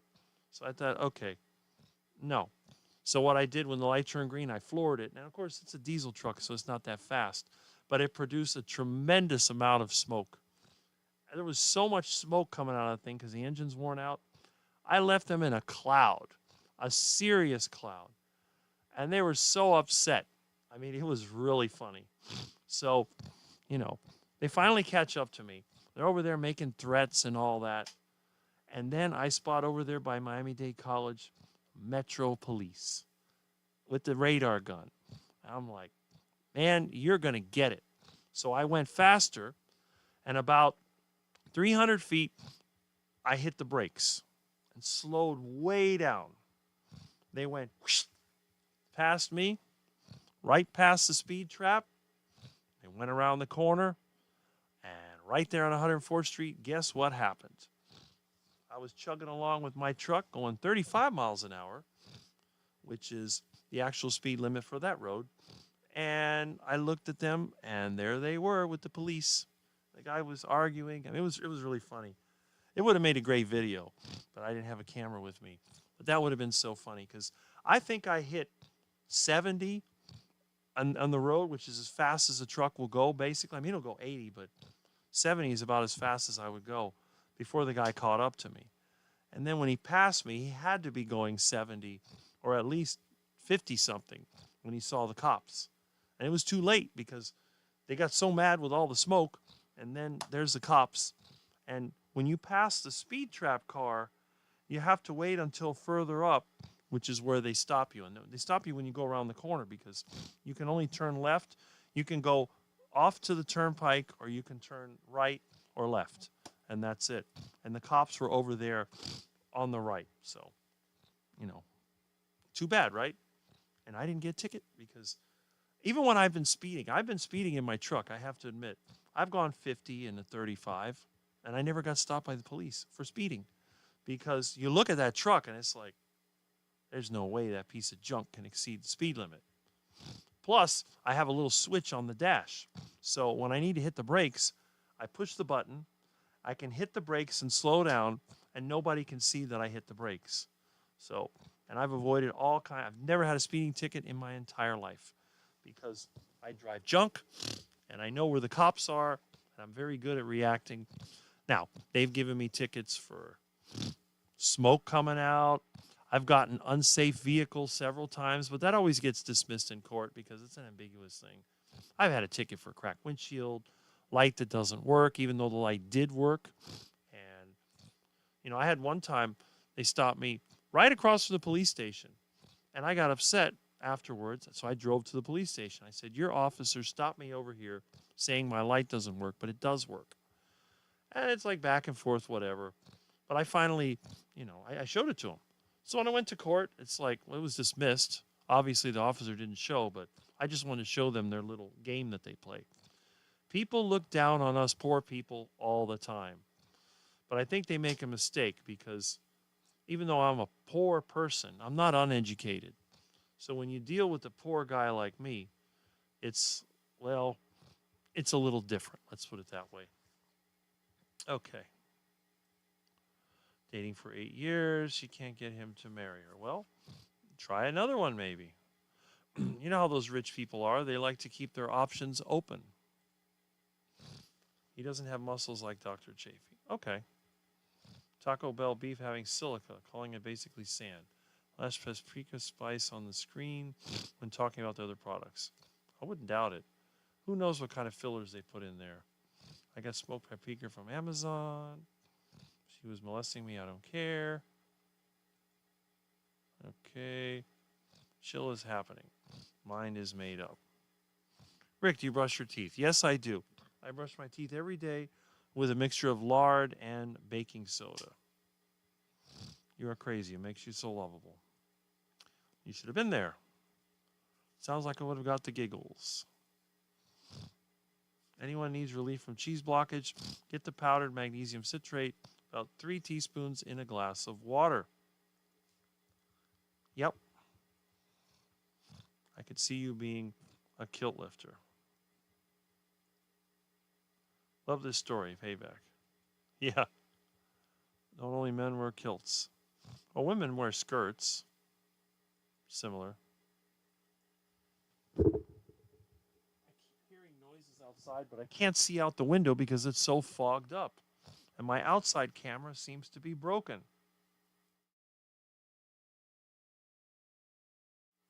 Oh well.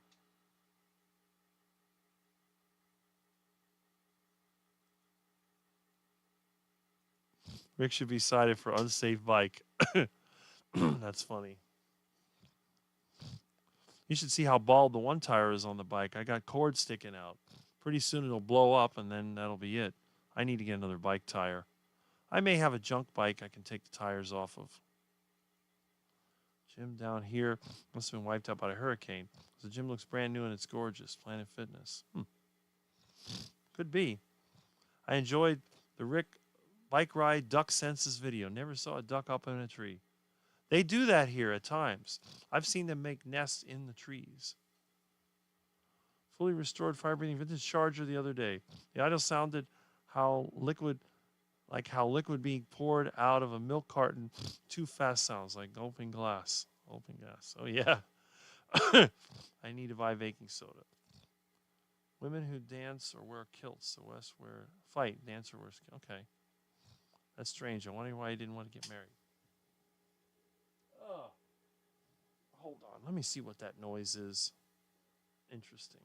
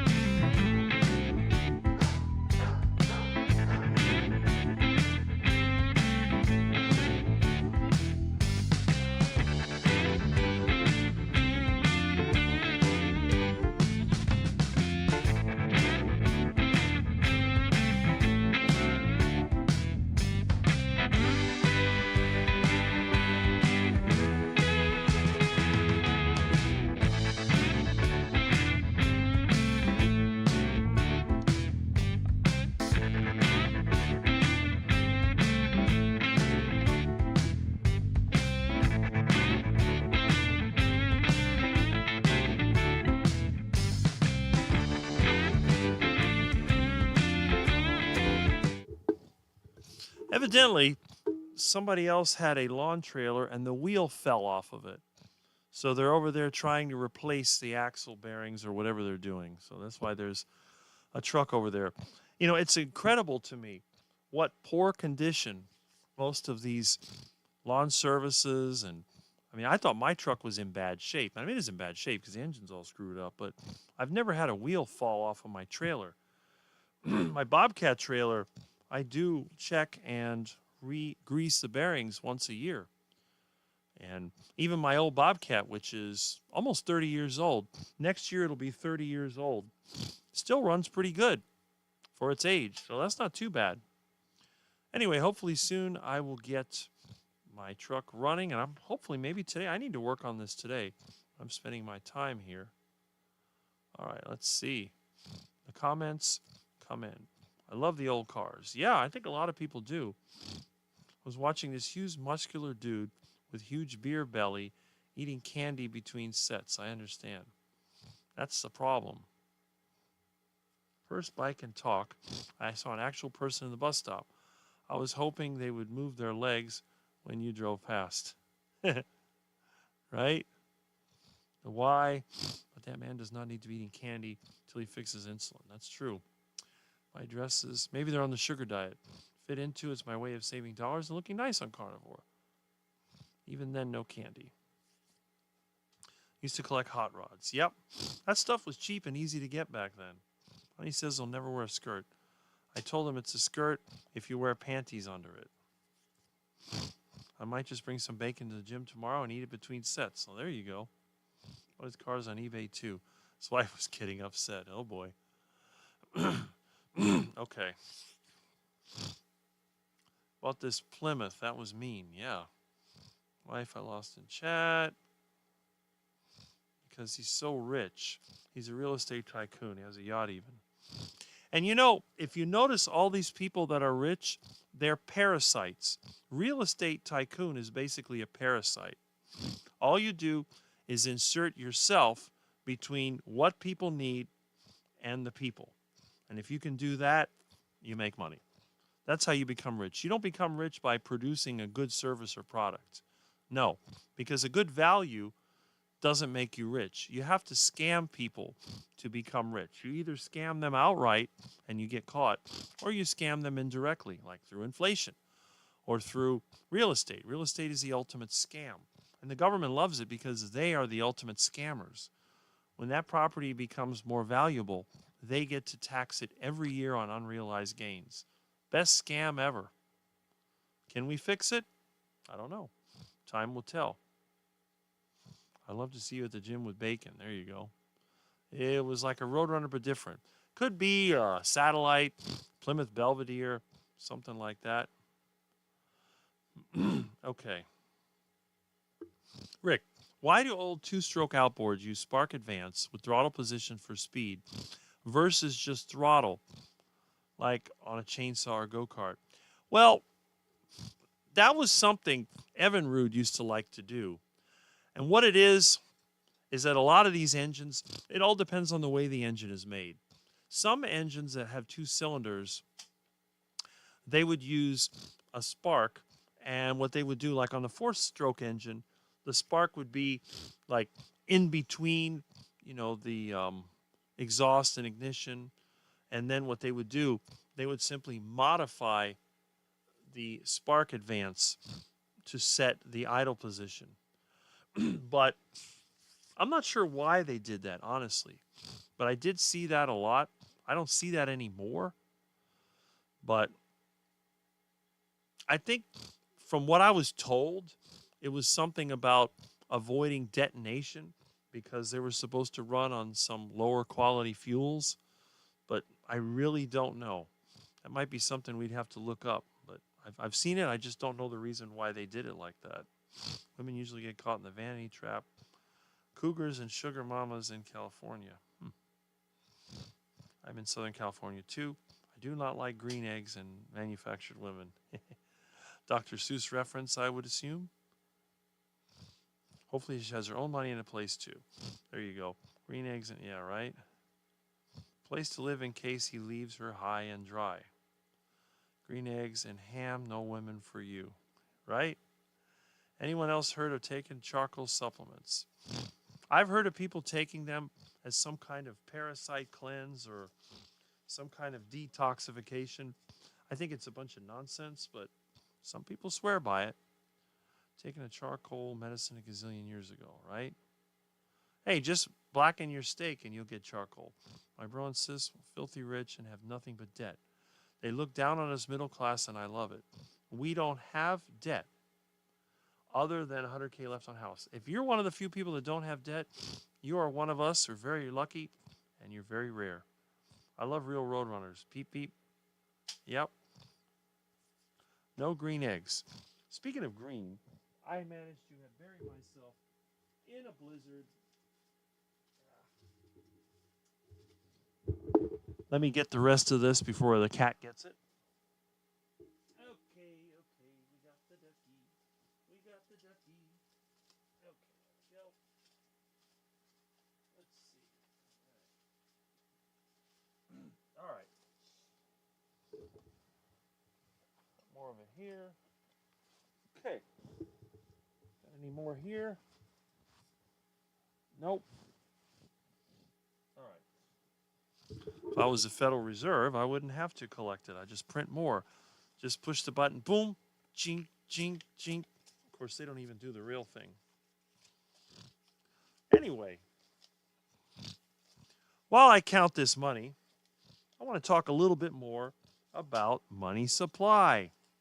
Now, let's say that you had the ability to create unlimited money. How would you do it?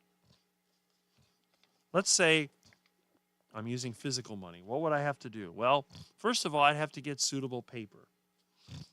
I could buy the paper somewhere, but dollars, they don't make this paper. So what you'd have to do, you'd either have to take some of these dollars and remove the ink and then use that paper, but then they put little strips in there. So you have to do that. You have to have the equipment, the printing presses, to be able to make that, which are basically actual presses, and it's expensive to make that stuff. What is this? Oh, interesting.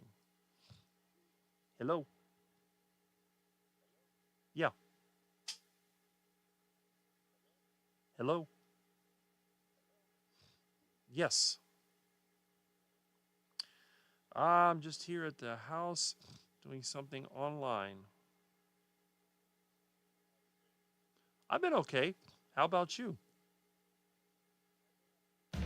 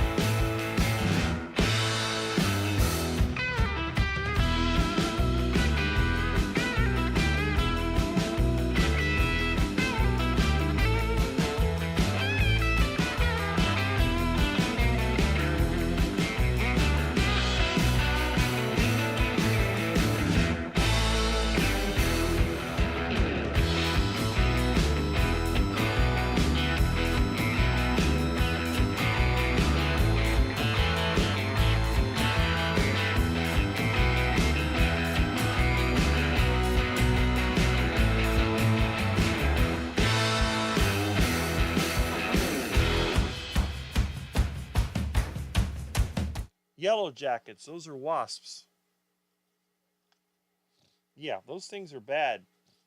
What do they have? A skid steer mulcher? Mm-hmm. Mm-hmm. Right. I was.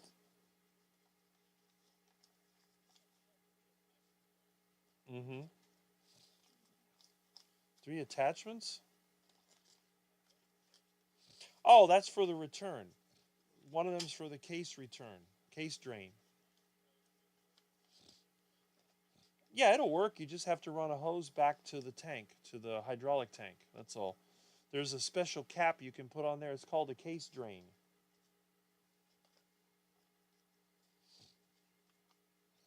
That's what it is. Yeah, they sell those. You can buy it or you can make one.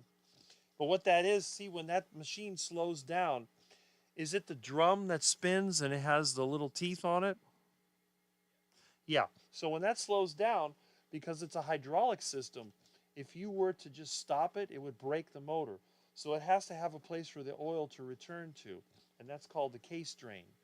That's like, because it's both sides are pressurized, so that has to go back to the tank. And the other option, they have like a little pump thing you can put on there, but it's basically a line.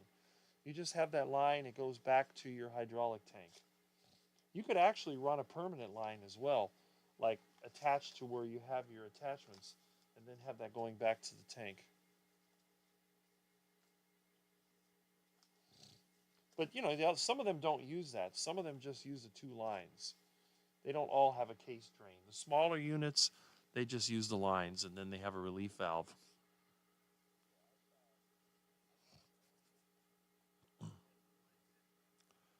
Right. That's what they do.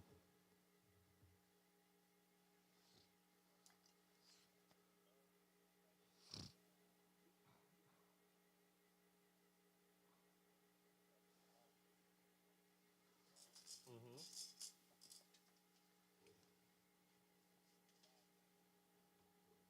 Mm-hmm.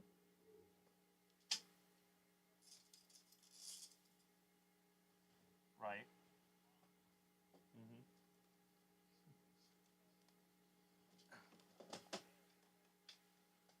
Mm-hmm. Right.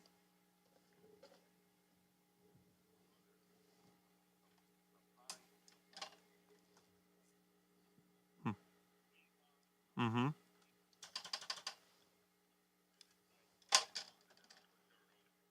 Right. That makes sense. Right.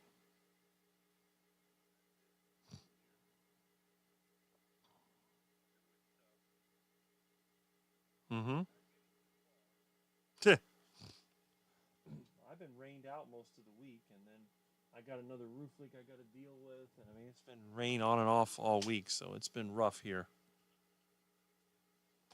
Now my Bobcat stalled. I mean, I think water got into it. It's got some electrical issue. I got to deal with that today, but I'm just online now, and hopefully I'll get to that later. It looks like it's not really raining much. It looked pretty bad at first, and then it's just cloudy.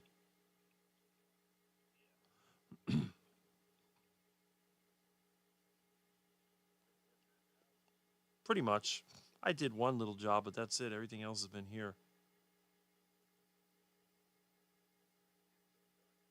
I am. Not as much as I'd like to. That's the problem. Hmm. Hmm.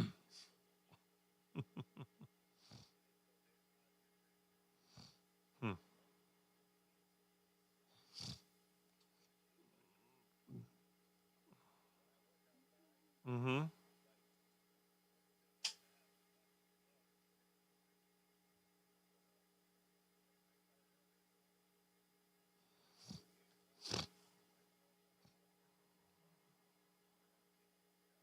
Yeah. You think it's worse than here?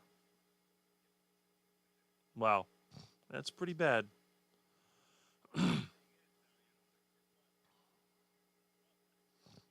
That's right. It'll be cooler there than here.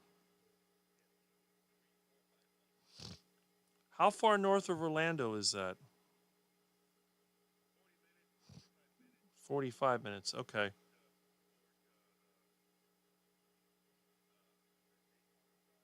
Okay. 45. Okay. 45 minutes. All right.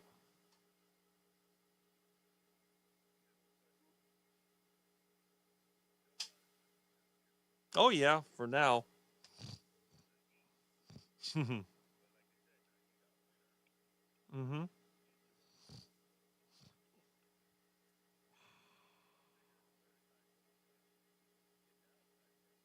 Right.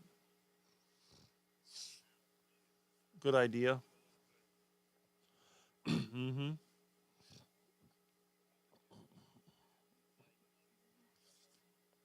Yeah.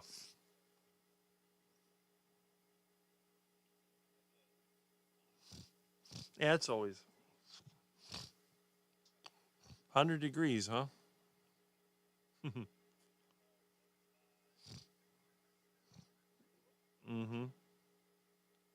Hmm. Yeah.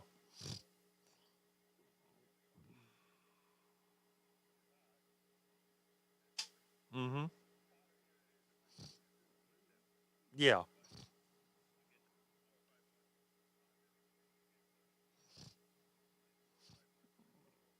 Right, right. Yep. Oh, yeah.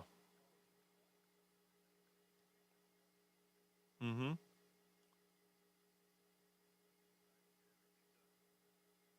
That's it.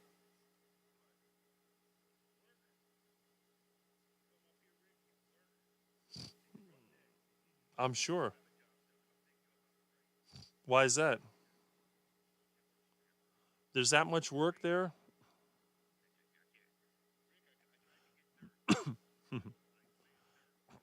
Mm-hmm.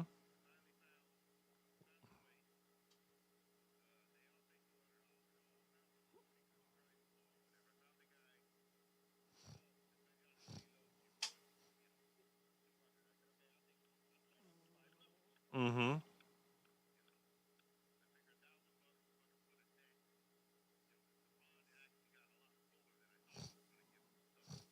Mm-hmm. Mm-hmm. Right.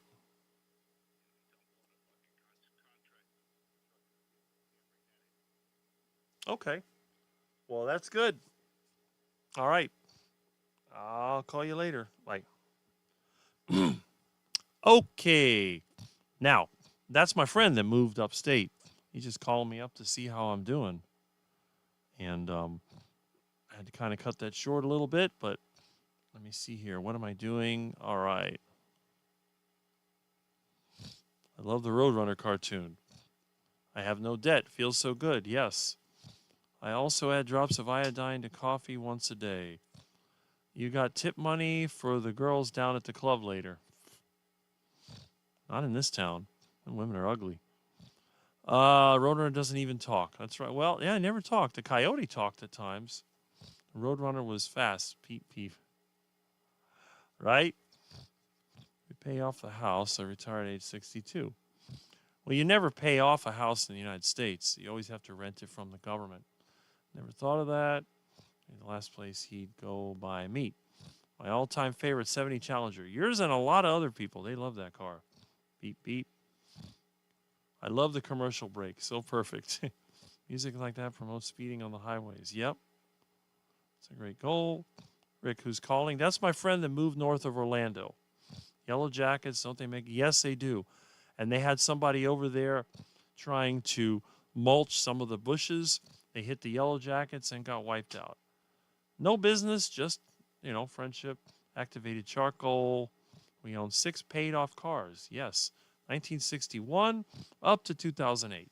That's it. There's no better way to save money than to not buy a new car. These comments really came in when I was talking. This is crazy. Travel CDs make me want to speed. Taking them occasionally. All right. Finance a new Tesla or Mercedes every year for appearances. I have to run an audio limiter compressor on my audio during the Rick Lives. I wonder why. I don't think it's that loud. Love DS111. Okay. Unusually cool temp for August. All right. Let's see. All right. Been raining and super cold. Ain't nothing cold here. Must made the money to afford those cars. We are getting to end of summer. Summer never ends here. It's almost 90 degrees, over 100. She has money, a ton, but they have 400K in debt. Well, what's worse? A guy like me that has no money and zero debt, or a person that has money and 400K in debt? That doesn't sound too good. Can you stand that rain? Send that rain up to Ontario. We're in quite a drought up here. She bitches about it. Can't stand her when she does that. I just walk away. Good move. Can I call you back? There's 41 people waiting on me. 118, 150 degrees. Starting to look forward to spring. 42 people waiting on you, Rick. Slow hand clapping. Can't find your channel. All right, let's see. Okay. Not set up yet. We'll just talk amongst ourselves. Okay. So much better. Yep. Naked Gun movie is hysterical. All right. Philo. Money sounds old-fashioned, but I have my hubby deal with it. Share one credit card. Okay. New Naked Gun movie. Yeah. Who's in it? Okay. Liam Neeson, Pamela Anderson. Ricky saw the trailer, looks good. Talking about the movie. Before I went on antidepressants, I was thin. Had fun. I have to jet. Well, thanks, Jamet. Glad you were here. It's already almost 1. It's going to be time to eat lunch. Money can't buy happiness, but it can buy steaks. That is correct. Friend who has antidepressants. All right. He works, but made me nervous when he was fear-stricken, when he unexpectedly ran out of the pills. Well, that's not good. You have to rely on a medication. It's going to be tough, you know. Well, anyway, let's see what we have here. They are awful drugs. I am off them now. Take care. All right. So how many people do we have in the chat? Let's see. We have 38 people, it looks like. That's what I think. We have 38 people in the chat, so that's good. And let's see.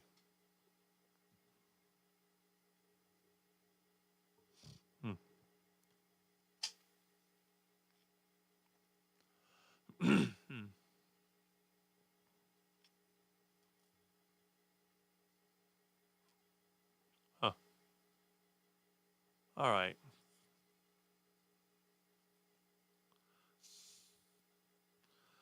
Okay. Well, that's pretty good.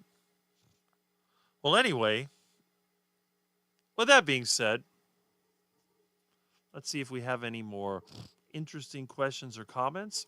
It seems like it's slowed down a little bit. Might be a good time to end the live stream soon. Go outside and do something real. We're not going to break any more of these records, at least for now, until it's a special occasion. And the mail truck just drove by, so I guess there's no mail today. All right. Now, I see a lot of us that are here, but I see other people. There's a few people I haven't seen for a couple weeks now. I must have scared them away or something like that. Why can't they just make a new movie? Because everything's owned by corporations now, and nobody thinks about anything original. I just pulled my bacon and sausage out of the oven. Where do you live, Ricky? What's your opinion on virology as a science? I'm in Atlantic City. Former home of Trump Taj Mahal Casino. Just visited mom in Barnegat. Isn't Thomas in Jersey? Yes. Yes, Thomas is. No, I don't think he's Wisconsin. Wisconsin or whatever. No, I think he's in Jersey. I'm outside in the pool. Rick's clearly not trying to do a 12-hour stream today. No, I have things to do. I have a lot of things I want to do, including trying to get to my truck. I want to try to get, if the weather's holding out, it looks like the sun is coming out. It would be kind of silly for me to stay inside all day and not take advantage of that. So anyway, let's see what else we have. It looks like I am caught up on the chat. It is 12:39, so it might be a good time to go into the wrapping up phase. Now, I don't know if I try to play this, what it's going to sound like. Let me see something here. Let me just see if any of this music would work. I want to see if this actually is too loud. It's a good time to experiment. All right, let's see. If I was to play something like this.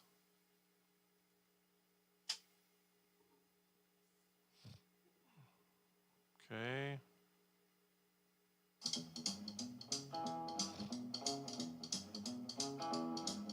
Let's see something here.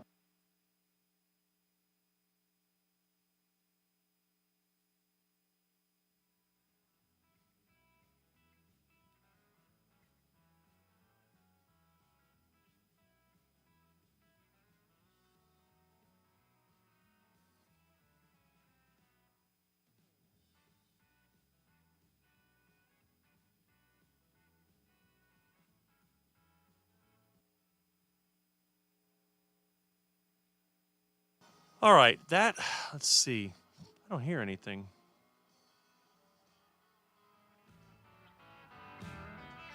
There we go. I think everybody can hear that. If you can hear it, let me know, because let me go back to the chat.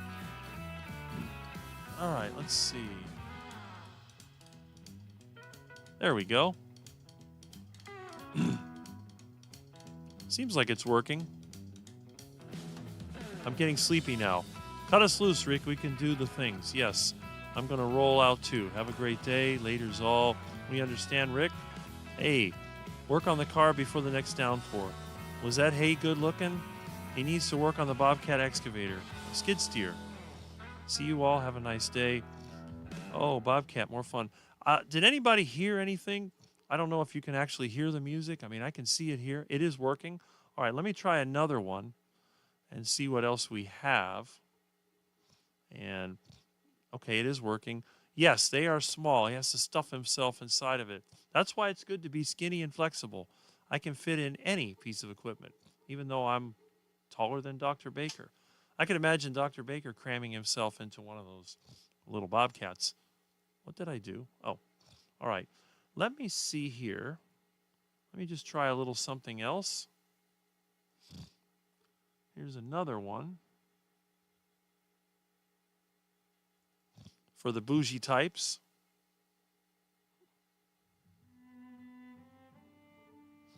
If it works, which I think it does.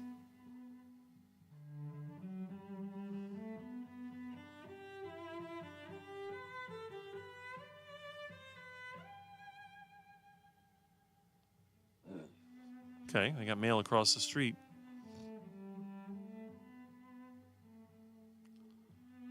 I think that's a little too fancy for my live stream. Let's see what else we got. It's nice, though.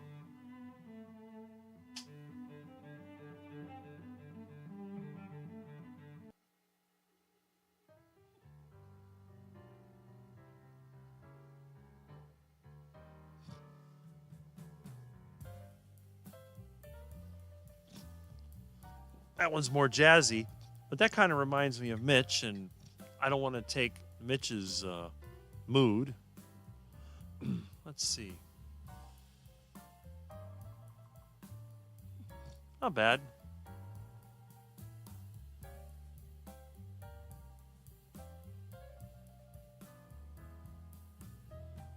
Let's see the comments here. Whoops. You like it? All right, let's see. Have a great weekend. Yes. Let's have a great weekend. Here over here. See Quackers later. I love the music. All right. Yawn. The second one. That's the music I listen to when I paint. Really? Okay, yeah, that's classical. That is Ode to Joy. All right, so that's one. And then we have others. There's all kinds of YouTube. Try this one here.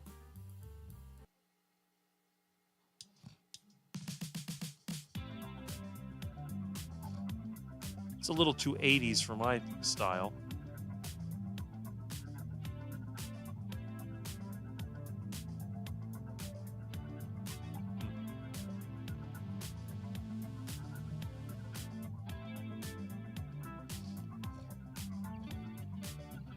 I guess we'll go with the first one. That seems more my channel.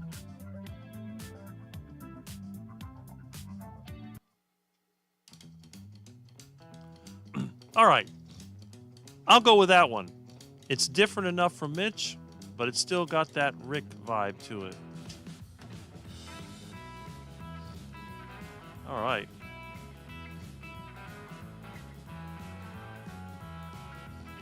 Okay.